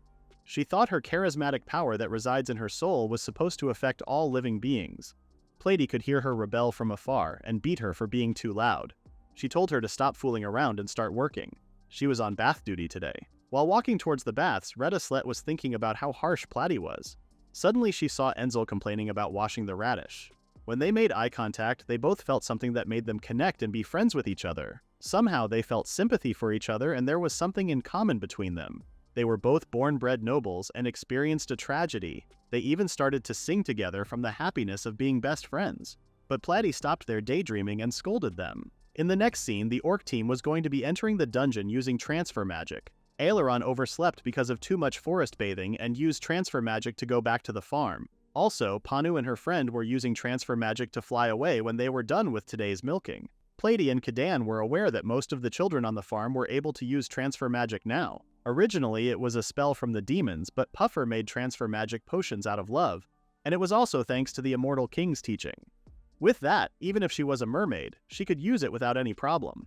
She asked if he would like to learn it too, but he politely refused, saying that it was impossible anyway. He was told that the transfer point should be increased carelessly for security reasons, so he wondered where those points were. She responded that they were in front of the immortal king's dungeon, before Veil's mountain dungeon, in front of the large public bath, and also near the previous original farm. For now, those were the 4 points they could teleport to. Veil came and said the security here was perfect. The spirits of the earth, the corpse models, and she constructed the trap technique for security. Not only this land was expanding, but the number of people who knew about this place was also increasing. She had no choice but to tighten the security. Plus, if something was wrong with the transfer points, she would automatically notify, so there was nothing to worry about. As she was talking, Belena came and started complaining about why everyone except her could use the transfer magic. Kadan realized that it was Belena's unemployment seizure again, but she tried to cheer herself up by saying that thinking about a future where Patty might advance to the demon capital, it would be great if everyone could use this magic. She was aware that she had no personality and was incompetent, but she was worried about the security aspects. Hearing her say that made Veil pretty annoyed, and she felt like Belena was looking down at her. But she corrected her by saying that considering that more people would be coming and going in the future, there was no guarantee someone with bad intentions would not misuse the transfer magic system. Above all else, they need to watch out for the magic lockbreaker. Kadan wondered who that was, and she said that he was an illegal magician who analyzes and disables codes created by magic. Now that she mentioned it, Platy realized how troublesome they were. Kadan often forgets that the outside world is not safe. He had an idea about that. It was a nice opportunity, so Belena decided to reinforce the security. Originally, there were 176 digits, including a code dummy to determine the coordinates, but here she had increased the number to 437 digits. Kadan was too stunned to speak. She said that they could increase the number of codes without reducing the speed of authentication, but that was the limit. The more digits in a code, the more complex it was, and the more difficult it was to analyze. Also, while analyzing it, she put some traps there. When they try to analyze the code illegally, they would go around and around the same place in a certain context and be stuck forever. And if they keep stepping on the same phrase as that, it would trigger a technique that the immortal king taught her before. As she was explaining those without taking a break, the others seemed intimidated by her power. Kadan asked what would happen, and she responded that it would burn the chest of the illegal accessor. It was scary that there was such a sci-fi hacking war going on without his knowledge. Veil was still trying to process how she could build a magic circuit in that instant. Platy figured that Belena might not be incompetent after all. Kadan started freaking out and asked Belena if she was self-proclaimed incompetent. He said that she was making people worry a lot, and from now on, she was self-proclaimed incompetent Belena. That was her second name now. Belena was so confused because she couldn't understand if she was being praised or criticized. Platy seemed to like this name. Kadan said that it was probably her stoic and unassuming attitude that made her like that. He held her hand and told her that he would be counting on her from now on. Belena returned to tell her sister about what happened with Kadan. Bedami thought this was not an odd second name because it meant that Kadan was acknowledging her strength, but Belena refused to believe her. Bedami then asked if she had a vision of what she would do. She had an image of her fighting against something evil while protecting the farm's peace, but she did not get the reaction that she expected from Bedami for sure. In the next scene, Orkubo was having a breakdown because they had everything they needed, and even if the dungeon was far, there was transportation magic. The only thing that was left was to fulfill his life. He hated having too much free time.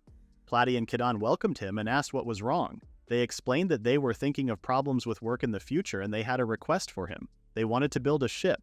Kadan wondered why they would do that, and Platy asked if they were going to fish. He said that if they could get some fish, it would be a load off Platy's shoulders and they would also be able to get more fish this way. The number of residents was increasing, and they had also tried to increase the yield amount. Kadan asked if they knew how to make a ship. The only ship that they knew was the one that Lord Astairs came on. They had asked the demons and the others about how it worked, but they also didn't know anything besides that it moves through magic power. Orkubo suddenly kneeled and begged Kadan to teach them shipbuilding. Kadan appreciated that they were truly hard workers and he would be happy working with them all. With that, it didn't take them so long to finish building the ship. Orkubo was amazed by Kadan's knowledge.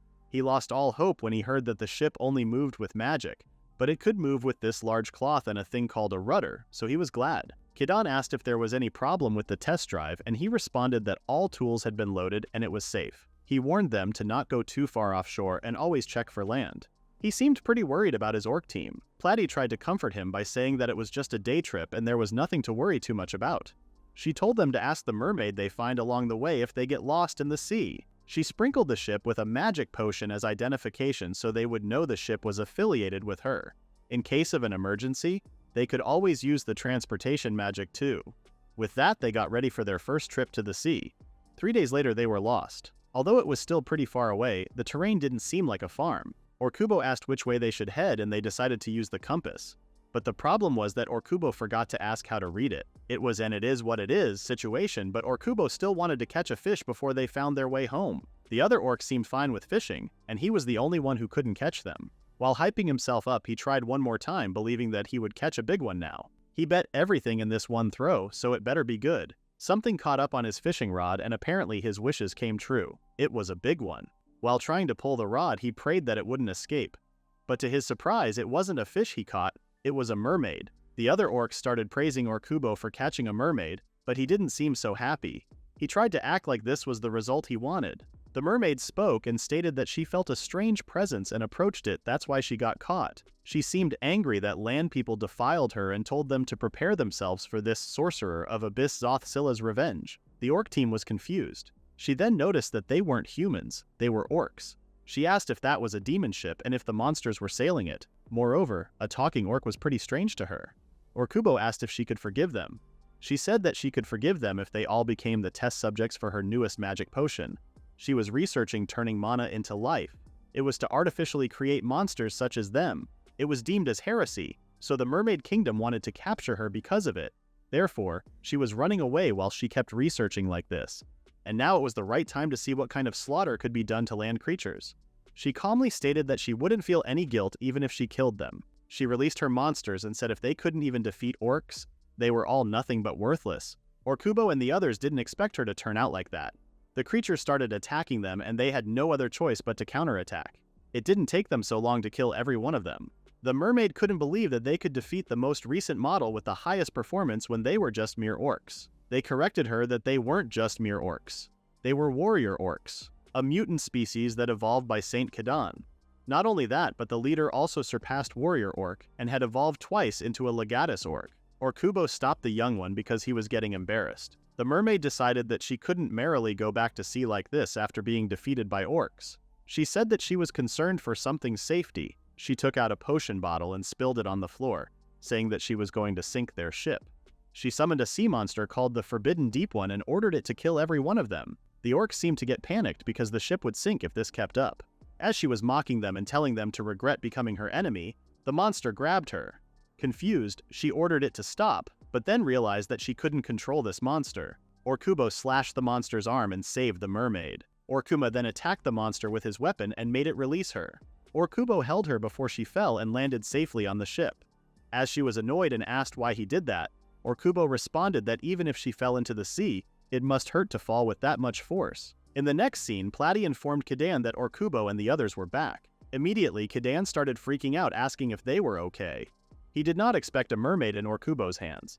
He jokingly asked if that was the catch, and Orkubo explained that they got lost and asked for her guidance. Platy recognized her and called her the Sorcerer of the Abyss. While Kidan was shocked, she told Platy not to call her by that name. She also recognized Platy as the Sorcerer of the Crown. Kidan thanked her for bringing the orcs back home. She was more focused on the farm because it was more magical than what she heard. Goblins were plucking and had high lycaons mutated. She seemed pretty excited about the fact that this place was overflowing with materials to advance her research and wanted them to let her do her research here until her heart was content. Platy figured that it would be hard for her to move like that, so she gave her the recent land people transformation potion. She was uneasy about the potion because it was pretty valuable in the mermaid world, but Platy explained that it wasn't hard to procure the materials in this land, so they didn't need to worry about it. Her interest in this magical place deepened while she was drinking the potion. When her lower body changed into a human form, Platy immediately closed Kidan's eyes. She figured that they shouldn't expose their lower half on the land like that and noticed that Orkubo was staring at her, after putting something random on herself. She said that she was going back to get some clothes. Kidan politely asked if she had a place to go back to. Play responded that she had a secret laboratory somewhere on the ocean floor. Her laboratory was bigger than a poorly run school or hospital. It is said that countless experimental subjects are being bred that only the sorcerers can control.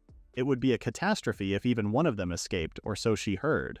Scylla confirmed Platy's words and stated that if she didn't go back, the quickest one could escape soon. Platy yelled at her to hurry up as it would be the last thing she wanted. They gave her a land people transportation potion and the antidote.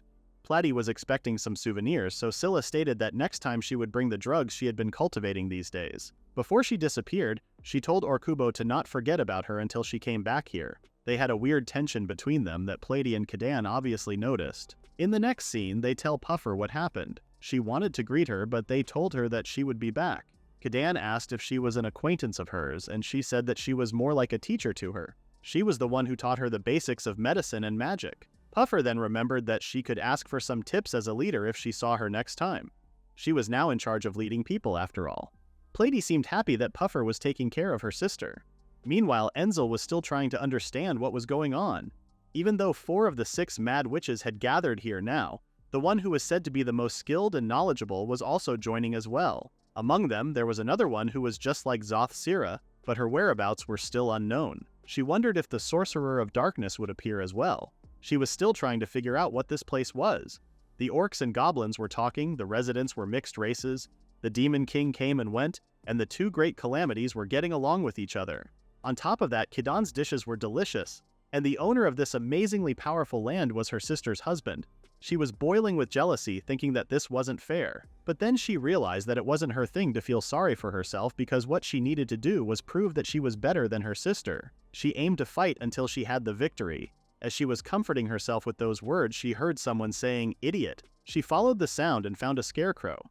It was good timing for her and she started attacking the scarecrow. But it surprisingly dodged her punch and made her even more annoyed. She started chasing the scarecrow, asking it to fight with her. She did that until her feet slipped and she fell on the floor. Redislet was also there and found Enzel so sweet for getting discouraged by things like this. Enzel asked what she came here for and she said that Mr. Scarecrow was a tough opponent. She didn't understand that. And she challenged it to fight in the heat of the moment, which was pointless to cry about. Seeing her talk like she already experienced the same things made her confused a lot, but Redislet responded that it was just like she guessed. She was also one of Mr. Scarecrow's challenges. The record so far was 3 battles, and 3 times lost. Enzel stated that she had sympathy for her before and now they were comrades who had the same goal. They concluded that if they had the same opponent, it only made sense to work together to defeat it. 2 versus 1, they challenged the Scarecrow once again. In Redislet's mind, she already planned to gather allies until she had enough to take over the human kingdom. But the problem was that the number of scarecrows increased as the farmland expanded. Before they attacked them, they started to go away, so the girls started chasing them while trying to hit them. 10 minutes later, they were too tired to run behind them. They decided to call it a day and rest for today. But a goblin informed everyone that monsters were appearing. This one was a flying type, so it was a troublesome monster that sometimes got lost and wandered outside the dungeon. As the goblin went to borrow some weapons from elves, Orkubo was watching the monster. The monster went straight for the girls and Orkubo noticed that, which meant they couldn't attack recklessly. The girls could only scream and beg for their lives, but luckily, the scarecrow appeared and started slashing the monster. It defeated the monster, but now it was injured. The girls started crying because it tried to protect them, and now it was dead. There was nothing to cry about because Kadan fixed them in a second. The girls couldn't help but hug each other, but then realized that Platy was staring at them. They wandered too far to the edge of the farm and then got attacked by a monster, also destroying her important scarecrow. These were the things that they cannot get away with. In the end, she assigned them the task of threshing. Platy reminded them that the straw they were holding was part of Scarecrow, so they must work hard. Enzel continued working hard to defeat her sister someday, and Redislet worked hard to take back the human kingdom. Meanwhile, the old demon capital was basically a wreck of a dungeon, once ruled by the no-life king, who was known as the Emperor. He first became an immortal being 500 years ago after transcending death. The capital was modified to allow mana to circulate freely, and it ended up turning it into a dungeon. The citizens blamed him for it, abandoned the land, and then made a new magic capital in a deserted land. At that time, they couldn't understand him. On the land, in the sea, and even in the heavens, the no-life king aimed to bring the whole world under his control. But there was still one thing to be concerned about, a dreaded obstacle a no-life king can't surpass. It was the divine barrier. It seemed it had somehow disappeared and now the demons had occupied the land. He didn't understand, but the current demon king appeared to be the cause. He decided to go there himself from now on to impale and kill him, and then turn them all into his undead servants. But when he was ready to go and open the gate, his whole army exploded by something, and that was Son Goku's rocket weapon. The prince was shocked and reminded her that he just wanted to take a look at the situation. Son Goku defended herself by saying that they looked dangerous. For her, the first one to move wins. Puffer agreed with her, and added that the situation with those guys was that they were about to launch an invasion on the outside world, and if they had left here and attacked people, no one would have guessed what kind of damage would have occurred. Son Goku seemed to love Puffer. The prince had to admit that it was unavoidable, so he stayed silent. It seemed they managed to defeat the general with that one attack just now. But the undead army has appeared once again. This was a powerful dungeon, so the strength of every one of those soldiers was far more superior than ordinary. Hakai stated that if they did not do something about it, they would flood out again like a bunch of leafhoppers. The prince asked Puffer if they had any solution for that, and fortunately they did. She told Son Goku to prepare the mana cannon again and start shooting. She explained that if they shoot through the walls that surround the ruined dungeon and make it more ventilated, they could also eliminate the internal mana concentration of the dungeon. Hakai noticed that they couldn't get all of them with just a mana cannon, so they would wipe out the rest that came out of the castle gates. Prince Arowana and Hakai then got ready to clear the rest. At Kidan's place, the Immortal King knew that something was happening. He told Kidan that the old demon capital dungeon had vanished. The Demon King was shocked and wondered what happened here. To their luck, Puffer came back and he asked her what was going on. She stated that it was a close call. She received news about some suspicious activity in the old demon capital, and the undead army was on the verge of invading the demon capital. So she destroyed the military commander, the undead, and the dungeon in the old demon capital. She reassured them that everyone was safe. Kidan asked what was happening in the old demon capital and wondered who that general was. The Immortal King responded that the general who led the army was a no-life king, who called himself the Emperor. King Mao added that no-life kings were originally all humans or demons who could use great magic, among other things. Then the Emperor of the old demon capital was one of his ancestors, a former demon king. Kidan asked if the Immortal King was acquainted with the Emperor. He responded that they didn't run in dungeons other than the ones they controlled in the first place, so he had never met them. All of them no-life kings could use magic on the mana currents that circulate throughout the world. By transmitting thoughts, they could exchange information with other distant no-life kings. Although, depending on who you talk with, your thoughts may have been read by them, there is no response. On the other hand, they would send a message saying, "Why don't you send a reply?" if they did the same. Even immortal kings have difficulties getting along with them. If there was such an exchange, Kidan figured that the Immortal King could still be connected even when inside the dungeon, and he must know about the incident that occurred this time. The Immortal King confirmed Kidan and explained that he read his thoughts and ignored them, which is why he became intrigued. Mao felt grateful that he had saved them again from another crisis. Kidan was glad that nothing major happened because Astrus was already pregnant. They just wished for him and the others to live in peace. Puffer told Mao that he should just focus on restoring the country and caring for his wife. Mao was so touched by their words and could only thank them with teary eyes. Kidan realized that Mao really had lots of things to think about and they should support each other from now on. At night, the Vampire Alliance finally gathered after 38 years. Their leader was glad they had answered his call and had come here. The others asked the leader, Mosquita, if he was serious about this matter. Mosquita stated that the day before the Divine Barrier disappeared, the no-life king seemed to disappear as well. Everyone was surprised and puzzled. It was good news that the guy was gone. One of the competitors for the supremacy was gone. Sub-races such as elves, dwarfs, and beastmen also pretend to be independent. At this time, if they turned the Demon King's army into their subordinates, they could crush them all in one go. Then there were no obstacles in this world that could stop them vampires. He told everyone that it was time for them to take the world into their own hands, and then it would be him who would conquer the world as its king. But there was a blinding light that came from Lord Mosquita's back, and it was nothing but another hit from Son Goku's mana cannon. Of course, Prince Arowana was still freaking out and tried to warn her to be more cautious. Even Hakai was shocked because the general got erased. Puffer said there were some subordinates inside the castle and they seemed to be escaping. Arowana can't let them escape because vampires are hostile to the demon country. It was time for the group to destroy them and leave none behind. Bedami was making new clothing when Astrus came. She was so happy to see her because she had just finished making clothes for her baby. It would be too late if she prepared it after birth, so she made them immediately. Astrus didn't expect anything less from her and was really impressed with how easy the design was to use. Bedami then asked if she needed anything today, such as a maternity dress adjustment. Astrus responded that she put the clothes she gave her on auction without mentioning the origin. If Bedami remembered correctly, it was something about asking a merchant to act as an intermediary to find a buyer. Astrus confirmed her. The merchant's name was Jack, and he was shocked when he saw the dress. He was simply impressed by the design, fabric, and solid tailoring.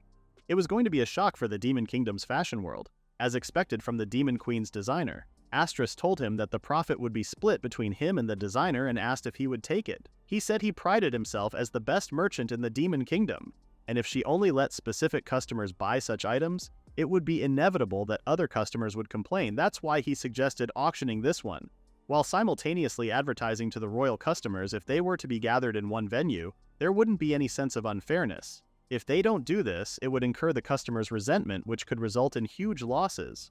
He told her that this is why she could just leave it to him, and he would make sure this work would succeed.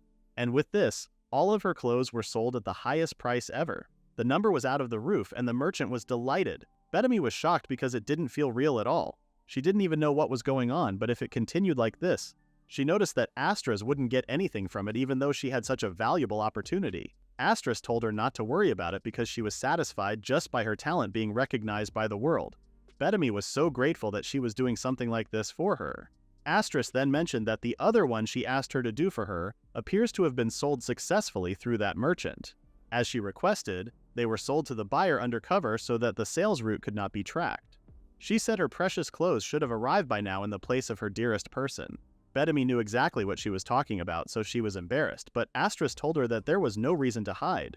Somewhere in the forest, two people were running away from a lesser dragon. The information said it was a monster investigation, but it turned out to be a dragon, so they were sure their life was over. The other one said he had called for backup and told Balaam, his friend, not to give up. He said they should keep running until the Demon King's army arrives. Balaam responded that they should split apart here, and he should go to the right. Olba realized that Balaam wanted to be a decoy and let him escape alone. Bala said it was an obvious choice because he was a promising aristocrat, and it would be a pain to apologize if he died there. Olba tried to convince him, but he specifically stated that his dream was to be on the battlefield. That's why he was still naive. The war was over, and the Demon King's army was now a monster extermination force, and it would eventually disappear. He had a bigger role to play than a commoner like him. He told him to retire after establishing himself in the military, find a wife, and take over the family business. Just as he was telling those, his horse flipped and fell. Balaam told him to run away, but it was too late because the dragon captured him already. Balaam was sure this was his end. His dream was to raise his achievement in the army and to be recognized by the Demon King Zidane. But that dream was now just a thing of the past, disappearing from the face of history. Now that he thought about it, he wondered how she was doing. She worked as a deputy for the former 4 heavenly kings, Astris, and since Astris became the empress, he couldn't see her anymore. He didn't hear about where she transferred to, so he was wondering if she got a pension from her superior promotion and retired. Since her family owned a clothing store, she did say she wanted to take over her family business and open up her own shop after she retired. If she really left the army, that means she had achieved her dream. His thoughts were interrupted by the teeth of the dragon. Balaam went to help him, but the dragon was too strong. Every goal that he couldn't achieve and the fact that he wouldn't be seeing Bethany again slapped him in the face. Balaam was also giving up on him because the dragon was too strong. However, at that moment, the dragon's teeth fell out. It was the Demon King Zidane who came for their help. After saving the two, he told them that the quick report of the discovery of the lesser dragon was a splendid job and asked if they were okay. They said they were okay and added that the dragon's fang pierced his armor as it captured him. But as he could see, there wasn't a single wound underneath. Balaam asked if he was saying one piece of clothing could block its fang. He responded that he was given by his mother before the mission. He wondered where she bought it. Zidane figured that Vajra-based fabric could not only repel magic but wangs as well. Balaam noticed that the Demon King had an idea about this. Zidane panicked and tried to convince them that he didn't, and even if he knew, he couldn't say anything. He was really bad at lying, but the others didn't mind him. Zidane told him that love was the greatest thing. Balaam was about to figure out stuff. Olba said he wanted that under armor too. Zidane heard from Kidan and Astris that the former lieutenant was aiming to work in the demon capital's fashion industry. He thought it wouldn't be dangerous for clothes with the power of a holy sword to be mass-produced. Even so, Zidane was glad he was saved. Astris mentioned to Bethany that the under armor she made seemed to suit him well. She was glad and said he was a mother ton, so he would take good care of it. Until the day they met again, Bethany hoped that Olba would do well in life. In the next scene, Astris had her baby and brought him to meet Kidan and the others. Plady and the girls congratulated Astris, and Grashara explained that the Demon King Zidane was very busy with official duties right now, but he promised to come and pay his respect as soon as he could. So instead of him, Grashara came. Astris said she came here ahead of the king so Seja and everyone else could meet the child as soon as possible. Kidan was so emotional that he was about to cry. He was grateful and glad that both the mother and child were doing well. The child's name was Gocha. The Demon King himself picked the name and he was a boy. Plady said one day he would become the Demon King, so this meant Zidane's succession issues would be resolved for now. Astris confirmed her, but for this child to be born to the greatest Demon King in history, Astris couldn't help but wonder if that would be a blessing or a burden. There was another issue, but Grashara said she could leave it to her, and she would follow in her footsteps and bear a child too. She said they would be comrades, but they might also be even rivals. In royalty, having an actual heir to the throne was a big deal, as Plady figured. Kadan said whether rivals or something else, children having those kinds of relationships was really important when it came to helping them grow. As with any growth, it was always important for people to get together, get involved, and help each other out. Astris had always felt the support she received from the friends she had made here. Kadan told her not to try to take on everything herself. Grashara suddenly got super excited to have a child now and told Astris to wait. She responded that this would mean she would have 2 children to raise properly. Grashara asked if she was saying she couldn't raise a kid. She told her to ask this question to herself first. Bedami then brought the gifts she and Helena made for the baby. It was only a few extra outfits and they made them a little bigger, so he grew into them. Astris thanked the girls and expressed her gratitude. Seeing the girls bringing the gifts, Kadan realized that he had forgotten to prepare a gift for the baby. He said he would get some really nutritious vegetables from the farm right away, and she could use them for baby food. Plady told him that he was getting ahead of himself. From her, an entire set of magical potions that cover all illnesses babies could catch. The others came and asked if Astris had her baby. They also brought some gifts for the baby. Aileron has a protective charm passed down through the Elven tribe for generations. The statue would keep the baby safe from any misfortune, and it was handcrafted by Moral, their head carpenter. After Aileron, the Death King offered a prayer for the child's health and prosperity, and from Horkosvan, she gave a batch of her special natto. Next was their orc team, and then the goblins. Angel and Redislet were watching them, gifting Astris from a distance. Grashara said she would make sure that all of those gifts were safely transported to the castle. They were counting on her for this duty. Angel and Redislet came out of nowhere. Grashara knew that Redislet was the former princess of the human kingdom, so the tension was a little bit higher. But when Redislet brought broad beans, she grew herself, and they were surprised. Angel mentioned that she was the one who boiled the water and she merely cooked the beans. She told her to enjoy them until her heart was content. Astris asked if she was sure she could have those, and she said of course. The human kingdom and her father, the king, were overthrown by the demons. Yet this former princess was kind enough to prepare something delicious for a demon. Astris noticed how much pressure she was feeling as she wanted to eat it too, so she giggled and suggested eating together. When she tasted it and said it was delicious, Redislet started bragging about how she was the one who lovingly raised the beans, and that's why it made her cry. Plady noticed that they didn't realize this was supposed to be a celebration for Astris and the baby. Kadan noticed the same thing too. He figured that they were mistaking this for some sort of bragging contest for their own work. Kadan also concluded that Redislet was a little bit slow sometimes. But even so, to be able to witness a scene where a former human princess was eating snacks with the wife of a demon king made him so happy. Plady agreed with him, but that was only because her husband was showing all of them a new world, a new perspective. She grabbed her husband's wrist and couldn't help but say that she kind of wanted a baby too. Kadan did not expect her to say something like this. In the next scene, Kadan and Plady are having a conversation in their room. Kadan stated that since they were married, it was only natural to have children. But since he seemed so uneasy about it, Plady thought he didn't want to have any babies. He said that pregnancy and childbirth were both very tough and he would have to take responsibility as a parent. But apart from that, he mentioned the things that would make her life harder, such as morning sickness, breathing, and cramps. Carrying nurturing life in her belly and childbirth were all tough and he could never handle that. So he was thinking about the burden on her. Seeing him so worried and anxious like that, Plady hugged him really tight and thanked him. She said that all she ever wanted was to live happily on this farm with him. But she still wanted to have a child with him. Kadan was embarrassed as well, but he held her hand and thanked her. He said that even so, a child was a blessing, so they shouldn't rush it too much and suggested thinking about it together slowly. Seeing him so supportive and kind about it, Plady couldn't help but have a love attack on him. Suddenly a sound came from the window and made them worry a bit. They thought it might be the wind at first, but then saw a man figure behind it. Thankfully, it was the Death King. They asked what he was doing there, and he said there was someone who urgently wished to meet him. He pointed at the outside and said it was over there. A woman was there, and she was the Lady Amphitrite, the wife of the god of the sea Poseidon. Obviously, Plady and Kadan were both shocked to see her inside their bedroom. Amphitrite greeted them and apologized for showing up all of a sudden. She said there was something she had to tell them as soon as possible, so she asked the lifeless king to summon. They eagerly wanted to learn what she had to tell them. She first said they both were hoping for a child. They were shocked, and Kadan asked how the hell she knew that. She giggled and explained that this farm received the blessing of the sea goddess in the past, so she heard about it through that blessing. Platy figured that this wasn't all, and she came all the way up to the surface for something important. She told Platy that her husband was from another world. Kidan partly understood what she meant. She stated that it was impossible to be gifted with a child through normal methods. Kidan may look similar on the outside, but he was a different life form. Mixing with someone from a different world and creating a life was impossible. Platy was shocked. Seeing her reaction, Amphitrite told her not to panic. She reminded her that it wasn't impossible with the normal methods. She explained that she granted her the blessing of the sea goddess. She received a blessing from a goddess of the three realms who granted Mother Gaiga, the creator of all nature, her powers. For someone like her who was so loved by the gods, to not be able to have a child was unthinkable. Simply put, she said she has just yet to master the blessing's full potential. They asked how she could do that, and she said through training. It was a secret technique passed down by ocean priests for more than a millennium.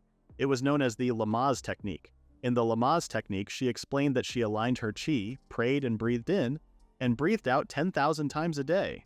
They both froze after hearing how many times she had to do it. She said it takes a while to do it first, but if they work at it, she would be able to do it in 5 minutes a day. She then asked if she would like to train under her. Kidan looked at Platy with curiosity. Platy let out a breath and said she could never let this chance bestowed by a god get away, so she would of course want to be trained by Amphitrite. Kidan did not expect this to look like a scene from a sports manga. At first it took 5 to 6 seconds to complete one set of actions, so completing 10,000 breaths took 18 hours on the first day. After all the huffing and puffing, she fell into a deep sleep only to wake up for more huffing and puffing. After 2 weeks every day, she managed to finish 10,000 breaths in 5 minutes. Kidan was amazed by how talented she was. Now she could try to have a baby without hindering her farm work. Kidan told her not to worry about the farm and just take care of herself, but she started calling Angel. When she came, Platy dragged her inside and used Mermaid Spark on her. Angel didn't expect this show of dominance so sudden. Platy said she was a royal mermaid too and ordered her to use the big 3 royal mermaid secret techniques. As she bullied Angel, Kidan wondered what was up with this old-school sibling bonding. Angel said she was going to get her revenge someday and told her to wait. Platy was born ready. She then decided to get back to catching up on her work. When she left, Kidan asked Angel if she was okay. She said that she was sure of it now. She had mastered some sort of technique from God for having a child. She had been told that the training was so intense that it would interfere with everyone's work. But she didn't think it would happen so soon. Kidan was surprised as well. He said she and Platy were always so positive and so hardworking. She said they both hate losing each other, but her sister was the type of person who pushes herself beyond her limits. But this time she noticed that she was different. For a long time, her sister always respected their mother. Kidan suddenly realized that he didn't know about Platy's past or her family.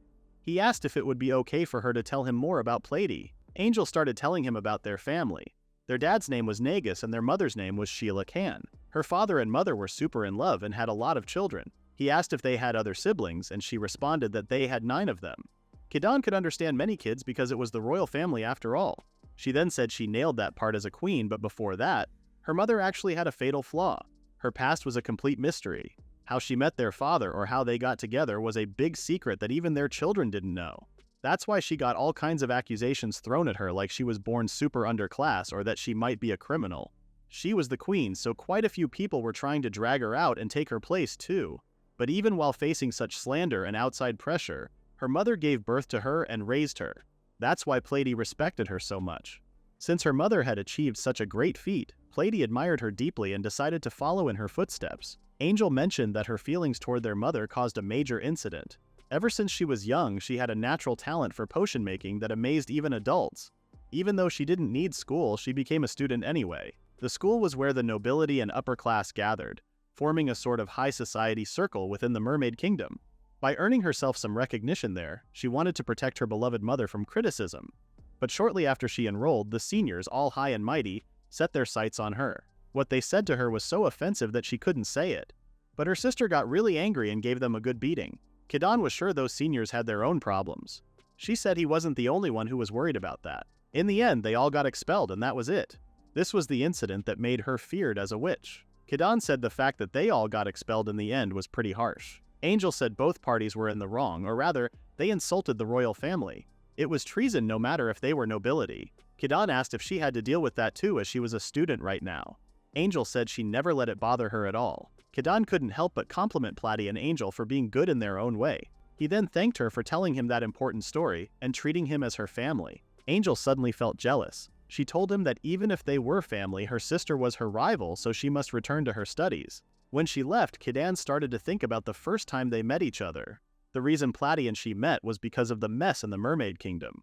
She said she was trying to escape being forced to marry the Demon King. She even had to leave behind the mother she respected so much. He realized that she was like her mother, wanting to marry someone she liked. And just as her mother had raised a child with the person she loved, Platy had decided she wanted to do the same. And yet, Kidan hasn't fully grasped what it meant to be a father. The next day, Platy woke up and started for the day. Kidan called her and said he was wondering if there was something he could do too, like doing the training together. Platy was glad that he asked and said both partners must work together to have a child after all. She then started teaching him the training. She told him to imagine he was breathing fire and put his back into it. It wasn't just the breathing that was important, his diet was too. First of all, he must chew his food well, cut down on carbs, and increase his protein intake. Also, taking a warm bath helps the nerves. While she explained, Kidan wondered if that was just a regular diet. In a certain archaic human village, a bishop called Frodricus introduced the warriors of justice who fight for humankind. The holy order of the human kingdom had fallen, but they didn't abandon their sense of justice and had retreated underground, waiting for their opportunity to strike back. Demonkind had trampled through there and robbed them of their land, but they believed they were going to regain their freedom and prosperity. For those purposes, Frodricus told the innocent people to bring all the weapons and food from the village and hand them over to the warriors of justice. He also expected a thank you to the noble Lord Zeus. The villagers were shocked and were being forced by the warriors to give everything they had in their hands. Villagers told them that they were way worse than demons, and no wonder the human kingdom fell. Because of what he said, one of the warriors decided to sentence him to death and raised his sword to kill him. The man's relative desperately asked for help. At that moment, a bear monster appeared and destroyed the warrior's body in a second. Everyone froze for a moment because it was so unexpected. They had no idea what it was doing here and wanted to get out of there. Frodricus was no better than them, as he ordered them to use the villagers as bait and run whilst the monster was attacking them.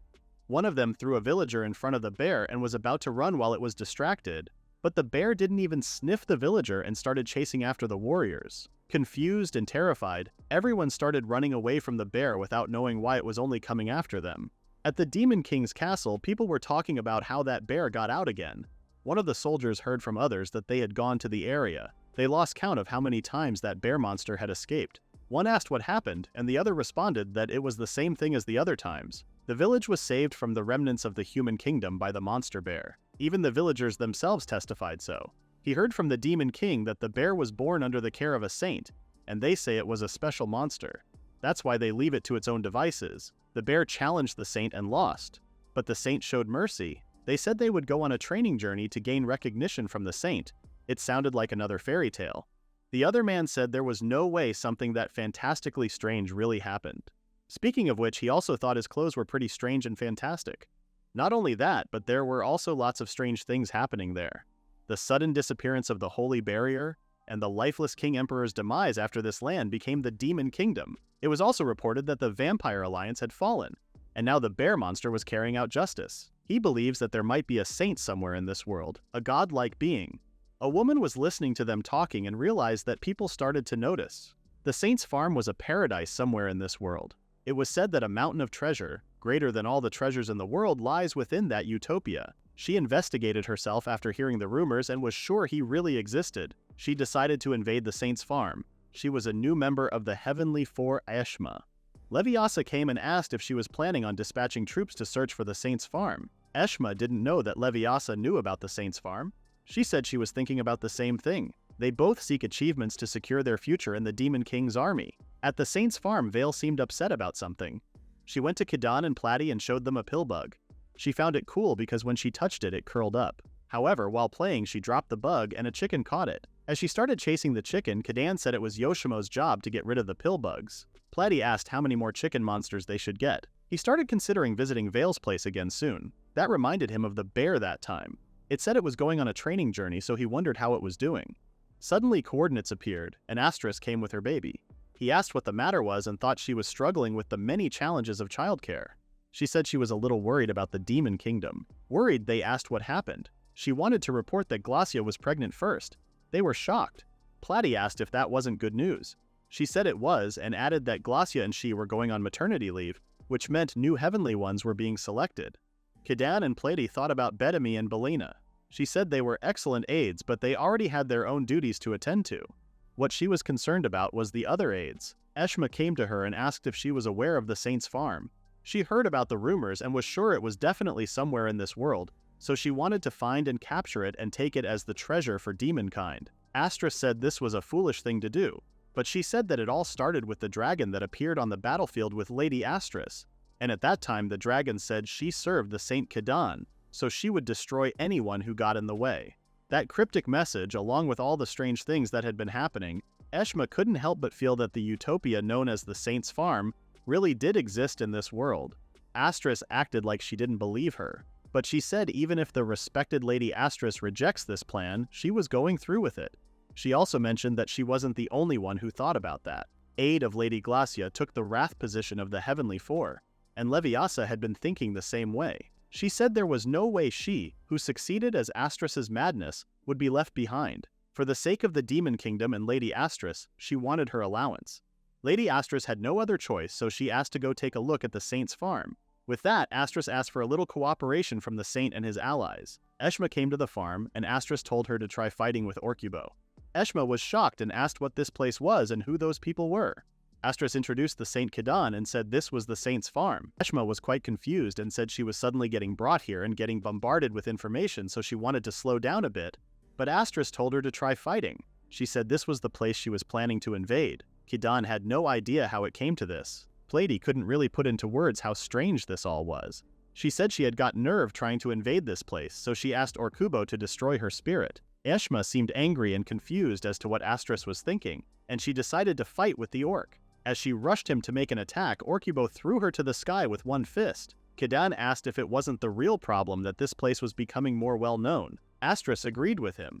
Plady said people after this place would likely start showing up more and more, while Eshma was trying to fight with Orcubo once again. Kidan said keeping it too much of a secret would just raise suspicion and unease, but making it public would cause panic too. Astris told Eshma to settle down because she also got beaten up easily by the little one. She then said those guys were really tough and suggested giving up on her raid. Eshma wondered if this was some sort of bad dream because there was no way a commander of the demon army would lose to orcs. But she said it wasn't over yet and took out her sword. She used the advanced magic she mastered in absolute secrecy, Infernal Soulbreaker. As she attacked them with magic, the Immortal King came and stopped her attack pretty easily. Everyone thanked him for saving them while Eshma was trying to process everything. She recognized him but didn't want to believe that he was the actual lifeless king, so she thought he was just one of Lady Astra's elite cosplayers. While thinking, Vale called her and said she was on her way. She found her so cute and asked cutely what she was doing all the way out here. She said she was looking for pillbugs, which made her even cuter. She said it was a bit dangerous here and grabbed her like a baby to take her to someplace safe. Vale became angry and turned into her dragon form, asking how she dared to do that to Vale, the Grinzel dragon. That was the last straw for Eshma, and she passed out. When she woke up, Astris told her that this was the Saint's special land, and it was his power that brought peace to the Demon Kingdom. What he did was so amazing that Eshma felt like trash and apologized for that. To comfort her a little, Astris said it made her very happy that she went through the effort of learning that technique, all to protect the kingdom. Kidan said the new Heavenly Four members seemed like hard-working and honest people too. Going forward, what mattered was that little by little, more people would come to understand as she did, and also keeping the place in this world. So Plady asked her, as one of the Heavenly Four, not to do anything that would endanger the place's safety. Eshma made her decision and promised to do what she said. Suddenly, Leviasa appeared and said it was foolish to attack the land of the mighty saint. She was shocked that she was here too, and Astra said she brought her just in case. She told her that Leviasa was also planning to attack the farm. Eshma said she was as guilty as she was and told her to apologize to the saint. Leviasa responded that the reason she proposed sending in the troops was to provoke Eshma to uncover the mystery of the farm, so she could finally find out what Glacia and the rest of them were hiding. She said only by knowing the truth could she truly support her Lady Glacia. She introduced herself to Kidan. Betty wanted to know more about her, but she could only say Lady Glacia was her favorite. Suddenly, Leviasa took out a cat teaser and tried to call Vale. Eshma told her to stop, as Vale could end her life because that was the dragon that caused the world's two biggest disasters. But to her surprise, Vale completely lost her mind and adored the teaser. Plady and Kidan were both shocked that Leviasa was working her like a puppet. She didn't get how, but she gave her full points for insight and guts.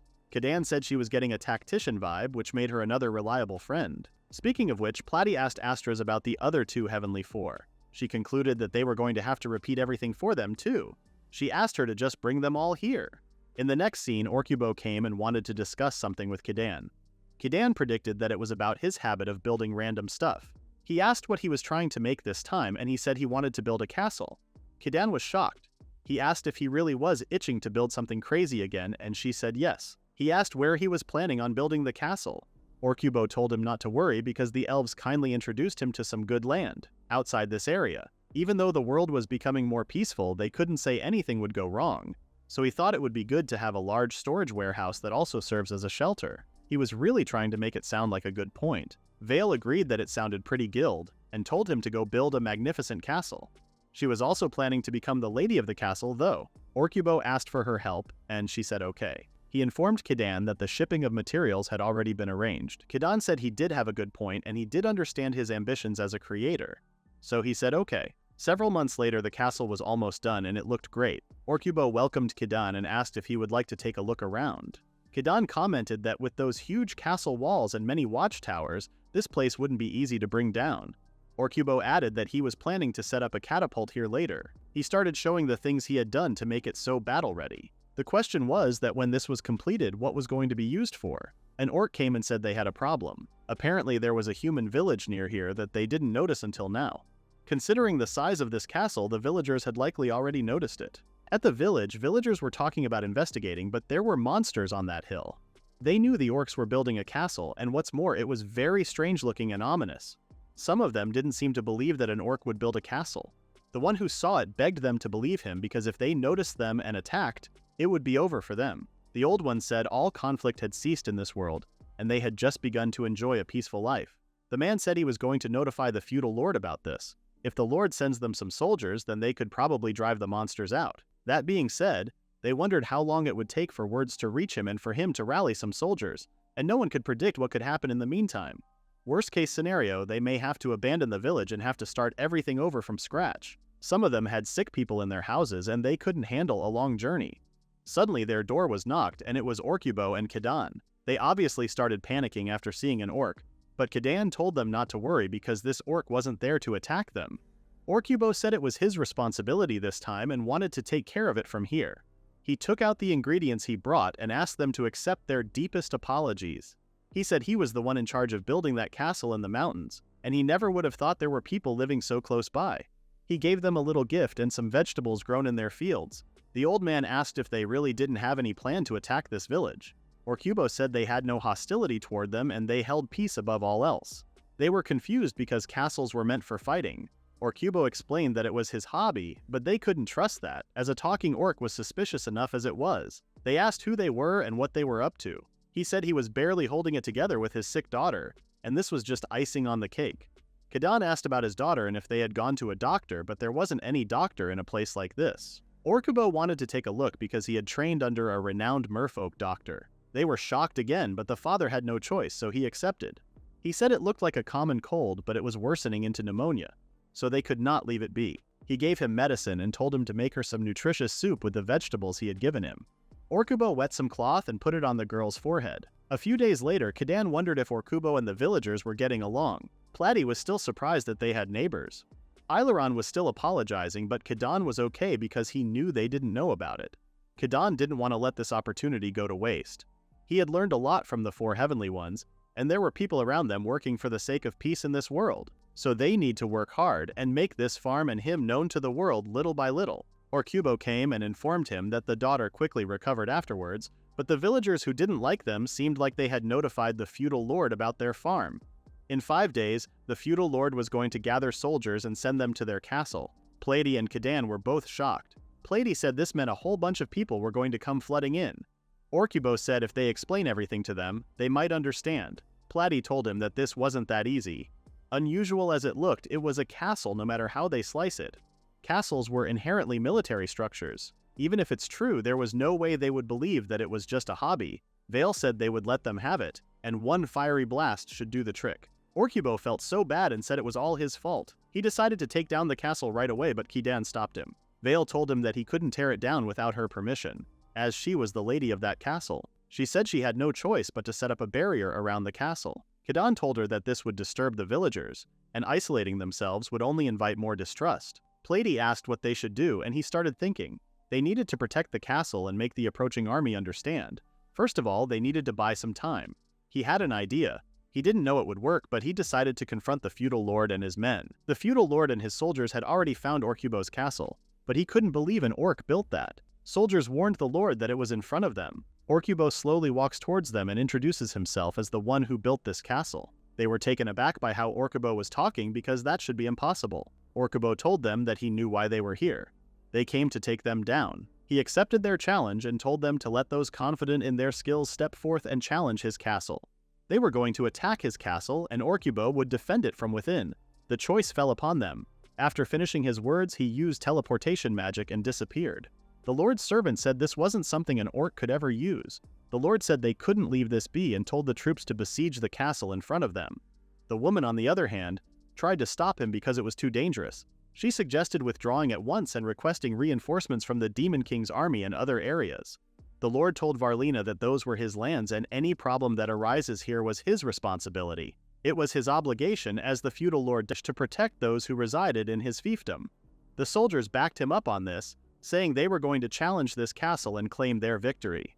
Lord Dalkish told Varnia that she may stay there because he didn't want to endanger her as an outsider. Varlina refused, saying her duty was to watch him and to neglect that would be betraying her loyalty to the demon army. That was very honorable, so the Lord didn't insist on her. He said that the battlefield was scarcely gentle enough for women to bear. Varlina told him not to worry because she was formerly a soldier in the Demon King's army. If he thought of her as a mere watchdog, she would advise him to dispel that illusion. Had they crossed paths on the battlefield of the former human kingdom, there was no doubt he would have lost his life. Lord Dalkish was pretty uncomfortable for her to say stuff like that, but he endured her and ordered his soldiers to move. As they approached the castle, they encountered a quite narrow bridge. Varlina said this was the only bridge to the castle and thought there might be some sort of contraption. One of the soldiers confidently asked the Lord to allow him to go forth because he was confident in his sense of balance. The Lord told him to go ahead. While walking across the wood, he said there was water if he fell, so it was said. He was going to scout ahead and return. However, suddenly a window opened and it was a trap after all. They shot the soldier with a catapult, but when he was about to fall into the water, the soldier disappeared with teleportation magic. The orc that shot him told them not to worry about the projectile being just a ball of cloth, and the one who fell was safely being held in another area. The Lord was pretty pissed off by him, so he ordered everyone to advance. As they rushed towards them, the catapult shot them all and transferred them to a safe place. Half of their troops have fallen. Varlina said they walked right into that one. The Lord didn't care about what she said and told her that the remaining troops must advance and they must go save those who had fallen. She tried to tell him to think about this calmly before going in. Suddenly, Lord noticed that the gate was clear. The soldiers went inside, but this time Aileron was there. She said this was their next trial while standing up on a hill. The Lord figured they must climb this hill, even though he had a bad feeling about this. It didn't end there because Aileron brought a giant stone and rolled it towards them. The Lord didn't panic and told everyone to follow his lead. However, even though they got through the first one, Aileron could send as many boulders as she wanted with her teleportation magic. There was less than a second before the soldiers would crash, but they took them with teleportation magic. Now there was only the Lord, and his annoying partner Varlina left. She called him a buffoon and told him that they were going to climb up carefully since it was an infinite looping boulder. While walking, her foot tripped and she fell, but the Lord caught her and asked if she was okay. Feeling nervous, Varlina apologized for burdening him and tried to stand up. The Lord asked for her forgiveness for putting her in danger, but it appeared that he needed her. After this romantic moment, the Lord took her in his arms and jumped. After reaching the top, Varlina thanked him and Lord realized that she had an honest side after all. Even though they finished Trial 2, they had to pass through Trial 3, Trial 4, and Trial 5 until they reached the castle keep. The final boss surely must be that powerful orc, the Lord said. He then thanked Varlina for her company this far. Going forward, he solemnly vows to protect her. Varlina responded that seeing him offer his hand not only to the humans but also to her, any resentment within her heart vanished. She knew he could win and protect this territory. They shook hands and he told her that they were going to stand as one through thick and thin. When they opened the gate, Vale greeted them, saying the lady of the castle, she was their final challenge. They were quite shocked. Kidan came and said it was over already while Vale tried to beat them up again. As they both froze, trying to figure out what was going on, Han took out a confetto and congratulated them for making it to the castle keep. After that, They explained to them that this castle wasn't for battle or conquering the Lord's territory. It was built purely for fun. Kidan said he thought it would be enjoyable for visitors as well and apologized for the disturbance. The soldiers who didn't make it through were downstairs enjoying pork miso soup, so there was nothing to be worried about. The Lord agreed that the challenges were certainly exhilarating. If they hadn't come here, they wouldn't have formed this bond either. Varlina agreed, but she said that she found it hard to overlook the fact that they built it in their territory without their permission, from a military perspective. Even if they understand his reason, they cannot leave this castle be. Orcubo didn't insist on her and agreed to take it down at once. Varlina told him that he didn't need to go that far. He asked him to allow them to occupy this castle. Then they spread the word that Lord Dalkish had opened the ultimate attraction in his fiefdom, and was calling all challengers across the land. If they did that, no one would think this castle was dangerous, and more people would come to participate. The Lord seemed to like her idea. Kidan and Orcubo seemed okay too. Orcubo bowed to Varlina and promised to continue to maintain everything from the traps to the upkeep of the Orcubo castle. Varlina tried to explain that she wasn't a princess, but the Lord said in his eyes, she may as well be a princess, with a flirty voice. While Varlina tried to process what he had just said, the Lord stood up and shook hands with Kidan. And so, the uproar over Orcubo's castle was over. Meanwhile, Plady was at home wondering why she had gotten sick all of a sudden. She felt like she was going to puke, but at that moment, she realized that this could mean that she was pregnant. In the next scene, Plady went to Kidan and hugged him. Confused, he asked what was up with her.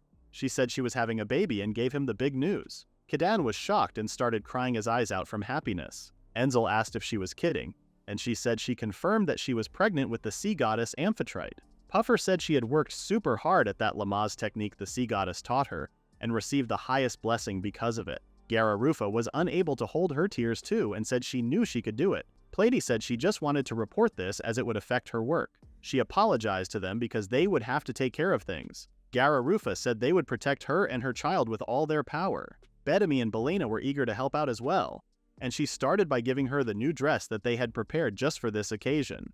Bedami said the adamantine threads have been woven to gently hug her precious belly.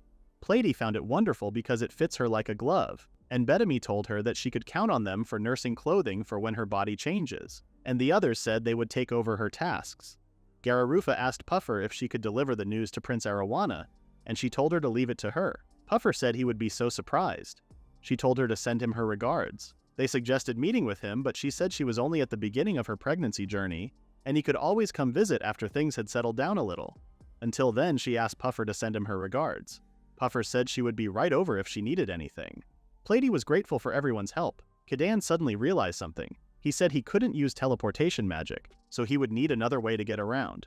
His work wasn't limited to just the farm, so he would need a way to quickly get to her from wherever he was working. Plady was touched by his words. Vale said she would give him a ride. With her magnificent wings, they could reach the ends of the world in no time at all, she said. But Kidan immediately refused because she had her own job now. She was the lady of the castle. She started bragging, but Plady told her that he was saying he couldn't trust her doing that. Although soaring through the sky sounded pretty nice, a bird big enough to carry a person was practically a monster. A horse was the way to go for them. In both human and demon kingdoms, horses were great for things like communication and transport. The Demon King himself was a well-known lover of horses. Kidan thought about speaking to him about this. Belena said he could leave that to her, and she would talk with him right away. 1 month later, the Demon King came, and Kidan heard from Belena that he had prepared a horse for him.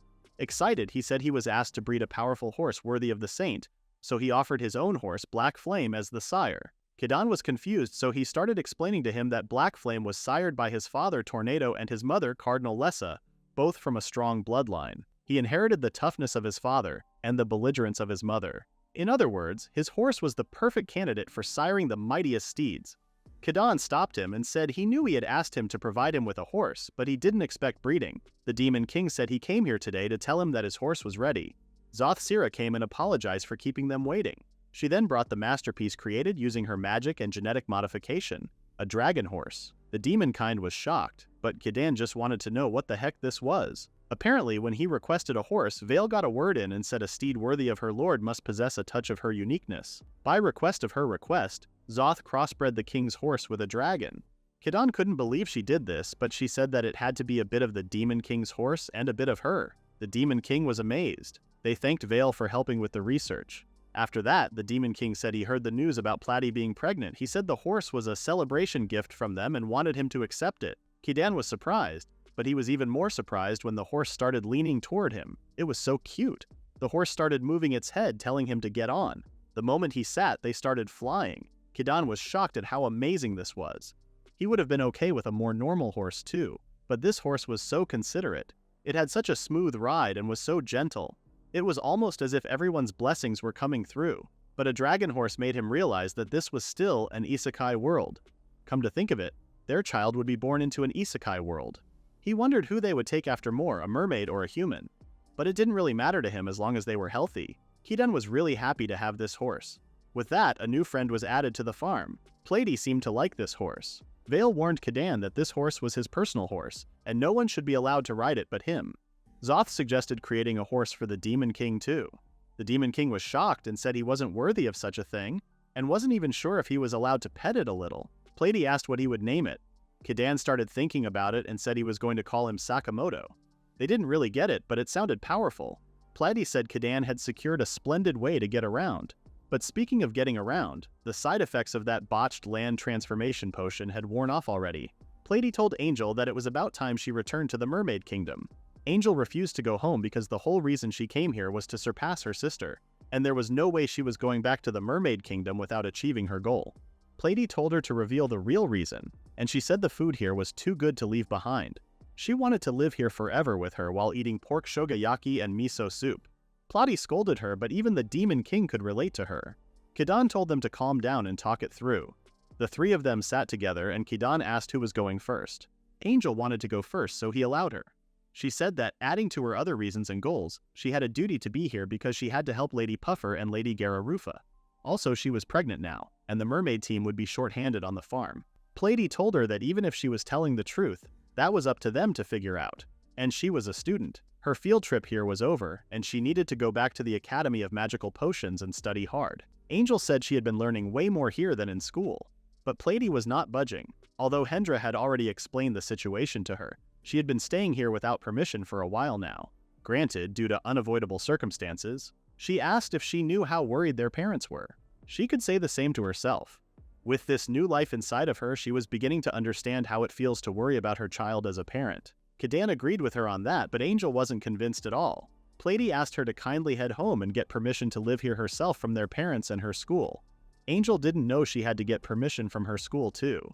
Platy told her that anyone who doesn't follow those rules would be banned from here. She seemed like she was convinced now, but there was something wrong as she looked like she was about to cry. Platy could understand why she was nervous. Kidan asked if her school was too strict, and she confirmed it. It all depended on Angel's negotiations, but it would be tough for sure. Angel said she was just being a student again, and it wasn't like they would never see each other again. Platy said the problem was that this child didn't even know the way home. They need to find someone to take her back. Meanwhile, Zoth Sira was trying to talk to Orkubo. She said she was looking for him. She mentioned the dragon horse Kidan had, and he said it was quite popular. She asked him to drink some tea with her, but he said he still had some more work. She seemed like she was trying to flirt with him, but Platy came and had to borrow her. With that, Zoth Sira found herself bringing Angel back home. Platy told her that her sister was trying to get permission to live on the farm and asked her to escort her home. She decided to just get over it quickly and go meet with Orkubo. When they arrived, Angel told her to wait here a second while she talked with her parents. Zoth couldn't believe she was making her wait for her family discussion. All she wanted was to go back, but then she realized that if she didn't take care of her properly, she might get banned from the farm. So she decided to stay silent. Angel returned and thanked Zoth for waiting. She had talked with her parents and they told her to go be a fine witch. To a certain extent, her situation was conveyed to her parents by Hendra. But the real problem was getting permission from her school. This was her final boss battle. She begged Zoth Sira to go with her as the oldest of the 6 Witches of Chaos. She was so smart and reliable, so she was her only hope. Zoth Sira had to agree to go with her, and when they entered the academy, she wasn't surprised by how elegant the school was. It was her first time here. Her research was seen as quite dangerous and had been deemed heretical. This was a place an outlawed witch such as she could never step foot in. Angel thought about it and said she would be better off learning from the top-class witches at the farm. Zoth couldn't expect anything better than this. There was no right or wrong answer for this, so she told her to do what she wanted. She asked if she could wait for her while she talked with the teachers. Zoth Sira hated waiting, but she had to endure this for Orkubo. She noticed that Angel was stuttering and wondered why she was so scared. The moment her teacher saw her, she implied that she hadn't participated in her class for a while. Angel greeted Professor Karp while sweating and trembling. This name sounded familiar to Zoth Sira. Professor Karp told her that the king had directly advised her to consider it a temporary absence, but she had been absent without permission for many months now. In that time, she had fallen behind many other students. To catch up, they had super intensive supplementary classes. As she was about to explain them, Angel stopped her and asked her to listen to her. She said she came here today to get her permission. She said she would like to extend her temporary absence. Professor Karp told her not to be ridiculous, but she insisted. Professor Karp asked her who she was. She said she was the second princess of the Mermaid Kingdom. Karp added that being a member of the royal family, she had responsibilities. She was an example to other mermaids and must act with morality and dignity. Therefore, she said that she must put all her effort into becoming a fine magical pharmacist and by extension a fine member of royalty. Angel lost her confidence. The professor then asked if running away from her duty, doing whatever she wanted, was acceptable behavior for a member of the royal family. Zoth Sira had to interrupt them and ask what she could possibly learn from the likes of Professor Karp. Karp was shocked and immediately recognized her. She asked what she was doing here. Zoth Sira greeted her and said picking on a kid like this was a little conceited for the witch of the arts. Angel was shocked. She had no idea that Professor Karp was a witch and they knew each other. Zoth Sira found it laughable that the failure who merely bent to authority would become a snobbish teacher at such a prestigious school. She claimed that Professor Karp misunderstood her position. Professor Karp reminded Sira that she was the one who let her research run wild and ended up on the most wanted list. She then approached the door. Sira asked if she was going to call the guards. In that case, she said she would turn this school into a hellscape then. Professor Karp suddenly called Princess Angel and asked why the Witch of the Abyss was accompanying her. Sira said she was a lower-ranked witch compared to her, and just to put it out there, it wasn't like Angel had just been wasting time during her absence. She said that Angel learned all sorts of things from the Witch of the Crown, the Witch of the Bitter Cold, the Witch of Hellfire, the Witch of Plague, and many others. Angel wasn't sure if that was okay to say out loud. Professor Karp didn't believe her because half of the 6 Witches of Chaos should be currently imprisoned. Sira told Karp that Angel's sister, Princess Plady, reigned supreme among the 6 witches. She was the Witch of the Crown. Angel chose to confront her position and chased after her sister to surpass her. She worked hard every day. She wasn't being irresponsible, not in the slightest. Angel was so touched by her words that she couldn't stop herself from crying. She hugged her, but Sira was extremely uncomfortable. Professor Karp said they had already failed in educating Princess Plady. They just couldn't manage to straighten out her remarkable genius, and thus they must guide Miss Angel down the correct path no matter what. Witchcraft was the incorrect path according to her. What truly strengthened and benefited merfolk was the correct study of magic potions at this school. Zoth realized that this was a fallacious argument. There was no correct or incorrect way to study magic potions. Professor Karp decided to prove it to her with a contest. Zoth was interested. Karp said there was a seminar for students she took a particular interest in and nurtured at this Mermaid Witch Academy. She suggested having a face-off against one of her best. Zoth asked how she was going to do that. She responded that she would have them face off in practical combat in the school's arena. She tried to provoke her by saying such a simple black and white approach should suit a savage such as herself. Zoth stated that picking a fight was such selfish reasoning, so she didn't see any need to accept such a challenge. However, Princess Angel thought about it for a second. Her opponent would be strong, and she would be at quite a disadvantage, but there was no way she could back down now. And now was the time to show off what she had learnt at the farm. Zoth saw her confidence and decided to be her tag team partner. Professor Karp told her that interfering was against the rules. 1 hour later, everyone was ready. The person Karp brought was Calva, a talented young woman from a respectable family, skilled in both academics and athletics. Once she graduated, she would be joining the Imperial Guard. Princess Angel was pretty intimidated because she knew Calva was the top student from the senior year. Nonetheless, she knew she must go all out. With that, Professor Karp gave the signal, and the duel began. However, Karp was confused because Calva didn't move an inch. She realized that she had been encased in ice. She told Angel that she mixed potions into the water before the match started and ignored her start signal. Angel defended herself by saying that there were no start signals in a real combat situation. This was the witch's battle strategy. Zoth made fun of Karp for letting her guard down against an enemy. Karp took out a potion to release Calva and told Angel that she was going to follow the rules. She restarted the match and Calva started running at her. Angel realized that she could see her movements even though she was really fast. She was actually slower than a scarecrow. Angel dodged Calva's attack and threw her a fire potion. Her shield started to burn and she had to drop it. Zoth was so thrilled. According to the rules of aquatic martial arts, Whoever drops their shield or their harpoon loses, so Angel won.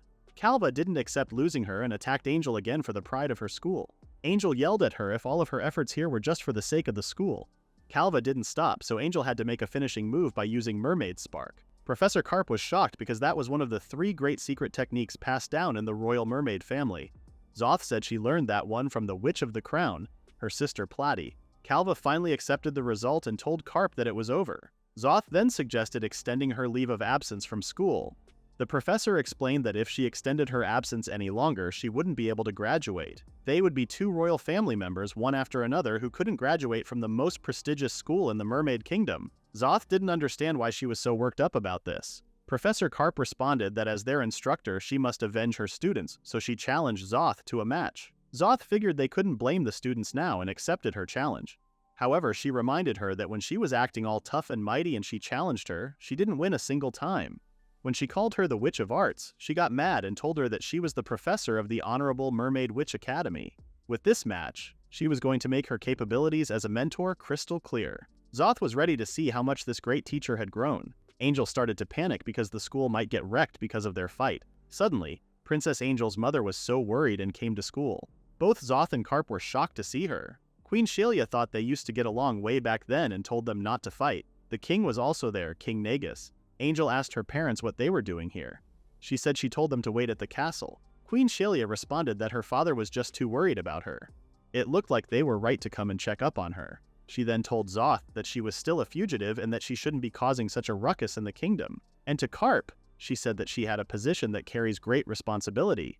She cannot be too careless. Queen Sheila asked if she was trying to teach her students that the only way to solve problems was with her fists. Carp apologized and explained that this was a matter concerning the very dignity of this school. The goal of establishing this school was to nurture the young ladies of royalty to a level befitting of their lineage. They already failed to achieve this with Lady Platy, and if the same were to happen with Miss Angel, the very existence of this school would be under threat. She asked Queen Sheila to consider this. However, Queen Sheila kindly smiled and asked if she was talking back to her. In front of her tremendous bloodlust, Carp couldn't even move her body. King Nagus cleared his throat to warn Sheila. She then apologized and told her not to worry about it. Angel asked Zoth if she knew her mother. She didn't know her mother was acquainted with one of the 6 witches of chaos. Zoth responded that in the past, they did kind of hang out just a tiny bit. She was trembling in front of Queen Sheila because she was glaring at her to not saying anything more. She could never say that Sheila and she caused so much trouble back in the day that the Mermaid Kingdom almost collapsed. She was the Witch of Darkness after all. Sheila called for Zoth and told her that keeping memories to herself was what made them beautiful. She immediately agreed. Carp and Zoth were kept alive despite knowing her history. They both knew that she was not someone they could talk back to. Sheila then said that at the end of the day, Carp was a teacher here, and she was just thinking of the school's best interests. But she didn't mind it either way, so long as Platy and Angel were both happy and healthy. Professor Carp once again raised her voice and told her that it wasn't as simple as that because allowing that would affect the reputation of both their kingdom and the school. However, Sheila's face was enough for her to shut her mouth again. Zoth realized that Carp still didn't know when to stop talking. Queen Sheila stated that she understood that she had a strong sense of responsibility. Carp would have died many times over if the king hadn't cleared his throat. She then told her that this was just about saving her reputation. Zoth agreed and told Carp that her pride would come back to bite her one day. Sheila said they were the ones who backed Carp into that corner, and they should reflect on their own actions too. She simply wanted her children to be free to be themselves, but in the end, being royalty comes with certain responsibilities. As the founders of this school, they also had a responsibility. Just like Calva, this school had students who aspire to become teachers or imperial guards, and many students work very hard here. She decided to make a suggestion. She said they should all work together. It seemed like a suggestion, but it was actually a threat. In the next scene, Professor Carp went to see Kidan and introduced herself. She thanked him for taking the time out of his busy schedule for this. Kidan was a bit confused, but he knew she came from the school that Platy dropped out of. Carp said she had come to ask if it was possible to establish a new Mermaid Witch Academy campus within this farm that he controls. Kidan was a bit confused at first second, and then he was shocked. He asked what the meaning of this was. Zoth explained that Princess Angel would like to continue studying here, but that would tarnish the school's reputation, so if there was a campus here, then Angel would stay at the farm while being a student, and this plan was suggested by the king and queen of the Mermaid Kingdom. Carp bowed to Kidan and begged him to allow her to establish a campus. Angel joined her. Zoth was sure Orcubo would be delighted to establish a new campus here. Platy, on the other hand, barged into the room and said there was no way and she was not kidding. She didn't like Carp and told her to get lost. It was a staggering rejection for sure, but they could see where she was coming from. On the other hand, Carp was calm and said it was a pleasure to meet her. She then suggested she re-enroll and graduate at her new campus, but she repeated Carp to get lost. Kidan asked Angel what to do because there was no way they could agree to the construction if things were like this. Professor Carp gave Platy a letter from her mother. The queen wrote to her that she wished she could rush over right away and congratulate her in person on her pregnancy. She asked her to proceed with approval and open the new branch school. Platy seemed off after reading the letter because there was no way she could say no to a request from her mother. In other words, she had no choice but to allow her to open a new Mermaid Witch Academy on the farm. Angel was thrilled about this outcome. Professor Carp wanted to start right away and asked them to follow her curriculum. Not only does it teach magic potions, but it also teaches the proper behavior fit for a noble young woman. Platy seriously hated Carp. Kidan realized that one day their child would eventually need to attend school too, so it was actually necessary to build a school here. But on this farm, there were already plenty of people around the same age as Angel. The number of kids from outside the Mermaid Kingdom would likely increase from now on too, so the campus shouldn't be a place where the three races are separated. In other words, her curriculum up until now wouldn't do. They had a way of doing things on this farm, and unless she understood that, then she must forget about everything they had talked about. He then turned to Platy to see her reaction, and she was so happy. Carp said she understood him and promised to compromise. Zoth knew what Carp was thinking. She was thinking that she could eventually turn this school into her own little playground. She responded that whether it would be hell or anything else, no matter what it wasn't a big deal to her. Vale came and said she was hungry. Carm was confused. She noticed that there was a guest and asked if she had put out some tasty snacks, but there was nothing. Professor Carp started yelling at Vale for her terrible manners. She said she would straighten her out herself. Vale asked if she knew who she was and turned into her dragon form to scare her. Zoth told Carp that she had some learning to do here. Orcubo and his team seemed enthusiastic about opening a school on this farm. He said he had been itching to put his skills to use. Kidan apologized for disappointing him, but the school's building was not set yet. So for now, it would just be like a hands-on learning center. Orcubo said they had heard mermaid students would be coming over and that they would need dormitories. Surely he could let them build those. They were like architecture buffs in Kidan's eyes. However, Professor Carp interrupted, saying that this wasn't necessary. Not only was he providing them with a place for the school, but he was also offering to provide them with lodging. A mermaid's pride wouldn't allow this. They would secure their own lodging. He asked if she meant that carpenter from the Mermaid Kingdom. She said no, because there was no need for that. She took out something tiny and said they had this. It was an invention by the genius Platy called growing coral.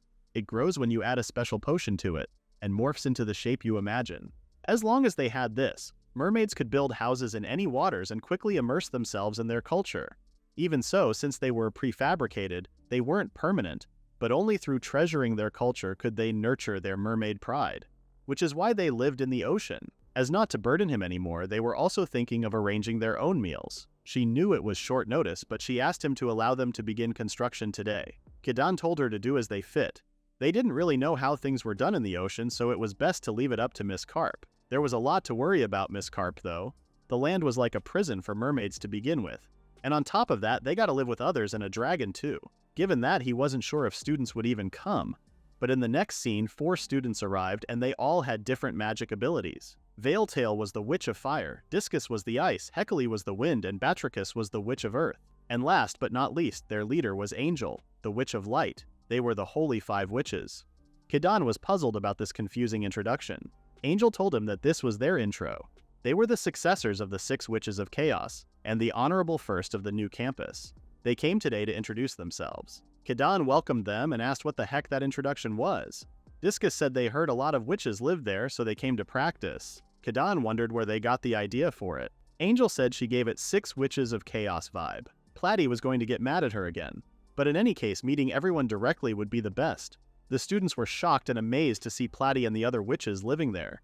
This was really embarrassing for the witches, though, because they kept telling how amazing they were. The students reminded them that they respected the 6 witches. Though the 6 Witches of Chaos were the greatest problem children in the mermaid world, they were also admired as the finest teachers of potions. They came here to learn and then strive to surpass the 6 witches. They wanted to be strong like Angel. They bowed to them and asked them to give them their guidance. Sira was feeling all fuzzy inside. Kidan thought he had nothing to worry about. All this must be the fruits of all of Angel's hard work. Since they were all here, he suggested a tour of the farm. He said that there were lots of jobs in this area. Stuff like tending fields and raising crops. In the distillery, there was a production of condiments and foodstuffs. There was also a place where they mainly work making clothes and art pieces. Firstly, they made them work in the fields. 1 hour later, they were exhausted, but Angel was still the same. They envied her, so they decided to do their best and catch up to her level. After working a lot, Kidan congratulated them and said it was lunchtime. They asked if that was okay. Kidan responded that it wouldn't be a school if there wasn't a lunch service. The food was delicious. They had never eaten anything like this before. They were about to pass out how good it was. Kidan was glad they liked it. Angel mentioned that not only did they have tasty food, but they had a piece of resistance. After lunch, they went to take a bath and relaxed. When they all got clean, it was time for a pajama party. Their pajamas were made by Bedami. They did love those clothes, but they were worried because they all needed to go back to their ocean dorms at night. And they couldn't go back to the ocean like this. Angel said they would figure something out. Kidan thought introducing the lunch service would be nice and asked Carp if it suited her tastes. It was so good that Professor Carp lost for words. She said that lunch service would make lessons go smoothly. Sierra said she must be tired from running around and building dorms and said this farm had the perfect place for that. They went to the hot spring and Professor Carp felt like her body was melting. When she got out, Sierra gave her some bathrobes and she felt like her skin was actually thanking her. Also, Sierra mentioned that they had a nice fluffy futon for her to sleep in on land. She said this whole land place wasn't that bad. The professor said life underwater was important to them, but getting to know each other and learning to respect each other was a part of school too. And so, Miss Carp approved the construction of both above water and underwater dorms. Kidan had a good feeling about this new campus thing. In the next scene, Horkosvan went to Kidan and said she had a matter to discuss with him. Curious, Kidan asked if there was a problem with the Nato. When she said it wasn't that, he was shocked that she wanted to talk about something besides Nato. She stated that it was a significant matter. She believed he recalled her sister's model that they restored. He remembered the angel they restored a while ago. Hermes came to collect her so that Hephaestus could make some adjustments, and they haven't heard anything since. Horkosvan was wondering what became of her after that. Kidan agreed that it was a bit strange that they hadn't heard anything about her yet. In that case, he suggested asking the question themselves. They summoned Hermes and apologized for always summoning him. Hermes asked if he was going to treat him to something, and Horkosvan gave him some natto. But Hermes hated how it smelled. She told him that he needed to cleanse the darkness in his heart with natto. Hermes noticed that she was a bit angry.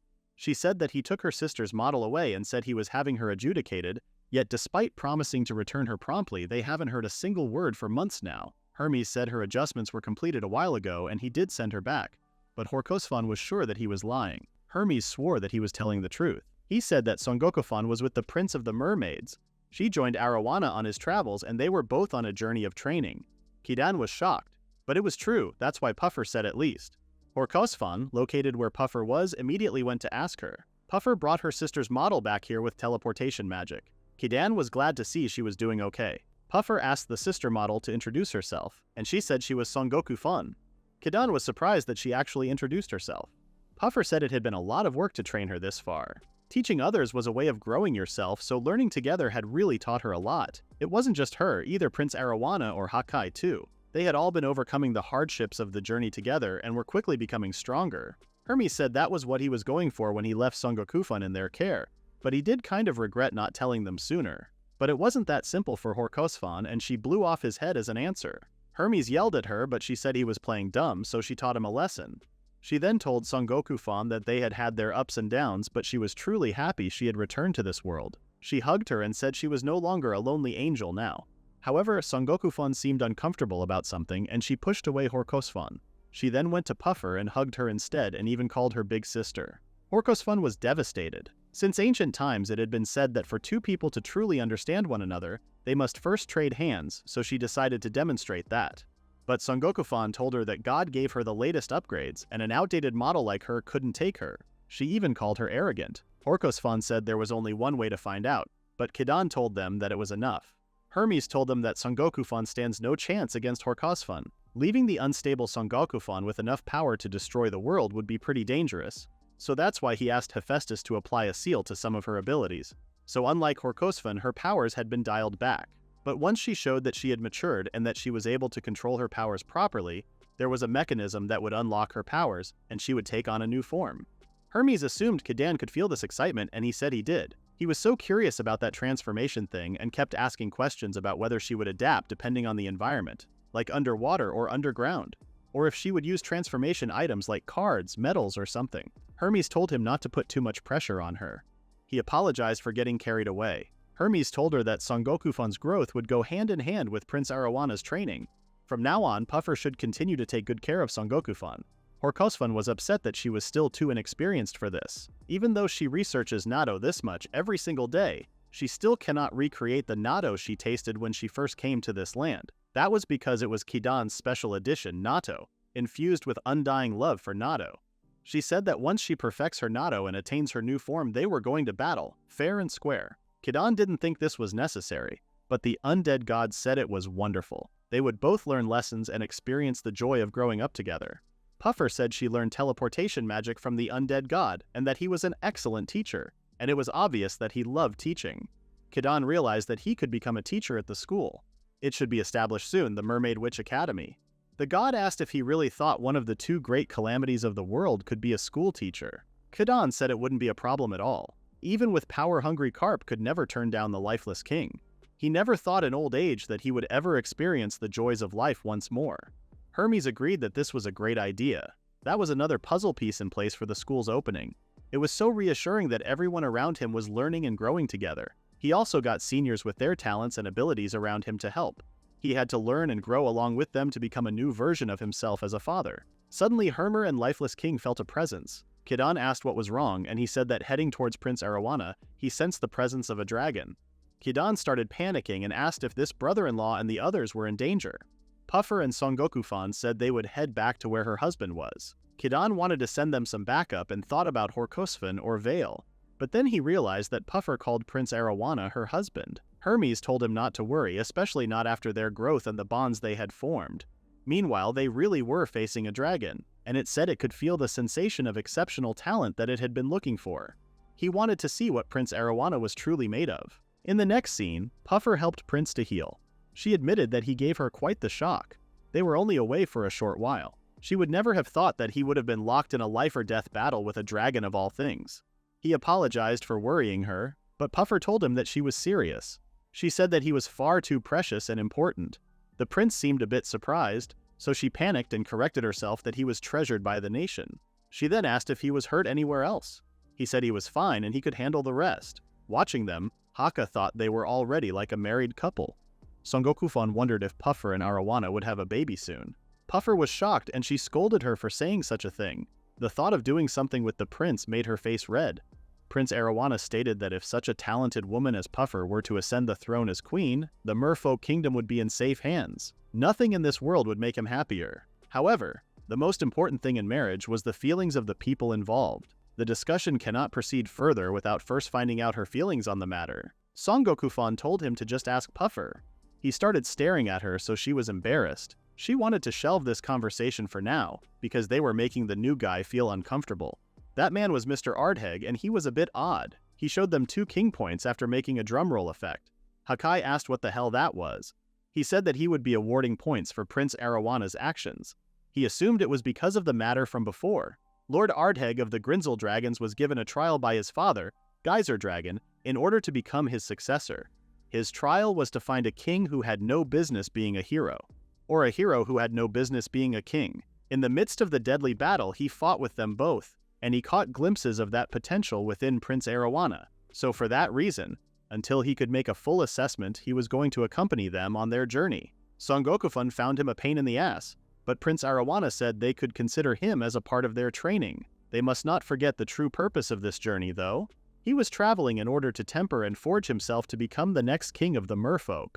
Until he achieves that, he shall be pushing himself to the limits and maintaining strict discipline, which is why, whether it was facing the Saint again or congratulating his pregnant younger sister in person, even proposing to Puffer, all of these things simply must wait until after his training was completed. Puffer almost had a heart attack after his words. Prince asked her to make sure to convey his most heartfelt congratulations to Plady on her pregnancy for him. Also, he asked her to speak with Hendra about notifying the kingdom, making sure that the celebrations were arranged.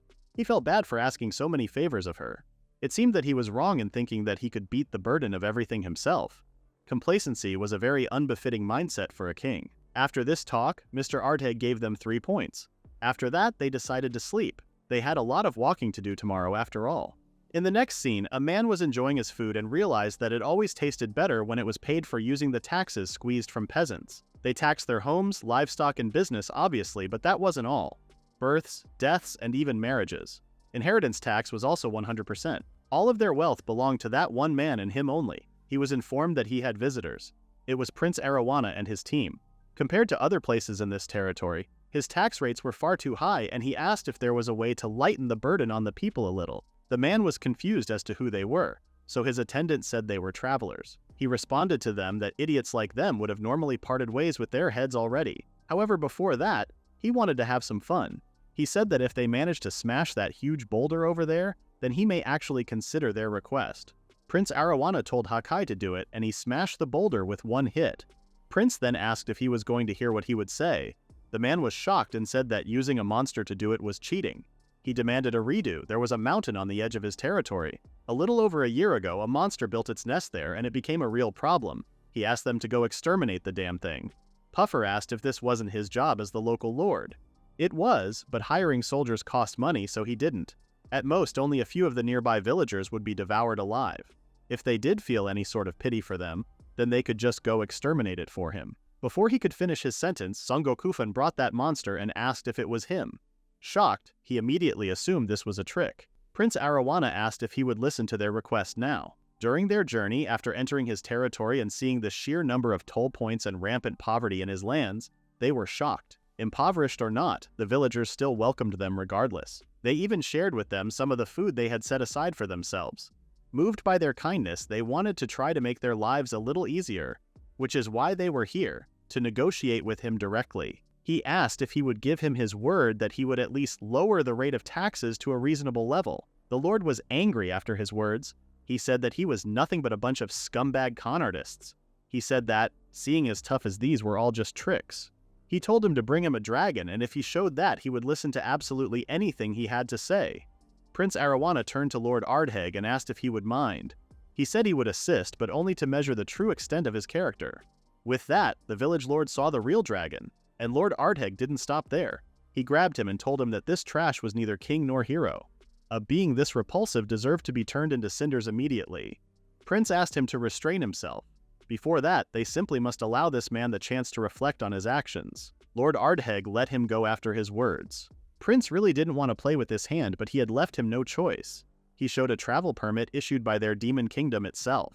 It had even been personally signed by Demon King Zayden himself, too. Hakai told the man to show him some respect because this was none other than the first prince of the Merfolk kingdom, Prince Arowana himself. Eventually, the lord bowed down to him. On that day, another ruler, unfit for office, disappeared from the demon kingdom. After all that, he was glad the lord was handed over to the kingdom's military police without incident. However, he wondered what kind of punishment awaited that man. Still, that whole situation made him realize something. In the human kingdom, royalty was incompetent, so the local lords were the ones holding the kingdom together. But in the demon kingdom, the total opposite seemed to be the case. While it was true that King Zidane was a fair and wise ruler, one man's eyes could only keep watch so far. It was a shame that a single great leader's strength causes people around him to lose their edge. Not all of the territories within the demon kingdom were like that, though. He knew that. Puffer told him that he would need to be extra careful when he ended up ruling his own country. Prince corrected her sentence, saying that when they end up ruling their country, this time both Hakai and Lord Ardheg gave them 5 points. In the next scene, Letta Slate was trying to convince Keaton to do something. She kept saying this was their chance and the perfect opportunity, but Keaton had no idea what she was talking about. She showed him the beans and explained that the time had come to take over the world with the power of these beans. Platy grabbed her hair and told her to shut up. She said that a princess from the human kingdom, which was wiped out by the demon lord's army, really shouldn't be saying dangerous stuff like that. Keaton asked if she was planning on making guns that fire beans. He told her that she can't conquer the world with just a pea shooter. Letta Slate was humiliated because they thought she was an idiot. She mentioned that all of those young exchange students had been hanging around lately. She was planning to get all those kids to eat the beans she grew. Then those students would become slaves to the beans, and word of mouth would spread like wildfire, and from this isolated backwater village out into the great big world. And she was convinced that they would become a sensation, then the entire world would be obsessed with her beans. That was her master plan. Platy seems to have a problem with her calling this place a backwater village. She said that if she was confident enough to go running her mouth, they should see what exactly these beans of hers could do. Letta Slate didn't want to get beaten up by Platy again, so she said she was heading out for a while. She went to make everyone taste her beans, but they all preferred meat over beans. Some of them even liked ice cream and pancakes over them. Lettucelate was so frustrated that she hugged Horcusfon and began to cry. Kitten saw this coming, so he wasn't surprised at all. She was pretty upset that no one chose her tasty beans. When she asked about Horcusfon's opinions, she agreed with her. She too overcame the feeling of inconsolable indignation. An affront to the beans was an affront to them. She added that beans were incredible. However, Natu was even more magnificent. She then turned to Kidan and said the time had come for them to teach these youngsters the true hidden power of the beans.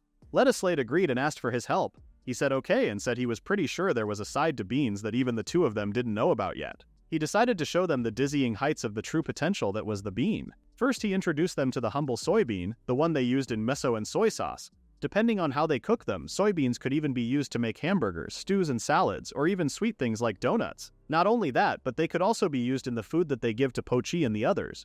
Plotty was amazed. She never knew they were so versatile. Kidan mentioned that they could even use them to make dishes like tofu, which was actually great for babies when they were going from milk to solid food. But Lettucelate said they all kind of feel like substitutes for things they already had or could make. None of it really stands out or feels that special. Kidan told her not to be so sure about that. The main selling point of bean dishes was that they were packed with nutrition and really healthy for them. But from their reaction, Kidan figured healthy wasn't much of a selling point in this world. Plotty recalled him saying something about vitamins and minerals being good for the body when he was making natto.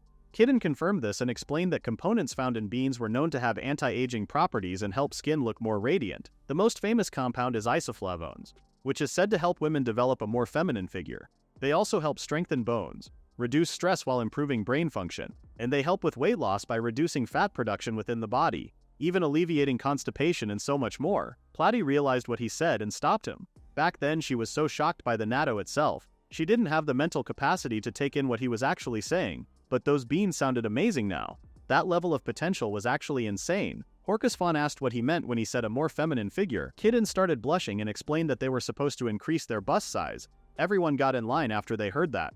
The possibility of having a sexy, glamorous figure was interesting even to Horcusfon, as she wanted to have the kind of chest Songokufon would be pleased with. Lettucelate started encouraging everyone to know the capabilities of the beans. She said that the power of beans was unstoppable, and by consuming them they could join the ranks of the busty beauties. Professor Carp came and told them to calm themselves. With such suspicious claims as their teacher, she wanted to test their safety first. Kidan realized that this was going viral. Even with healthy food, too much of a good thing could be bad for them, so he warned them to keep the portions reasonable. But no one was listening to him anymore. Lettucelate thanked him for making it possible for her to spread the word to everyone with more confidence. With these beans, she really believed she was going to rule the world. Meanwhile, Puffer told the others how it went. Right now, the farm is in the grips of an unprecedented bean boom. Lettucelate was like a tornado blowing through the entire farm. For snacking, she sent her away with some roasted broad beans. She gave me these because they were easy to carry around. Prince agreed, saying that for travelers like them, they were perfect. Puffer asked where they were heading today. Prince responded that the Demon King Zedon told him that there was a place he wanted them to stop off at during their travels. They wondered why. They continued their way to the place Zedon mentioned. Looking around, it looked like a wasteland. Lord Ardbeg was suspicious that this was a trap laid by the Demon King's army. Prince immediately told him that Lord Zedon wasn't that kind of man. He apologized and seemed genuinely upset about it. Even for a dragon, people approached them and asked who they were. Prince said they were travelers on a journey or training. The man figured he was the merfolk prince. He said that his instructions from the Demon King were when he arrived they were going to give him guidance. Everyone was quite confused as to what was going on. After walking for a while, the man asked them to take a look over there. They weren't sure what they were looking at. It looked like some sort of farm. The man explained that this barren land was not fertile enough for crops. In order for it to become farmland, they must first revitalize the soil. In other words, they were working hard to bring this land back from the dead. Prince asked if this was a scar left behind from the war. It sounded like an overwhelming task. His question was why they were attempting something like that in such a harsh place as this. The man responded that it was karma, for those of them who were spared and given a second chance. Prince wondered if he was a human. Common sense leads him to believe that humans shouldn't be living within the Demon King's borders. Puffer was confused. Prince concluded that he was the former king of the humans. Everyone was shocked. The man said he was considered dead officially. However, the Demon King granted him a chance to live on and tasked him with this work. Through the reclamation of this barren wasteland, he had come to realize that he drew his very breath here purely by the benevolence of this world. And what it truly meant to be a leader of men, he simply didn't possess a character worthy to stand above others. He had heard that the Prince of the Merfolk was on a journey of discovery and training in preparation to become the king. At the very least, to serve as a lesson for future monarchs such as himself, he would be content if his fall from grace would serve as a cautionary tale. Prince refused to see him as a failure. His character, his life, and his current situation, He wished to learn the truth of royalty through the very life he led here today. Puffer realized why the Demon King asked Prince Arowana to come here. It all made sense now. She then turned to the man and told him that his daughter was alive and thriving elsewhere right now. The former king was shocked that Lettucelate was alive. He started tearing up. His promise that his daughter wouldn't face any cruelty was true. He once again realized how the Demon King was a real man. Puffer gave him the crops that his own daughter grew in her very own fields. He was amazed. He saw it now. He decided to continue cultivating this land and preserve it. He hoped that someday he would be able to deliver the crops grown here to his daughter as well.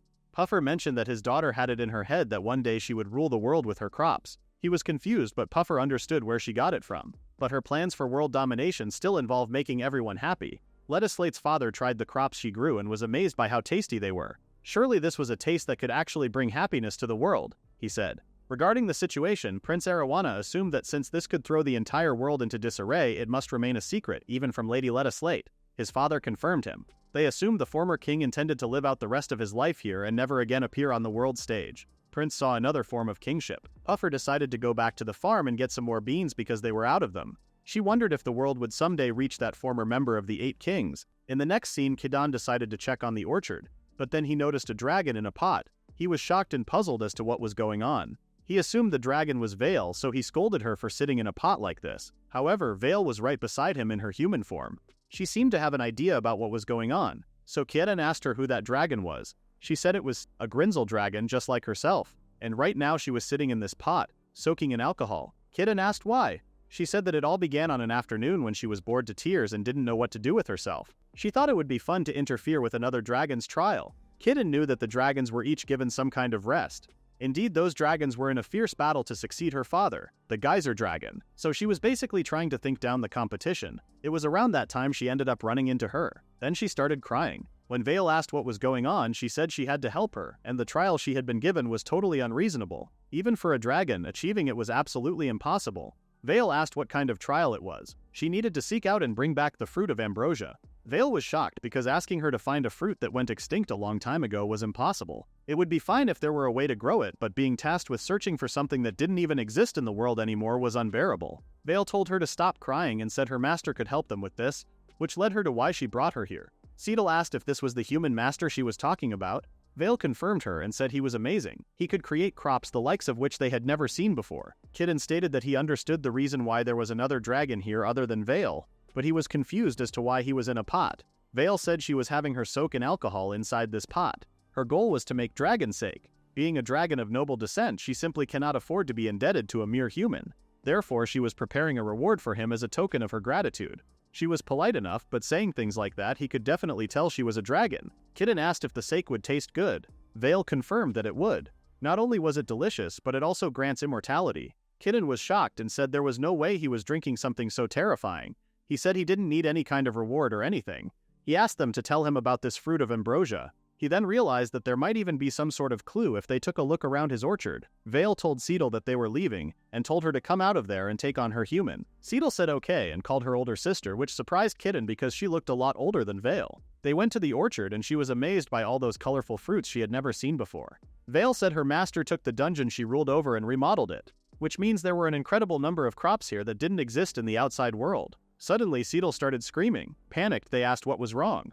She was staring at a tree full of fruit and she said it was ambrosia. As for Kidan, they were just apples. He explained that where he was from, this fruit was called apples. Vale asked Seidel if she was sure, and she said yes. Before embarking on her journey, her father clearly explained to her how to identify ambrosia.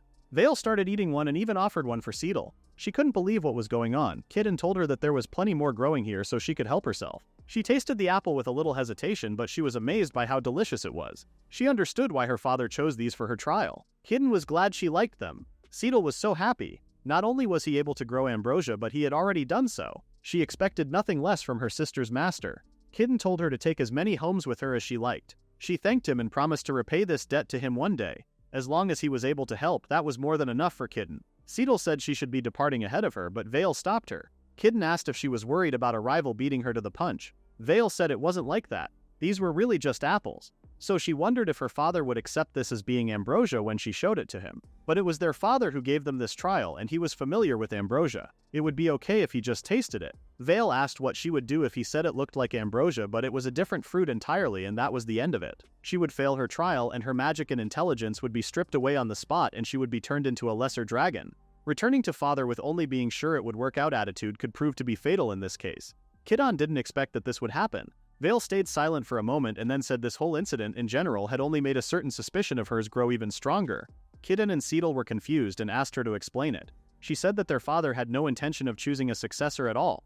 Basically, it was very unlikely that he was even considering it. To begin with, their father's rightful successor should be their elder brother Alexander. However, with their elder brother and father having fallen out, having aged as he had, their father lacked the power to rival her older brother any longer. Which means by giving them all trials that had no hope of completing, father planned to use their failures as an excuse to strip away their magical powers and hoard them for himself. Kidon was shocked by this cruelty. This whole thing was a plot orchestrated by their father. But if that was true, Seedle wondered why he was doing it in such a convoluted manner. The immortal king appeared and explained that he was likely left with no other choice but to do it that way. Even the great geyser dragon cannot take someone's power by force. So he was likely using oath magic under the pretext of a trial. By some miracle, it just so happened that the trial given to Vale actually existed, but there was every possibility he wouldn't even acknowledge that. This was all purely speculation on his part, but he could feel that the geyser dragon's power was growing day by day, which is why he taking the liberty of delivering this warning to Vale the other day. So her deductions were just parroting the immortal king's deductions. That really made him worried because he thought Vale had eaten something she shouldn't have. Even so, the whole "I thought it would be fun to interfere with another dragon's trail" thing was really just because Vale was worried about them. She didn't admit it, of course, and claimed she was merely bored, but Seedle still hugged her sister. She then asked her sister what they were going to do from here. She told her to avoid the subject for the time being, and it was probably best to wait for Alexander to make his move. In that case, Seedle wanted to stay by her side. She begged her to let her stay with her sister, so Vale put her to work again to make delicious dragon steak out of her. The immortal king seemed to be excited about the dragon steak too. Kidon was relieved that it would be in demand. Still, the immortal king told him that they cannot afford to just leave things as they were. Vale also realized this. Even as they spoke, her fellow dragons could be being absorbed one by one. But as the king said, this was all purely speculation, there was no conclusive proof, and that was the issue right now. Kidon agreed and started to think about solid proof. If they had solid proof, that means they could actually put together some sort of plan. Suddenly, Hermes appeared behind him. He was here to help Kidon in this chaos. Meanwhile, Son Goku was leading Prince Arowana's party, but Arowana wasn't sure if they were on the right path. She said that the coordinates that Hermes sent over were right up ahead of this hill. Apparently it was whatever she needed in order to evolve. Arowana was trying to understand what that god was plotting, even though her raw power already had a limiter keeping it in check, to provide the means necessary for someone who could already defeat a god as they are right now, the ability to evolve even further. There was no doubt that Hermes had a plan. However, regardless, they really wouldn't find anything out until they got there. He suggested thinking of it as another of their trials and tackling it together too. Everyone once again realized how sincere the prince was about his own good. Puffer was starting to get annoyed by those branches and weeds. Mr. Ardhaig asked if he should incinerate this entire area. Son Goku-fan called his name and said she would lend him a hand with that. Prince Arowana stopped them and told them that they were doing this training specifically so they didn't do anything crazy dangerous like that. Hakai wasn't sure that Son Goku-fan's evolution was really a good idea. Thankfully, they finally arrived at the place Hermes had pointed at them. It was a castle floating in the sky, so everyone was a bit surprised. Hakai assumed this was truly the work of a god. Puffer wasn't even sure if anyone other than a god could even get there. They didn't have any choice, so Mr. Ardhaig turned into his dragon form and took them there to take a look. At the entrance, Puffer and Prince weren't sure if they could get in, but Son Goku-fan barged in like it was her own house. Arowana asked her to exercise a little more caution, but she ignored him and said there was no one home. More to the point, they didn't even know what this room was. Something was glowing up on the back there, but they weren't sure what it was. It looked like a stone tablet. So Mr. Ardhaig said it could be the Emerald Tablet. Arowana asked if he knew about this. He said it was a stone tablet made of emerald, bestowed with supreme words of wisdom, and according to the legend, the tablet was created by Hermes himself. Now that he mentioned it, he recalled Hermes saying he governed all wisdom and knowledge. Hermes carved the mysteries of the entire world onto a single tablet. Apparently, anyone who reads it will be granted all-knowing absolute wisdom. He assumed that's why it was being hidden away in such an inaccessible location. Arowana started questioning why he would lead them to the very place where something so incredibly important was being kept. Son Goku-fan assumed it was here to help her evolve and she tried to read it, but she failed. Suddenly, the tablet started glowing and she was screaming. Worried, Arowana asked what was happening. She said something was pouring into her brain. Arowana was worried that supreme wisdom was actually flooding into Son Goku-fan. However, somehow Hakai was the one who evolved. He had a horn and some hair. When they looked at Son Goku-fan, they saw her wings. She was changing a little too. Her wings that Hermes took away were back now. Her limiters had been removed and her full power had been unlocked. She felt like she could even take on a god right now. Arowana knew how serious she was, so he told her not to start any of that. Before they knew it, Puffer started screaming too. She said she could feel all the knowledge in the world creeping into her brain. Arowana started to worry even more now. Puffer told him that this was incredible because with this knowledge she could become the greatest witch the world had ever known. Hakai told Prince to stay back when he tried to approach Puffer. He forgot that she was already a top-tier witch to begin with, and they also have a serious troublemaker with enough raw power and tenacity to destroy the world 10 times over. If someone like her were to gain ultimate wisdom, the whole world would be in great peril. Seeing Puffer like that, he tried to think of some way to resolve this. Just then, they noticed a little monkey staring at them. The monkey then started talking to them. Its name was Tutu, and he was a god not of this world. And just like Hermes, he governed over all wisdom. Arowana was still confused. Tutu said he sensed a strange signal coming from the emerald table he created, so he came to investigate. They were surprised that Hermes didn't create that stone tablet. Tutu explained that it was more of a joint venture between them. As a messenger god, Hermes sometimes travels to different worlds, and they hit it off and ends up creating it together, so it could benefit both worlds. They normally keep the tablet secured in the space between them both. He couldn't help but wonder what exactly Hermes was plotting though. He then pointed at Puffer, figuring that she was already scholarly. This was what happened when someone as wise as she was already exposed to the tablet's power. An overdose of wisdom leading to an overload in intellect, then finally the birth of mindlessness. Panicked, Prince Arowana asked Tutu if he could do something. She was an important companion of theirs. Tutu turned to him and told him that if there was anyone who could do something about it, it was him. Puzzled, Arowana wondered what he was talking about. Tutu told him that reason controls instinct, but the reverse of that could also be true. A wave of deeply intense emotion may be able to sweep reason away, and for her, he was the only one able to make that happen. So he wanted permission to impart some very special sagely words upon him. Prince didn't think another second before saying yes. He even begged him. Tutu told him that the words he gave him must be said to her directly. After that, Arowana started screaming his lungs out. He told Puffer to listen carefully. What he said was a love confession. He said he was totally in love with her. Tutu was sure this would work while the rest watched with confusion. Hakai couldn't believe he got him to make a joke at a time like this. But apparently it worked. Puffer's face was red and she seemed okay. She ran to him and said she was in love with him too.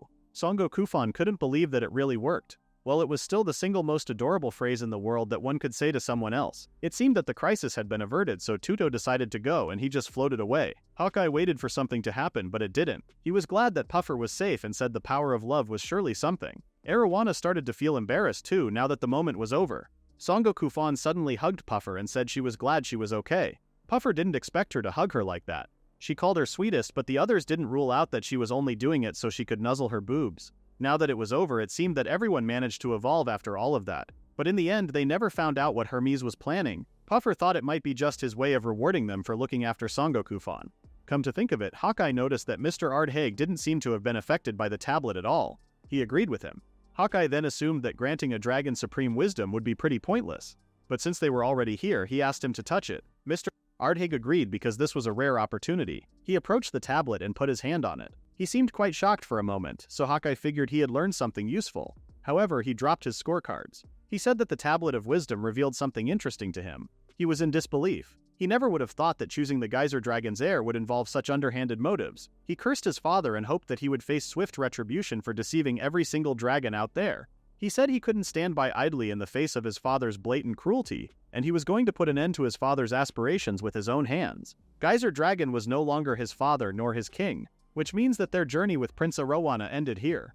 Hakai figured this whole trial he had undertaken was meaningless now. He confirmed Hakai. He bowed to them, thanking them for their hospitality during their short time together. He then turned into his dragon form and turned his back on them to fly away. However, Prince Arowana jumped on his tail and told him that he was going with him. He was already one of his companions and they were going to face this problem together. Mr. Ardhaig couldn't believe that he had involved himself in something so potentially dangerous without even hesitating. He told Prince that he never ceases to amaze him. That was the moment Mr. Ardhaig realized that Prince Arowana was a king who was unlike any hero, or a hero who was unlike any king. Son Goku-fan appeared while holding everyone in her arms like it was nothing and told him not to leave them behind. Prince Arowana told them that from here on out the journey would be perilous and they should wait for him back at the castle. Hakai said they should be the ones saying that to him.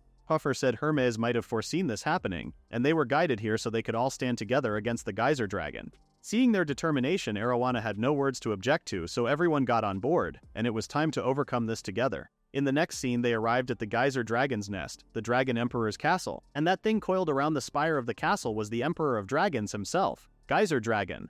Geyser was much bigger than Mr. Ardheg, and he seemed surprised to see him. He said he bestowed a trial upon him to find a king who was unlike a hero, or a hero unlike a king. He asked Ardheg if he had found them.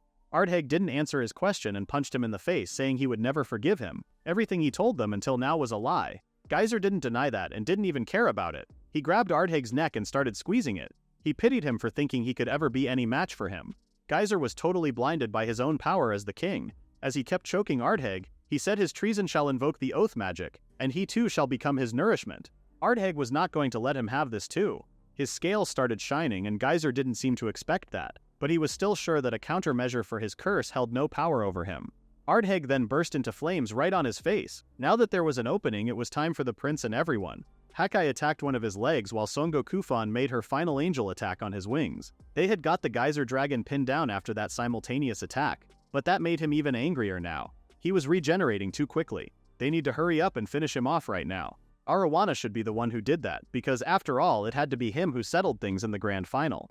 Songo Kufan said that's what Hermes said. Arowana didn't know about this. They suddenly heard a loud roar and a hurricane in front of their eyes. Arowana had a weird sense of feeling. He wondered if this was the power of the stone tablet too. He could feel them coursing through him. He was hearing everyone's voices, wishing for peace. He clenched his fist and turned to Puffer, saying they were going to do this together. Puffer was more than okay with that because by his side she was coming wherever it led. They joined hands and used their ultimate technique, Love Love Neptune Buster. A heart-shaped water attack came right at Geyser. After Geyser took the attack, he was blinded by the light. In his final moments, he realized that the apex of this world, the Dragon King, was dying. When the light was finally gone, Geyser was also dead. They weren't sure if it was really over, but Mr. Ardheg confirmed that it was indeed over. He couldn't feel any of his father's presence anymore. Puffer couldn't believe that they actually defeated the strongest of the dragons. Mr. Ardheg seemed troubled by something. He said he never gave what they would do after defeating him a second thought. What were they supposed to do now that the king is gone? Hakai said there were many things still needing to be arranged, such as organizing a successor. But for now, he was glad they were able to protect their friends. Prince Arowana offered his hand to Mr. Ardheg and told him that he was one of them now. He offered to help him figure that out and walk this path together from this day forward. Ardheg's troubled expression disappeared and he seemed a lot calmer now. He shook Arowana's hand and said yes. Now it was time to head home. Meanwhile, Hermes was eating his apples while lying on a cloud. He knew that even as a thank you for taking care of Songo Kufan, this might have been a little too much. But for now it was a happy ending and that was all that mattered. In the next scene, Prince Arowana and his team returned to Kidan's farm, and they were so happy to see them. It had been quite a while since they saw each other. When Kidan shook Prince's hand, he was shocked to feel so much more strength flowing through him. Platy agreed, and she also noticed that he was a little sturdier than before. Prince Arowana noticed that his little sister had quite the impressive baby bump. Platy stretched her back in confidence. There wasn't much left for the baby to come. Hakai congratulated Platy and said he couldn't wait to meet the baby. But since he was so evolved and different, they had had time recognizing him. When Hakai said his name, Kidan was shocked. He said he wasn't sure because he looked so different. Hakai was embarrassed, but he did admit that there were a few things that changed during their travels. Songo Kufan bragged about her wings and said she even learned how to fly. Her wings could even pop open and close as she wanted. Now she could fight that other angel in an even battle. Kidan was still puzzled as to why everything between them had to be a rivalry. Songo Kufan then gave them the big news. Arowana and Puffer were getting married. Arowana panicked and scolded her because he wanted to make the announcement himself. That was still wonderful news and they congratulated them. Prince Arowana couldn't help but notice that they were underwhelmed. Kidan explained that it was only a matter of time anyway, so they weren't that surprised. Prince stated that during their travels, he came to realize that no woman on this earth's able to support him quite like Puffer. Puffer's head was about to explode from embarrassment. It seemed like every one of them came away with something valuable from their travels, but the most important thing was that everyone made it back safely. Kidan had to point out the strange man in the corner who was staring at him. It felt like he was glaring holes through him, so he had to ask who he was. Mr. Ardheg was trying to tell something, but he said he couldn't. Even with his discerning eye, he still couldn't tell if Kidan was either a hero or a king. It somehow appeared he could be either, and yet neither at the same time. That seemed to be the reason why he was staring at him like that. He was so overwhelmed by Kidan's presence that he had to scream, asking who in the world he was. But that was a question they should ask him. Mr. Ardheg then saw his big sister Vale. Vale proudly stated that there was no way he would be able to understand the greatness of her master. Mr. Ardhaig mentioned that Prince Arowana told him that she was living here now, but he never thought he could meet her in person. She said it had been quite a while, and assumed he was Dalba. When Ardhaig corrected her, she said they all looked the same to her. Platy and Keaton assumed he was a dragon too. Prince finally explained that Lord Ardhaig became a companion during their travels. Keaton was a bit nervous that he might be the dragon they fought the other day. Ardhaig told them that he was thrilled that they were finally able to meet, and there was something he wanted to discuss with Vale, his big sister. Vale already knew that he was part of the party that defeated her father. Keaton let out a scream. Ardhaig explained that during their journey they discovered their father's diabolical schemes and they inadvertently killed him. Vale seemed annoyed that he used that term to vanquish someone and wanted him to explain. Songokufan said Hermes was yapping straight into her brain, but thanks to that everyone got a superpower booster, then they beat him up. This was a terrible explanation for sure. Prince Arowana said it truly was an uncanny sensation. He could feel power coursing into his hands, and everyone's prayers for peace. Now that he mentioned this, Keaton recalled that Hermes did rally the gang the other day. They were all told to cheer on Prince Arowana and everyone else. That might be the sensation he was feeling that day. Well, it certainly seemed to have quite the potent effect. Regardless, Vale congratulated Ardhaig on his job well done. And all of a sudden, Vale flinched and looked at the sky.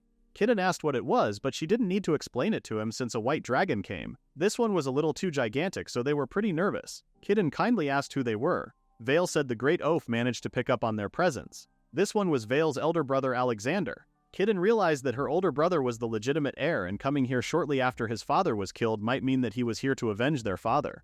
Thankfully, Vale said it wasn't like that at all. Alexander talked, and he apologized for his intrusion while they were working. He introduced himself and asked for forgiveness for this sudden unannounced visit. He said he took the liberty of landing in the largest open space, but he hoped that posed no inconvenience to them. He even looked around to see if he had damaged the field. Keaton said there was no problem at all.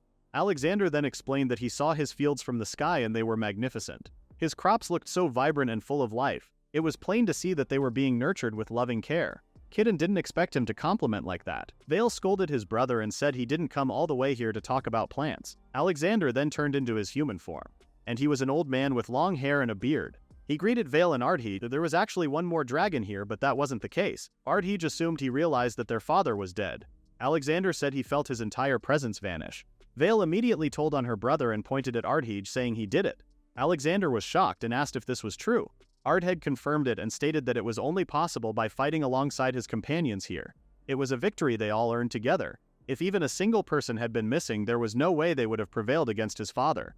Alexander commented that they all did magnificently well. He suddenly started crying and said he, the estranged son, should have been the one to face their father, and he should have been the one to settle this matter by his own hand. Yet his younger brother was forced into bearing that burden in his stead. He seemed to feel very guilty about that. He apologized to Ardhaig for that. It is what it is, Vale said, and reminded Alexander that he was the next geyser dragon now. He really didn't seem too keen on that. He said he had no intentions of taking on such a grandiose role and would rather distance himself from all of the dragon power struggle squabbling. Both Vale and Ardhaig were shocked and told him that he was the rightful heir to the throne. This was a selfish nonsense to them. Vale told him that if he didn't take up the throne, then conflicts will break out between the remaining dragons. Keaton asked if she would want to become the successor, but Vale said that was impossible. Besides, she had all manner of things to attend here. Adi told her that all manner of things she was talking about were just eating and sleeping all day. Keaton giggled and patted Vale's head, as he pointed out the fact that this place was Vale's home now. She was family.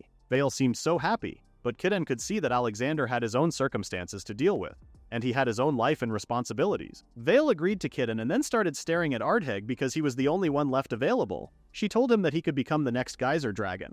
Alexander agreed, saying he was the one who defeated their father and earned his rightful place as Emperor Dragon. He was the only one truly worthy of succeeding him. Ardhaig said absolutely no way, but they believed that he could do this. Ardhaig responded that someone of his humble status had not shoulders broad enough for that responsibility. At the very bare minimum, he would need to possess power comparable to both of them. Vale and Alexander told him that he was plenty capable enough to handle it. Ardhaig had to agree to become the geyser dragon only because of how insistent they were. Vale told him not to worry. Once everyone knew he had Alexander's blessing, and he and Vale were standing at his back, no one would be foolish enough to pick a fight with him. Ardhaig hoped that she was right. Prince Arowana approached Ardhaig and congratulated him. Nothing would make him happier than for him to unify the dragons and guide the world towards peace. Together, let's do our best, Prince said. His pep talk worked on Ardhaig and he seemed a lot more confident than a few minutes ago. The situation was a bit touch and go there for a while, but it looked like the whole dragon situation had been put to bed. Keaton was relieved. He turned to Platy and suggested throwing a celebration party while they were all here. However, Platy didn't respond to him. She was holding her belly and seemed worried. She then stated that she was going into labor. Kitten was shocked and screamed that it was finally happening.